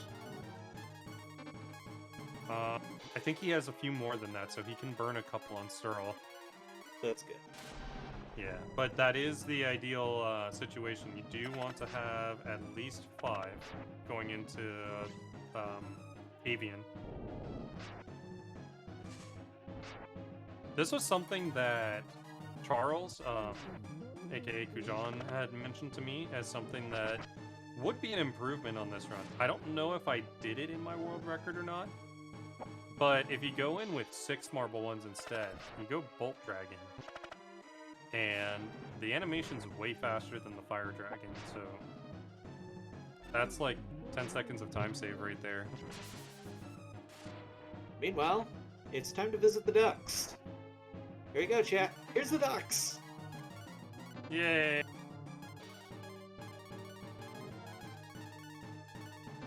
We finally get to see Ryu's people.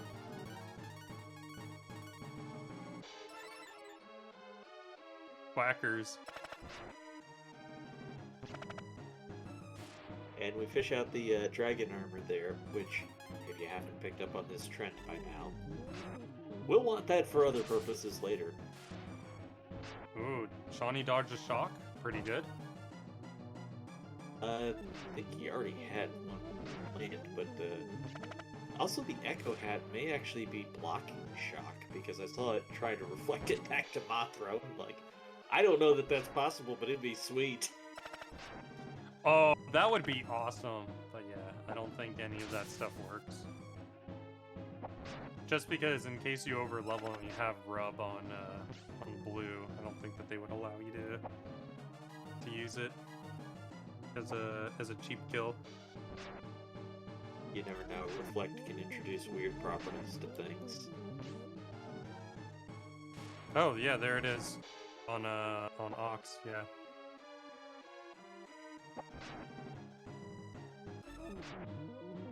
And again, that's just little bonus damage that's going to add up over the course of a run, and over the course of a long boss, it could end up saving you a turn.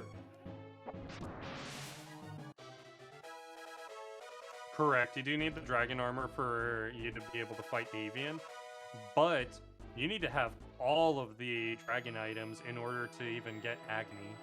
It won't let you learn Agni without it, and that's actually the critical part of the run. Just because Agni is one of the criteria for the category. I thought it required you to have all of the other dragon powers. Is it that you literally have to have the dragon items? You need Or the does dragon power. items block the powers, and that's why you're saying that. Yeah, you need to have both. You need to have all the other dragon trials completed, and you need to have all the dragon items. We were wondering if there was a way you could avoid getting the dragon hat because the trials themselves don't require that. And then someone who was doing the task found out, yep, you need the dragon hat. It won't let me do Agni. Fair enough. Okay, so it's Arrow Maze time. They give you a little sample room there to kind of get the taste for what's about to happen to you. And you have to use these arrows to warp through walls. Is he risking it? Oh no, okay.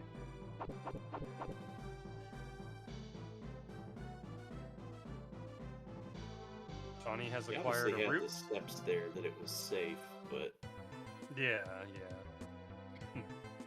Alright, we're getting to Searle. This is the first path through this tower. We unfortunately come to this tower 3 times. And in each time, we do not get access to the top floor, where there is an item you can pick up.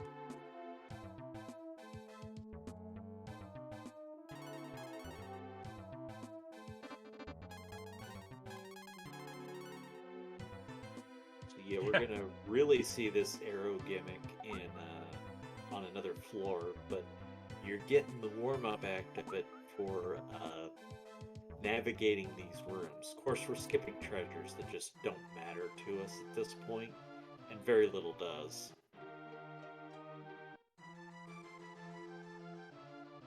Very nice. I see it said put up a timer.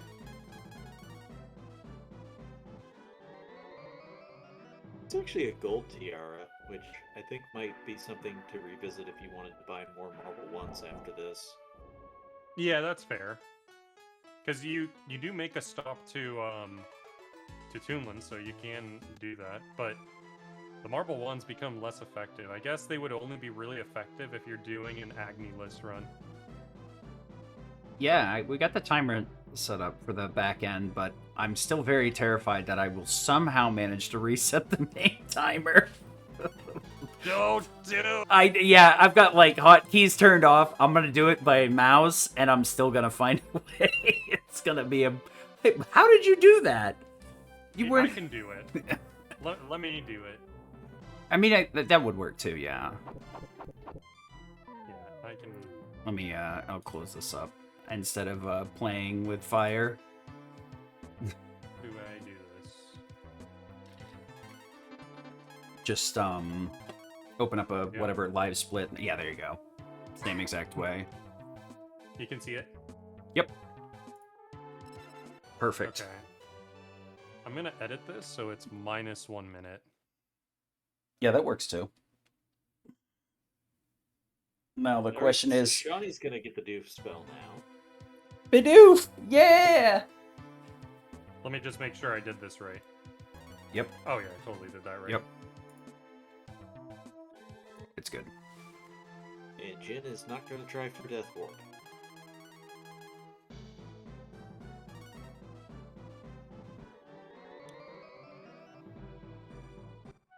Now, just because you have only Ryu doesn't mean you would die easily. The enemies are kind of weak to you at this point.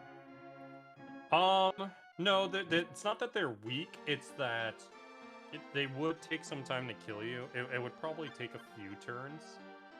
Yeah, that's what I call weak. But there is one that does cast an insta-death on you. That's true. There is the shock little baby Cthulhu things. Yeah. But I mean, like, it's more that Ryu's just sturdy. They are still hard enemies. It's just Ryu's too sturdy that it wouldn't be fast. That's why I was saying if, like, other people could wear the Earth Robe, you could give it to Doof, and then just let Ryu die during the moat fight, and then you just get into an instant fight and it's over. Okay, this is a different pickup for Shawnee here. He's getting the quartz armor. Yeah, he said he was gonna give it to Karn, but I think you can't. So normally you give the Thief's cloak to Karn. I don't think that would work. What he's trying to do. Okay, there we go. Oh, it does. So you just can't give it to. You just can't give it to Doof. Yeah, apparently not well fused. And then to blue. Interesting. I think he's probably trying to keep Blue alive here.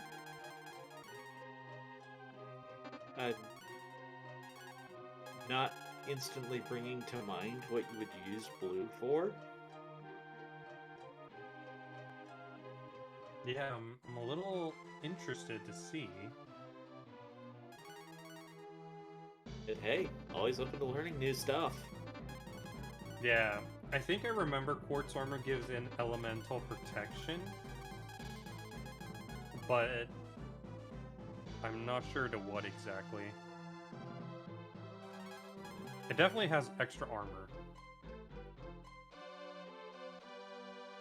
The idea of it being blue, though, implies you want blue to cast spells in a fight.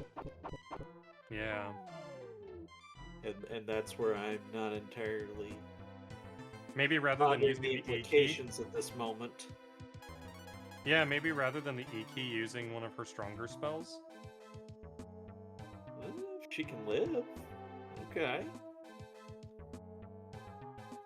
I think It'd she be already interesting learned to see. Elstorm, so that could be an option.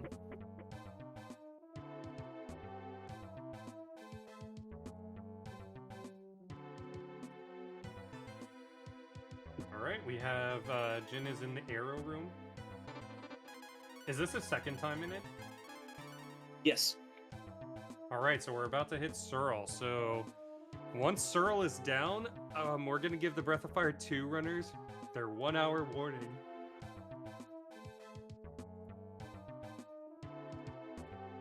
It's amazing how many different paths there are through this thing.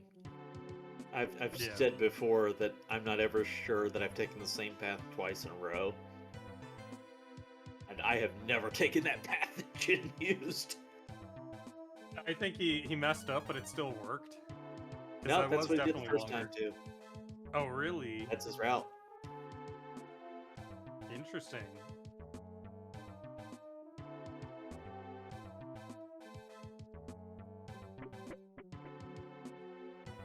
Okay, so here's Cyril.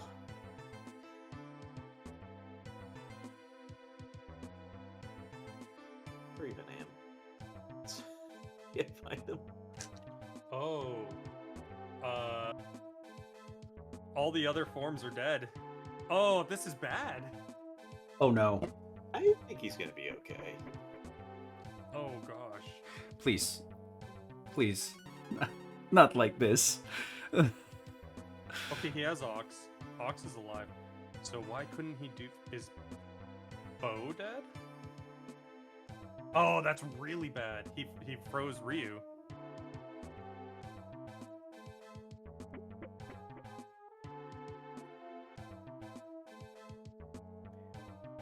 Alright, well that's unfortunate. Only 2600 HP that you need to do.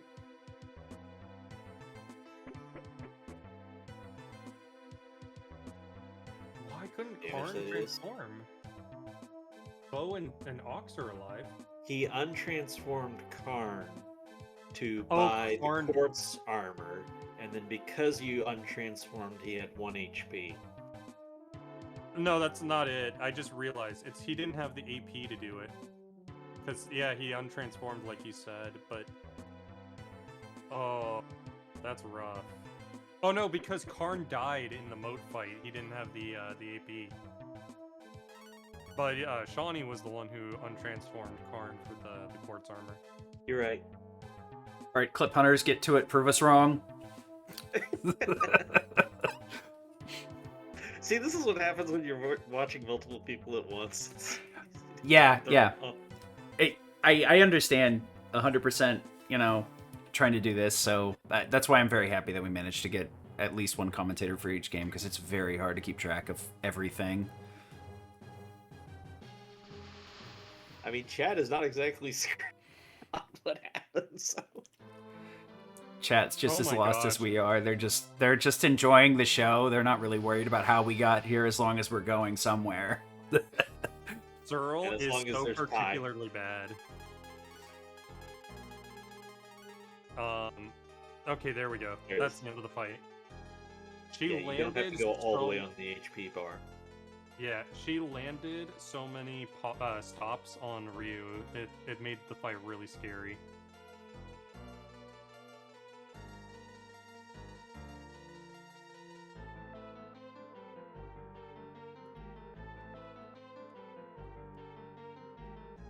What I want to know, Chad, is who still has leftover pie and what kind is it? Oh, I don't even have pie. I have ice cream. Well, then clearly you need pie to put the ice cream on top of, obviously.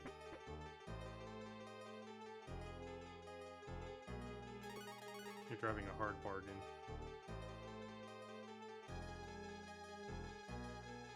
Okay, gotta see if Shawnee picks up the trident in a minute here. I'm very curious to see that, but he's still got the rage hammer, so I wouldn't be surprised if he passes and just uses the rage hammer.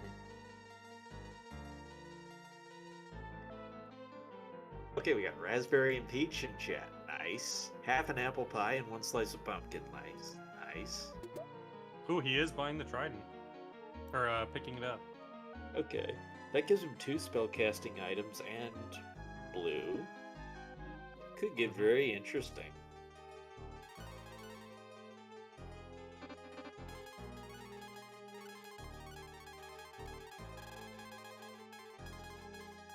He's lining them all. Okay, he took the earth key down. He lined up the trident and rage hammer at the top of the item stack so that they'd be easy to menu to.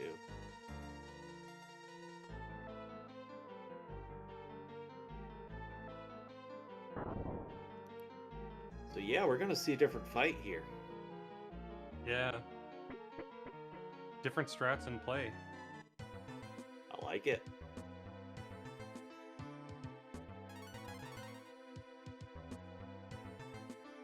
I mentioned a couple times I did a marathon run of 10%, and Shawnee did comms with me. He had just discovered the trident like 2 weeks earlier, and I just ratted it in on the fly, and then we were figuring out all the uses of it as we went. So that was very amusing. Bryn, are you gonna be doing comms for Breath of Fire 2 as well? I would need to eat first, but I think I could be available. It's just I had you down. I didn't know if you were or not. You don't I have to think feel the offer obligated was to. if we couldn't get anyone in a pinch, I could chip in and do something. Because, I mean, obviously you've seen me lurking. It's not that I don't know the game, I just don't run it. Because there's like 4 sections I don't enjoy. Fair. I mean, That's fair. you can always mute and then come back. As long as I'm still alive and awake, I'm more than happy to pull people in whenever they feel like adding to commentary. Okay. It won't be a long break anyways. Just Yeah, there's no food is necessary. yeah, it's very understandable. Everybody's definitely allowed to take their breaks with this. No, you're not allowed. And I hate wouldn't to be break it able to you, go- but I've already gotten up like 6 different times. The breaks have Yeah, been same. Also, when I said that I didn't know what the schedule was going to be, I'd have a hard time limit out in 3.5 hours. Yeah, it's fair too. I don't particularly mind it. Just always dip when you have to. But that said, I I'm didn't happy know. to keep people company. If I didn't know better with all those pauses, I thought that, like, I could have assumed that was, like, frustration. Like, you could always dip out when you want to. Nope, that's just me wiggling in my seat because I've got a bad back. Again? Bruh. Give me a second. It's only on Shawnee's side, too. Yeah, that's the one that's got edge on it. Or what are we on? That's fun because Karn was in the lead. He didn't want to fall He down the disabled hole. the trap. That's not what I wanted. I have never had that happen, so this is actually a nice learning experience. Yeah, I've never Never, seen Doof ever in the again. lead there. I expected it to last longer too, but apparently that's not the case. Meanwhile, we're using the time key to fix time. And, yeah, you've seen Doctor Who. You know there's no point in explaining time. And Nina goes into a time warp. Let's do the time warp again.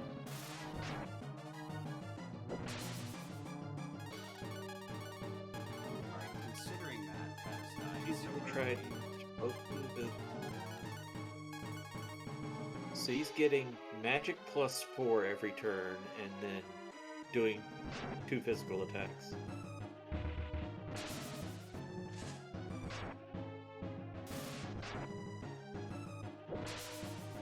But also, those are guaranteed damage every turn, so that's a nice game. Did auto battle. Okay, because that was the first part. Yeah, there's a bug on the moat section where when you queue marble ones on the fight and the fight ends before you use it, it will consume the marble because there's just weird programming with how this fight works in terms of like how it considers the fight ending. I think if there are other fights where they end without the boss like having died, so to say, they may also do that same thing where they consume the marble if you didn't actually use it in the fight, but you queued it. It would be something to explore, but I know mode is the big offense to that like thing happening.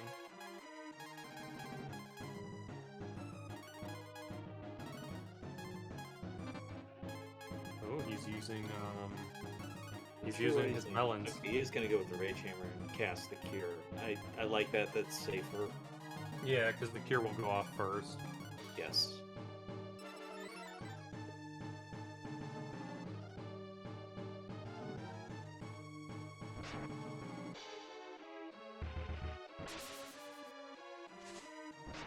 We're pushing it a little there, but we're still okay.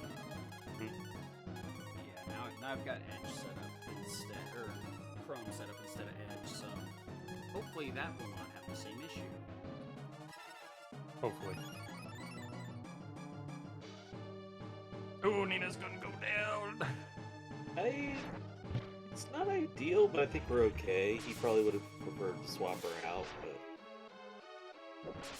Here's another moment. I'm looking at Karn's AP, so this will be another moment where we're gonna run into with Searle, where Karn unfusing might end up causing Shawnee some grief, in the same way that Jin had grief with Searle if he doesn't replenish his AP. Yeah, it's one of those things you're probably not going to think of because you've probably never done it before. Yeah. Okay, so Nina warped through time and space, and she gained amnesia because, of course, that happens.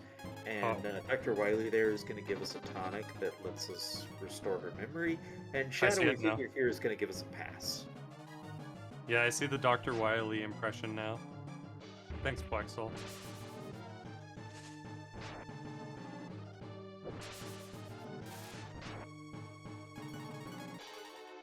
So with these spellcasting items, the Trident and the Rage Hammer, it's not just that they're incrementing the magic count, letting these physical attacks do more, but because they do guaranteed damage, 60 versus 30 on just the Earth Key. That's another 30 damage a turn, and then 90 damage a turn on the Trident. So for most turns, he got a bonus 150 damage. Yeah, because since their item uses, they don't scale in the same way that the abilities do. So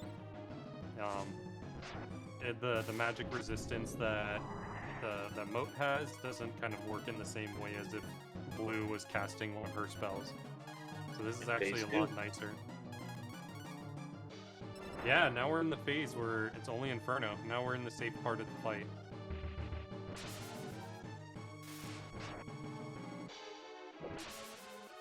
This is keeping it where the physical will do maximum damage. Especially if it's staggering like this, that's even nicer. If that's a guaranteed stagger, then you're maximizing damage at this point. Guaranteed stagger? Well, physical attack, magic. Physical attack, magic. You're being able to do maximum physical damage every time because of the stagger. Yeah, sorry. I don't know why my brain was on, like, stagger being, like, some sort of mechanic.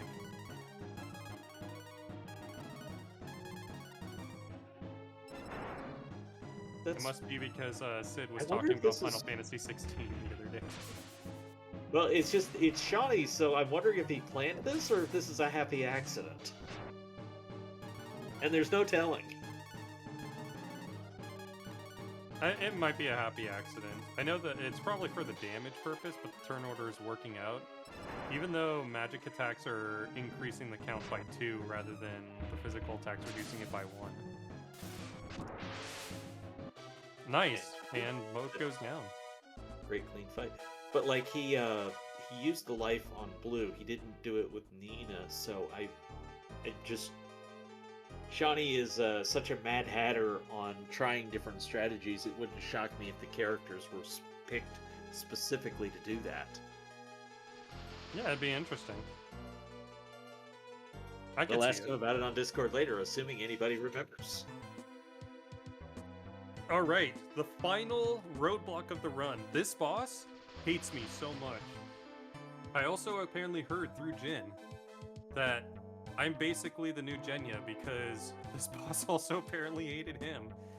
I say this boss sucks because you can get randomly crit on this boss and there's nothing you can do, and if that does happen, you are kind of screwed because of the damage thresholds for the heals. And So also 3,000 HP to deal. 5 marbles to get us there. Oh, and a miss. You love to see it.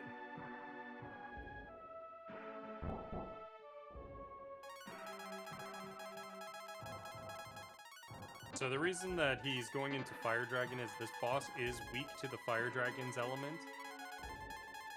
So by doing this, he's doing a little more damage than the Bolt Dragon would do. The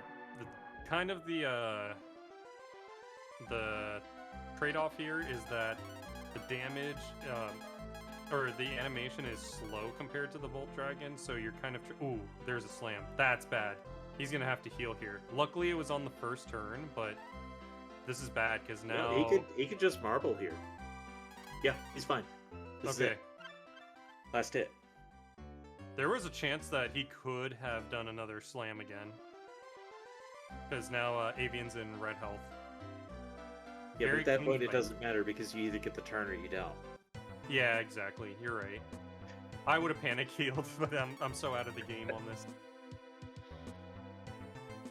Good fight, Jin. So that's the last roadblock. And as you saw, the slam is scary. So if the boss slammed again, the fight would have been over. And that's the extremely powerful, very useful Ruda form that is just great damage and can really do a lot for you, and we're never going to use it.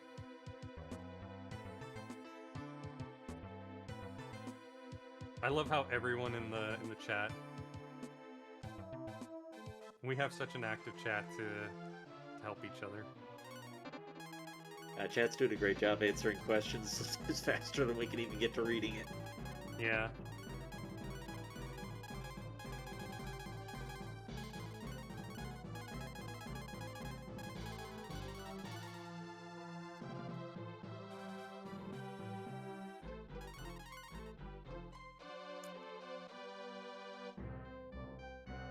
But yeah, that is the last roadblock of the run. Avian is kind of a pain because you don't have Agni at this point, but you get Agni immediately after you fight Avian. Yeah. And- There would be one, but it's not going to be in this run because they're going to do a safety strat and get the star shield. Otherwise, Jade would still be a problem. Yeah. Because outside of that, I mean, Jade, at least you have that as a contingency plan, but there's a lot of the bosses that you just don't have an out for with a strategy like that. So...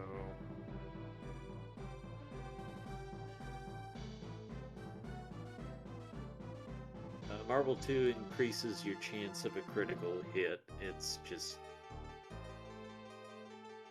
not very good. It's better off being money for us.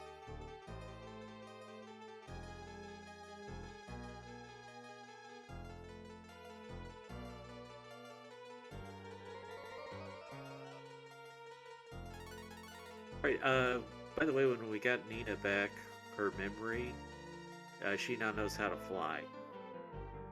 And it looks like we're going to go ahead and introduce the old man and the old woman. Yeah, this is a new reroute in the last year and a half. So Shawnee came up with this reroute because in the past, as like a last thing that you would do before going into the final dungeon, the old routes would actually do this side quest right as you do that, because you would wake up in the starting town and then the game wants you to go to the end game.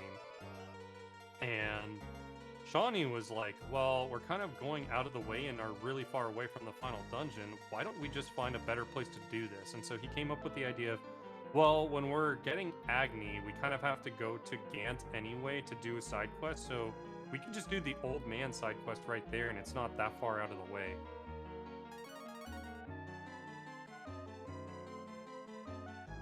And so this is a reroute that saves 30 seconds, actually. It's been a fun year for Breath of Fire to see a couple world records set, to see some new routes and new information discovered. Yeah, it's been Yeah. great. Been a lot of motion. Ooh, Jin did he did the time save that the world record didn't do. He pushed the left jar. I think Shawnee is trying to remember which path to take. Yeah, he may have been not taking the one he intended to the first time, but as I've stated, there's multiple ways to get through this. I'm not sure I've ever used the same way twice. I mean, it also Oh! I just saw a path that I didn't take that might save me one tile.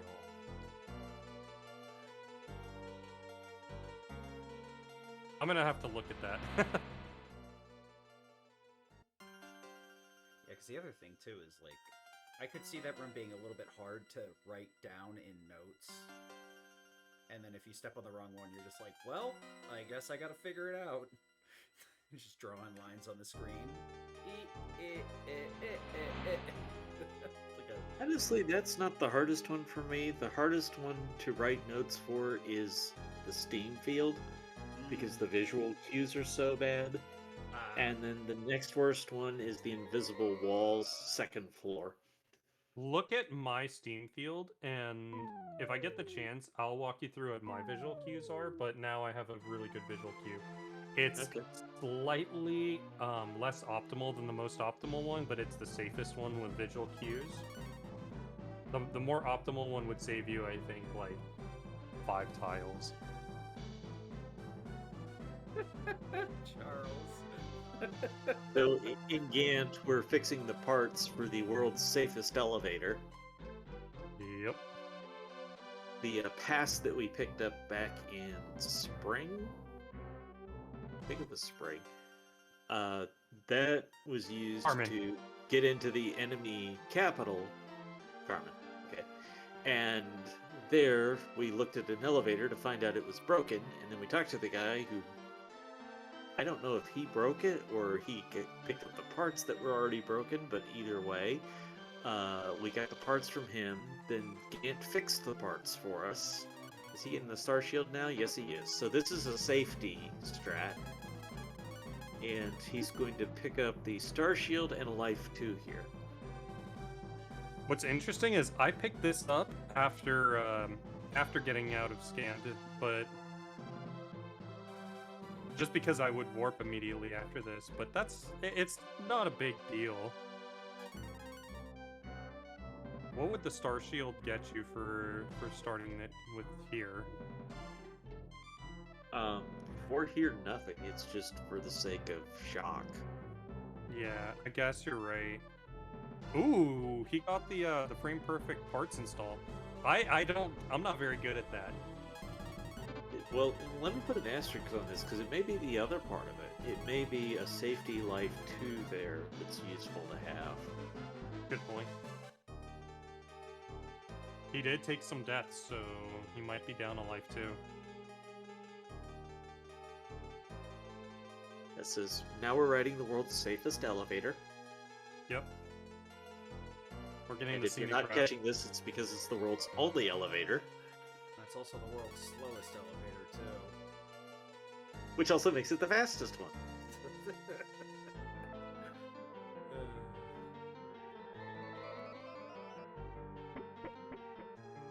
Now, fortunately, Blue has a very useful spell called Exit, and we get to use it all of twice.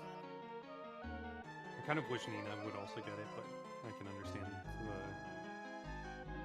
Oh, if Nina got it at, like, 9, that'd be sweet.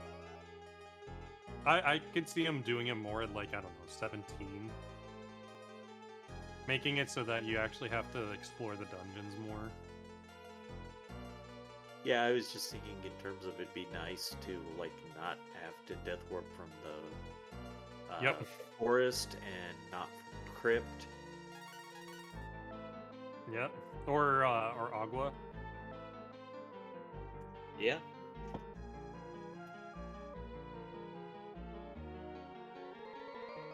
So Jintatsu's gonna get the D-Heart.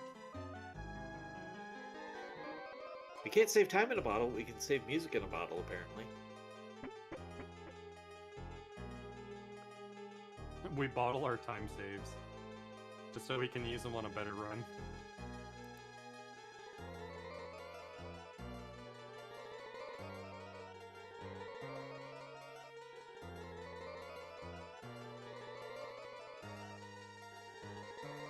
This one that Shawnee is doing is a little more in line with what I do.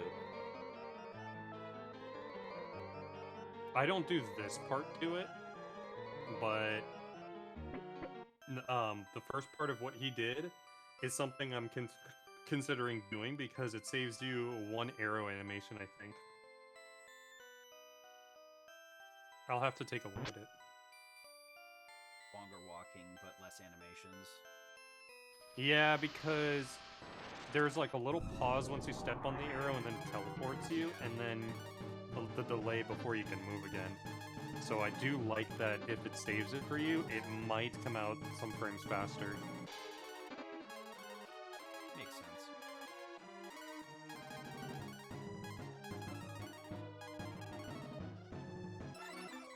That might have been the one that Charles was telling me about in the task, but I was too belligerent and over the game to really consider it. Yeah, you missed it.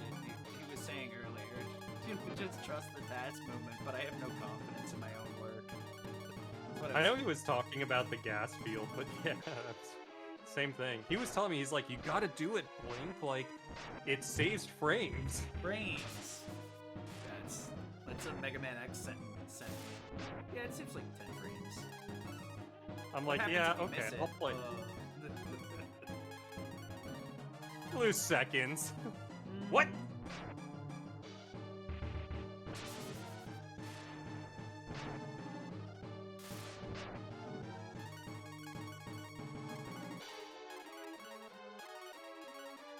So Jin was the one that told me about this. There's a safety cure that he can pick up right here on the way up to Zog.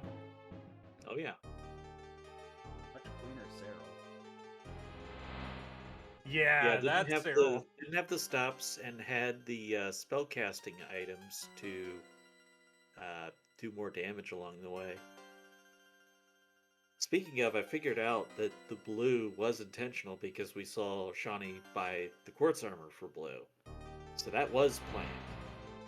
Planned for Cyril? Well, yes, but all the way back to Mothra. Okay. That makes sense. I mean, I don't see it for Mothra, but maybe for the moat fight. Oh, whatever. We're 4.5 hours into this.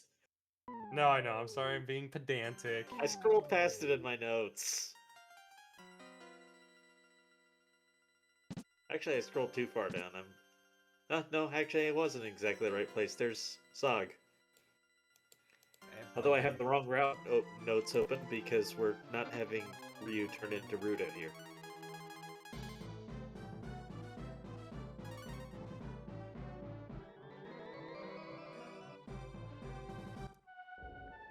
Body is Between ready. Zog's attacks, you would prefer him to use magic because it'll heal and it's faster.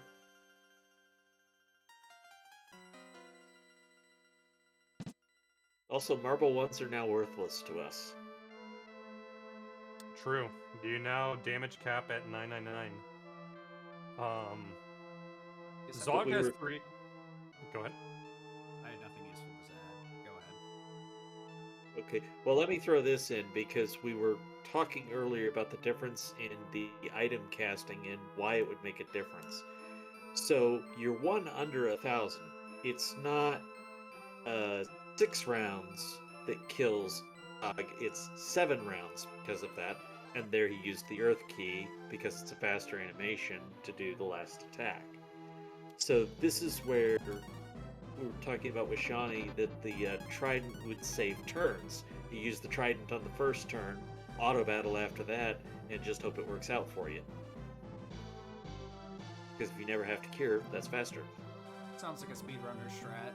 Yeah, just get to the final boss and roll all the dice. Well, you can cancel out of auto battle anytime and cure, so that's not a hard thing to do. Yeah.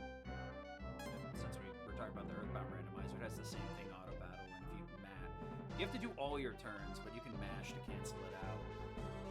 Thankfully. I never used it as a kid because it never occurred to me you could cancel auto battle. And then second phase of Zog is 10,000 HP.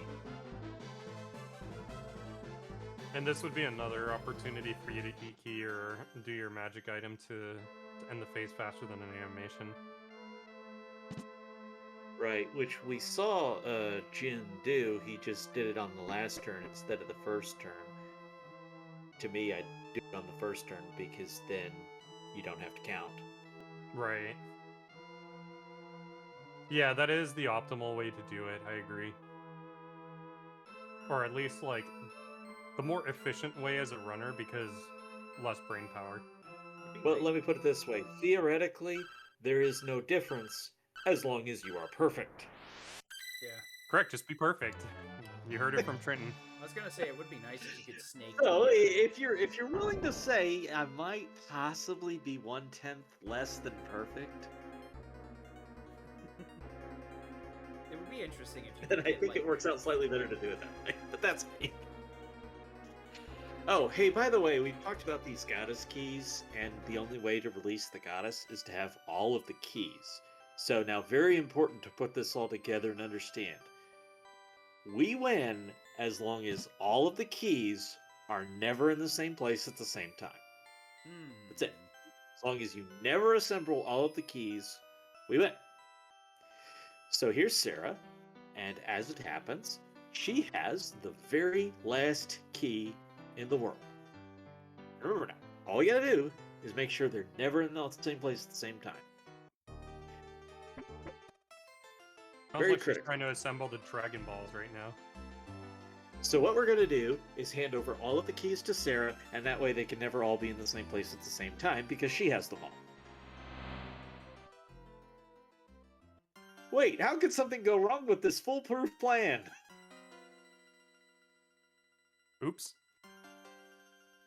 Sarah would never betray us. You are tearing me apart, Sarah. Oh no, what have I done? Why have I put you on commentary? I just really like to highlight that with this Sarah thing. It's like, if you apply first level logic here, all you had to do was never let all the keys be in the same place. In fact, why are you even walking around with all the keys? You've got these old dragons sitting in places that can't be beaten by anybody. Just let them hold on to one of the keys for you. It's right up there with OG Final Fantasy VII. He wants this black materia. Let's go kill Sephiroth. But what about the black materia? Black materia? Black materia. Let's shake it. We're right next to Sephiroth, but you know what? Yeah, we probably should get rid of this. You take it. Surely this will not be a problem.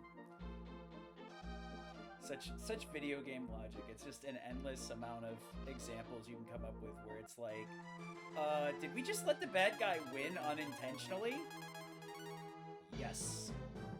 Who could see through their evil, cunning plan?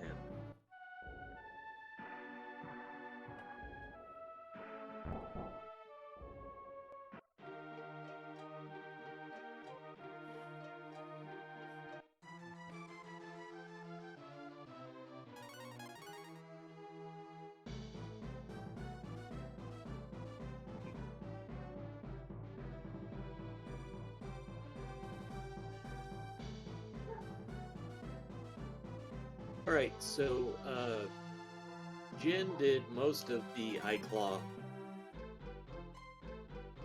quest earlier, and now Mogu just has to actually learn how to use it.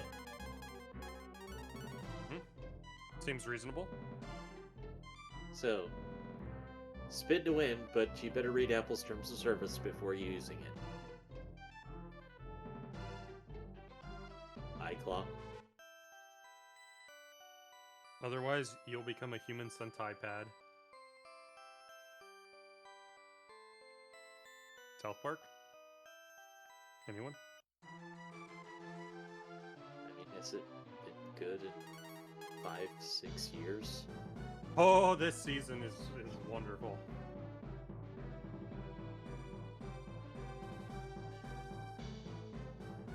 Great. Zonina flies again.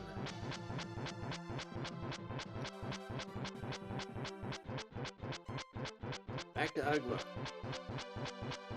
I like what Shawnee's doing here. Fishing? No, he walked through the poison. Yes. Safe steps. Interesting. And the extra animation I don't think costs any time. Yeah, I don't think that the poison takes to do anything. You're right.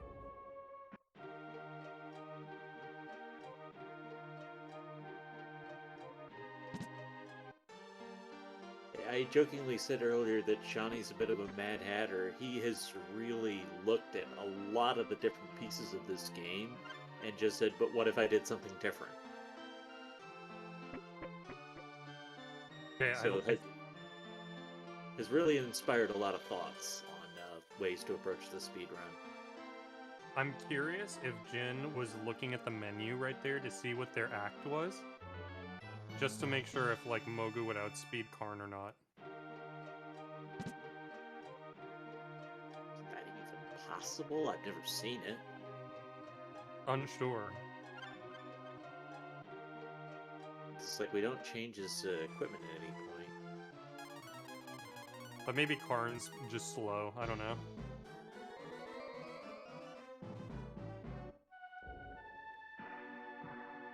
Oh, because he died on Mothra, so maybe. to say that I love my favorite trope of the dead character casting spells. It's a small pity for the player. Like, your character's dead, but yeah, maybe you can use warp. Don't worry about it. Yep. Fun fact about that little island where the pavilion thing just popped up. You can go there and you can fight gold slimes. So you can get blue slimes, I believe. You can get the 3 gold slimes, and you can get the big giant M slime.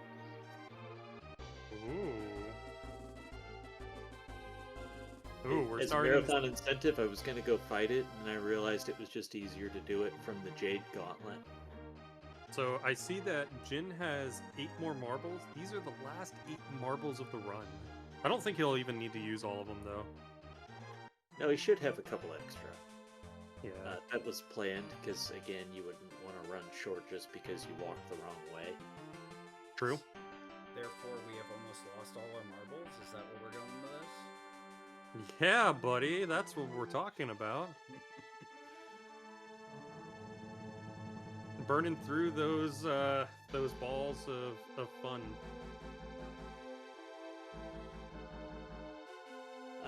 So now this little fortress maze, you have to hit the switches in the right way to lower the gates you want to lower. Jin is, I believe, using a different route than I'm used to. Ooh, you'd use a different route? I don't know. Maybe I'm not. curious now. I just might have been confused on where he was in the route. I'm curious enough to actually explore that room to see if there is time save there for a better pathing. Yeah, you never know. I'm pretty sure I just copied someone, so... I mean, a lot of times, especially with RPGs, it used to just be like colloquial testing rather than like strict. Hit it with a timer, do it a couple of times, see how it goes. Like, maybe the best you get is like, I'll do the fight once with a timer, and that's how fast it is.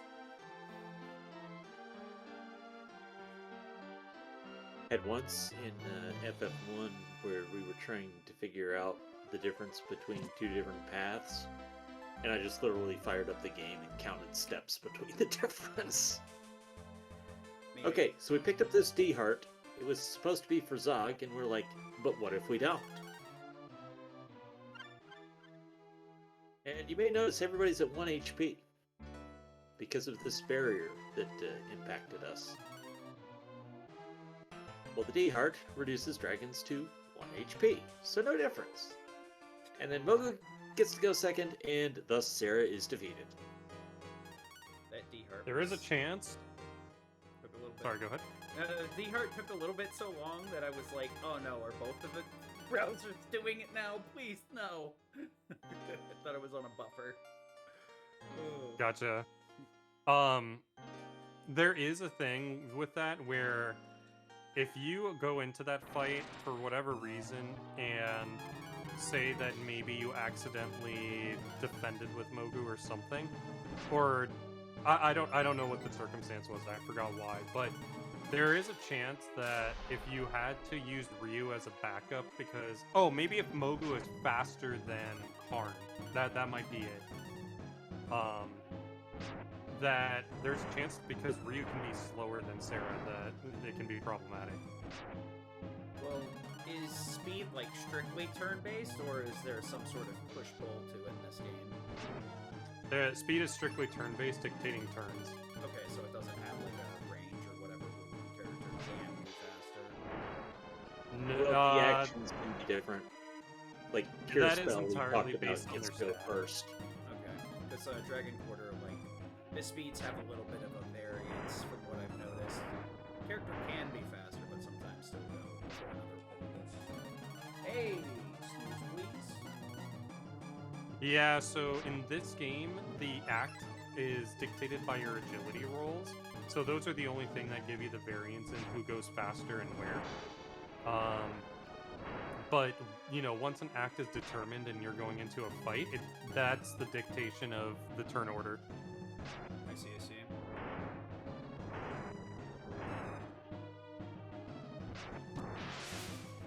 Okay, 4 marbles, so he has exactly enough to get through with 1 spare.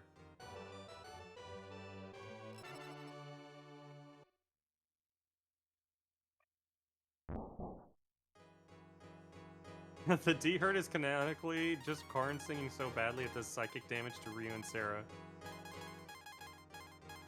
I believe it.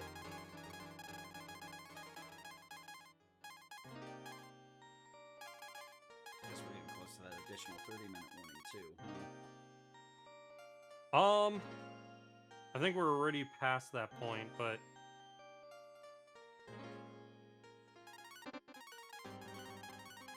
it might be a good idea. I got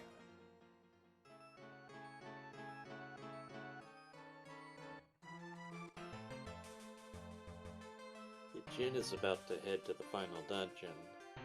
Yeah, there's like, it's probably more like a 20-minute warning now.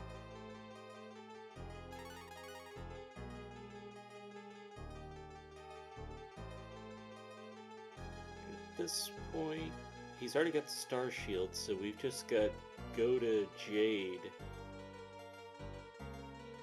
and Tyr. Yeah.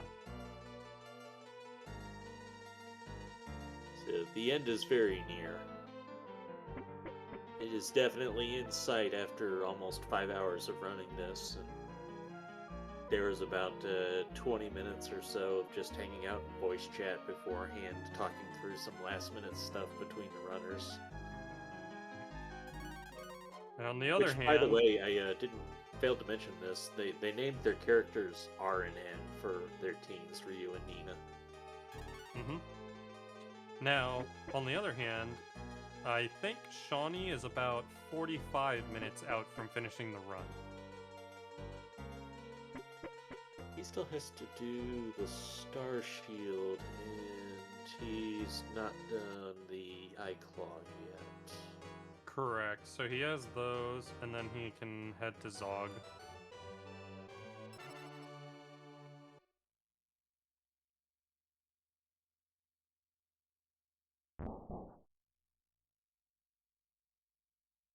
There's the flying thing, and then don't forget to swap back somebody else in front of Nina before you try and go in the door.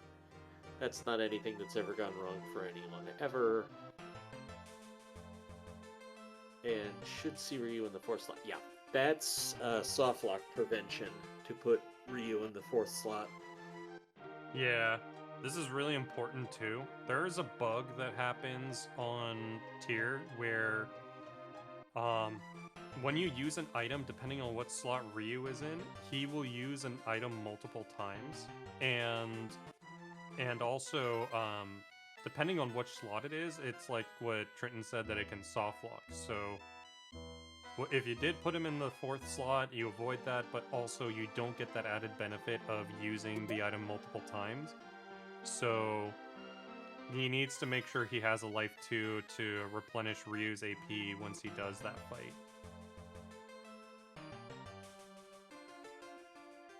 Yeah, there's also the water jar is still there in reserve. So there's a couple options, and I think he's got a safety cure as well. Oh, that's true, yeah, because he has the Star Shield, he doesn't need to worry about the water jar backup. Good point. Yeah.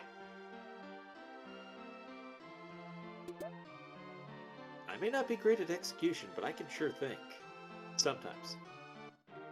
I never consider the water jar, because usually I also have that so deep compared to my life 2s, but yeah, that's a good point. Then maybe I don't need to pick up a life 2, but that's only if I'm getting the Star Shield. Or YOLO. Yeah, or YOLO and it pays off. Just YOLO! 4.5 hours into the run, what could go wrong? That's what world records are made of. I already have it. I can't get it twice. Are you sure? Actually, he did get it Honestly. twice. Thank you very much. I think I got it like 4 times. I'm not sure we ever leaderboarded the two in the middle. We're like, let's just wait a week. But yeah, I was about to say, if I wasn't feeling lazy, I could always check speedrun and see how many submissions he has of back-to-back improvements. Yeah, you know what? I'll do it. It always depends too, because if you're like, Shooting my horn. if you smell like I can improve this, some people don't always like submit back to back, so you're not bothering mods. But Yeah. Now, fun Perfect flying fact: board, this so- is a very glitched fight. Glitchy. Ooh. You got my attention now. Yes, and it's one of the few times the glitches are in the player's favor. Ooh. You mean always? Yes, so that's the only attack that Goda does. Nice scripting. Let's go. He was Hey, supposed to hell have yeah. more attacks than that. Yeah, 4 times. He's got 5504 and 5496 HP respectively. So again, he's got that weird numbers. So instead of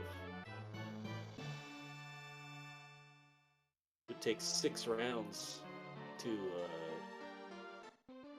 kill him, but he'd be just over 5 on the second phase. So I think on the second phase, if you use a spell item, you'd actually be just a touch faster because the animations.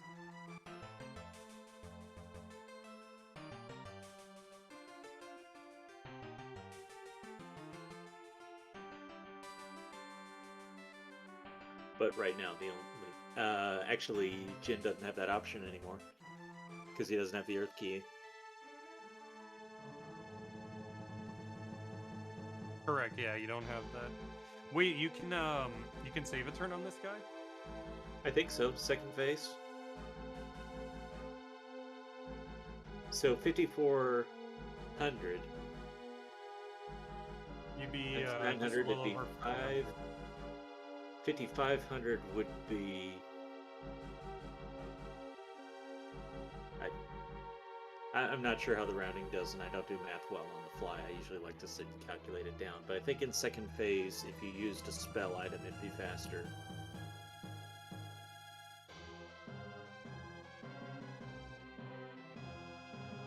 That or I'm off by an order of magnitude.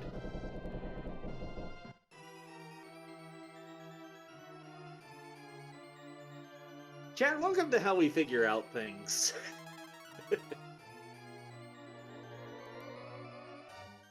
And down goes Goda.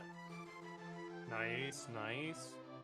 And speaking of bad plans, there was a wall in the way. We didn't have a way to get past. If he just hadn't turned into a wall, we'd have been stuck.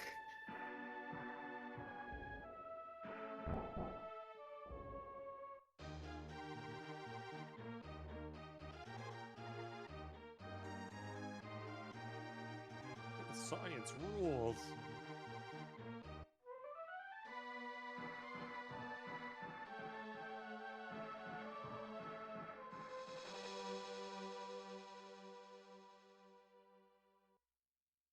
Alright, and we're getting ready to use our final marble. Make sure that Jin also is going to use acorns to replenish Ryu's AP.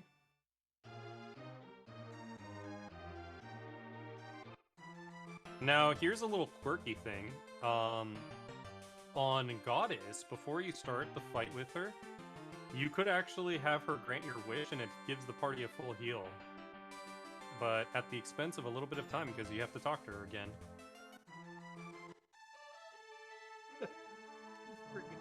And you have to make sure you don't accidentally grant a wish again. Yeah. Because she'll keep doing it. Chat's over here talking about what games are we running? Charles is let's practice counting. 1, 2, 3, 4, quarter. Or 0.25. Oh, that just hits me. Also, I've decided I'm wrong because it would be 5.5 turns of Angie, so no, you don't have a turn to save on Goda. Gotcha.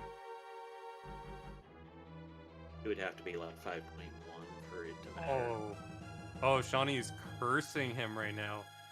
I had that happen, by the way. Shawnee in the Discord, for those of you that don't know, just threw a mention just to say to Jin, hey, make sure you restore AP. Don't throw the run now. And that was how I threw my first potential sub 5-hour run, and it finished as a 5:01:11. Or sorry, a 5:00:11. Oh, that's rough. That's Yeah. That's a brutal end. So, side fact about this game: if you say you will join Jade, the game will actually let you do that. And if you just stand there, Jade will say, "I'm bored. Fight this." And you go through, I think it's 9 enemies, but maybe it's only 7, and then you finish with an M slot, Okay. which is Again. 9,999 experience. All right, we're on Jade. I hope that he put on his star shield. He did. Okay. Yeah, got the Earth Robe Star Shield on, Oh. so I got it. whenever I Jade gotcha. does elemental Give me a damage, second it'll here. heal, and Star Shield will block Shock, which is the only other major Excuse damage me? dealer. We probably won't Oh, need to okay. heal even on this fight. It's gonna be like that, huh? Oh. Is it? It's not you, is it? No, It's there's just No, it's the no. Twitch channel. Yeah, Twitch channel crashed. just rip. I think Shawnee cursed his own run. OBS is dumb, Shawnee says. It's actually Shawnee's fault this time? Question mark. We can blame OBS. Yeah, might I actually. can also still blame Gobi. Okay. I'm willing to blame Gobi for this. He's on Zog, right? That's Yep, where there we you go. are. Yeah. All right, Yes. let me pull my OBS back up to make sure window size is correct, so it's not all skewed. I'm actually impressed how close on his first run back that Jin was to his PB. I am switching to Chrome after this. Hopefully, this will no longer be an issue. Get brave. Alrighty, Rubble is over there. I'm gonna just pop over there so that he's aware of. Wait, will I be able to? He's muted, so I can just pull him in right now. Okay. You But then he's gonna have to like jump off because we'll be giving commentary, and I don't know if that'll be distracting. Yeah. You know what? It's fine. That's what I said we were gonna do. That you were gonna pull him in and then Yeah, I'm gonna just boot him. And he can jump if he wants. If he wants to stay or stays muted, I can boot him out. Okay. That way he And can by the time way, it. as we're discussing bosses where there is a round to save with the magic item, Jade is one of them. Rubble, you're in. Feel free to stay muted. We are just gonna have you just watch my stream on the Discord for the timer, and I will have the countdown after final hit on the goddess. Perfect. There we go. The one word So we'll hear. Perfect. Jade Phase 2 has 3,124 HP, and the Trident is enough to save. Ooh, the shock. Good thing we Star have the Shield's Star on. Shield. And it's over. And we have the final boss. And to be clear, Shock is not guaranteed to work just because Jade casts it, but having the Star Shield on gives you the protection from it. And It then, always like, is a butt puncher.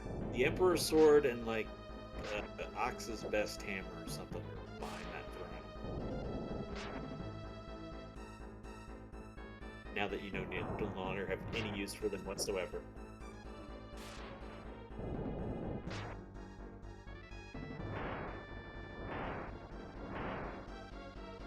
So I think we're looking at a 5:16 or a 5:17 from Jin. That is a pretty good time for first run back. And he remembered to restore the AP. He did. Impressive. And he accurately talked to her. Well, again, it's pretty easy when you know to use the cancel button. Yeah. Yeah, I mean, 5 hours into a run, sometimes your brain is mush. Don't I know it? Surprised mine's still working, honestly. And so, for bad ending of this game, since the chat has mentioned it a few times, if you don't use Angie, you can just fight the goddess, and you'll get the bad ending because you didn't use Angie. And you'll like have Sarah pop up and tell you to use Angie because they're really trying to be subtle about this. Time to get Angie. Go hunger Angie. Interestingly, I think if you use this form while you're fighting her as she's the angry crying goddess, then it reverts to this form. So you would have to just fight the whole final fight without it to get the bad ending.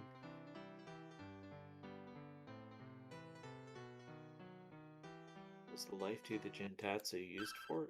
He used Oh. acorns to restore his AP. Or did he use one in the fight? He used one in the fight, yeah. Okay. So Life 2 is not only a full health restore, it also fully heals your AP, which is your magic ability. So you need to use it in order to use Agni in this form. And if you don't, then you'll probably die without being able to cast it on the first turn. And Tier is also a fight where you could save a turn on each phase using the magic item instead. Mhm. Welcome, Raiders! Thanks for joining us. We're on the final boss of Breath of Fire 1 for Jintatsu's side. Team Ryu, Shawnee's a little further behind right now, but getting to the end game very much so. Yep, so don't worry, we have balanced out teams for things like this, so once we get through more of the games, the races will be a lot closer. You might see some jumps ahead on some of the games at the end from some teams because of the balance, but in the end, as we get towards the end of the relay, they should be a lot closer in the competition. But, you know, curveballs. You never know when the game will throw a curveball and really change up that RNG. But you could always practice by having somebody throw wrenches at you. Yep, exactly. Please no, I've already had too many wrenches chucked my way today. Don't You can dodge a wrench, you can dodge a ball. If not dodged a single one all night. Good, I'm glad that you're observing NNN. This is probably where you'll do Cure. Oh no, I'm sorry, I'm reading the HP wrong. Big Crash is the best attack because it'll heal, and that's just faster.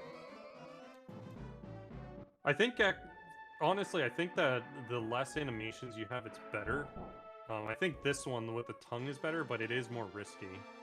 You're right that the Big Crash is safer, but yeah, like, since it's a marathon, safer is... Yeah, but it doesn't do the damage animation to you, so you save that aspect as well.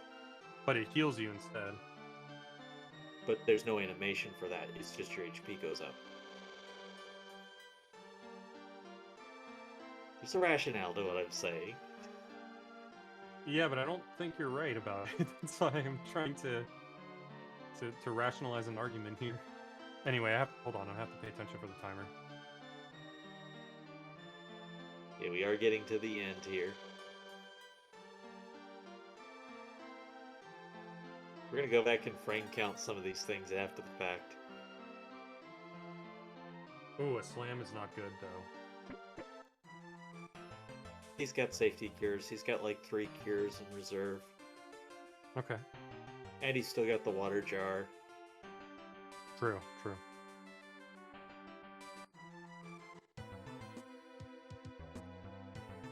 So this is just literally Jin knows to not let the HP get too low and everything is fine. Mm-hmm. It's a really good fight. It should be like near the end right about now. There it is. There it is. Timer going down for Breath of Fire 2. Alright. So now we get to do I'll be holding. I'll be holding for the countdown. Just count it down for me and I'll start. Gotcha. Make sure that we change over to Rubble. Yep. He's working on it. Thank you, Sid. And chat's doing a great job getting the GGs out there without us even prompting. There we go. Yo. Alright, T-minus 30.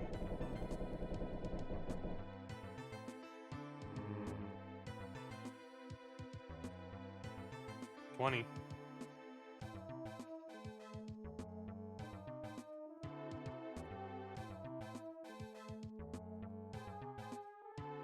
10, 9, 8, 7, 6, 5, 4, 3, 2, 1, go.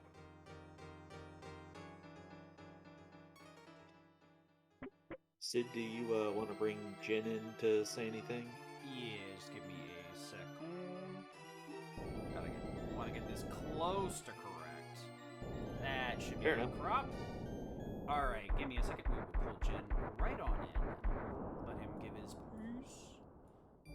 Yeah. Yeah, so we should see a very smooth final dungeon here for Shawnee. Everything's been smooth since that initial hiccup. Jin has Welcome in, joined Jin. us.